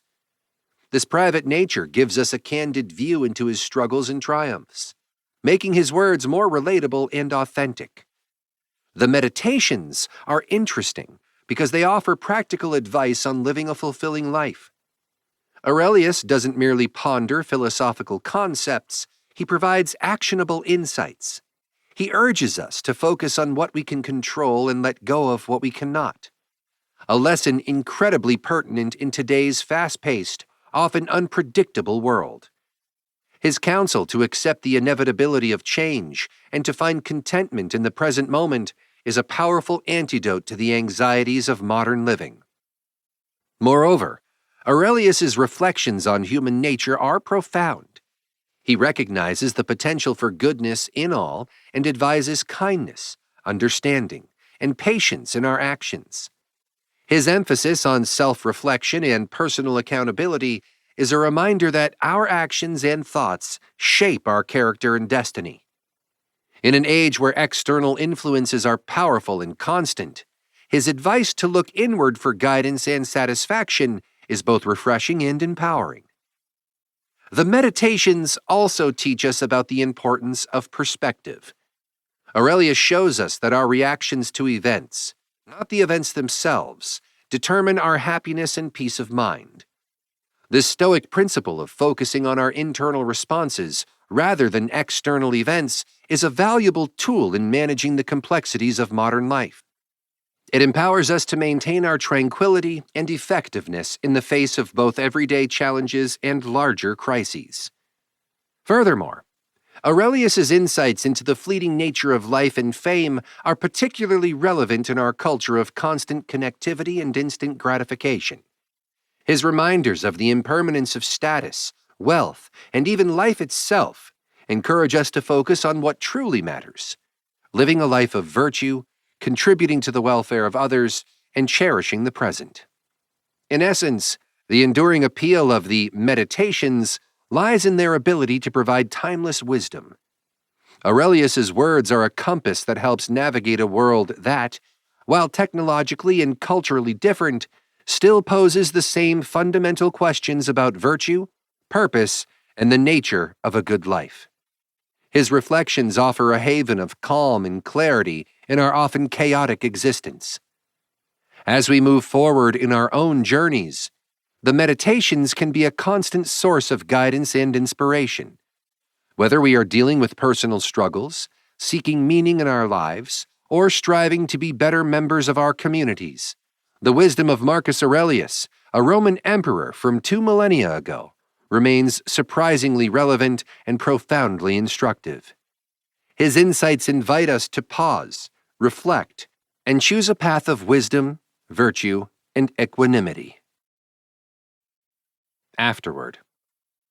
Meditations was written between 170 and 180 by Marcus Aurelius Antoninus Augustus, Emperor of Rome.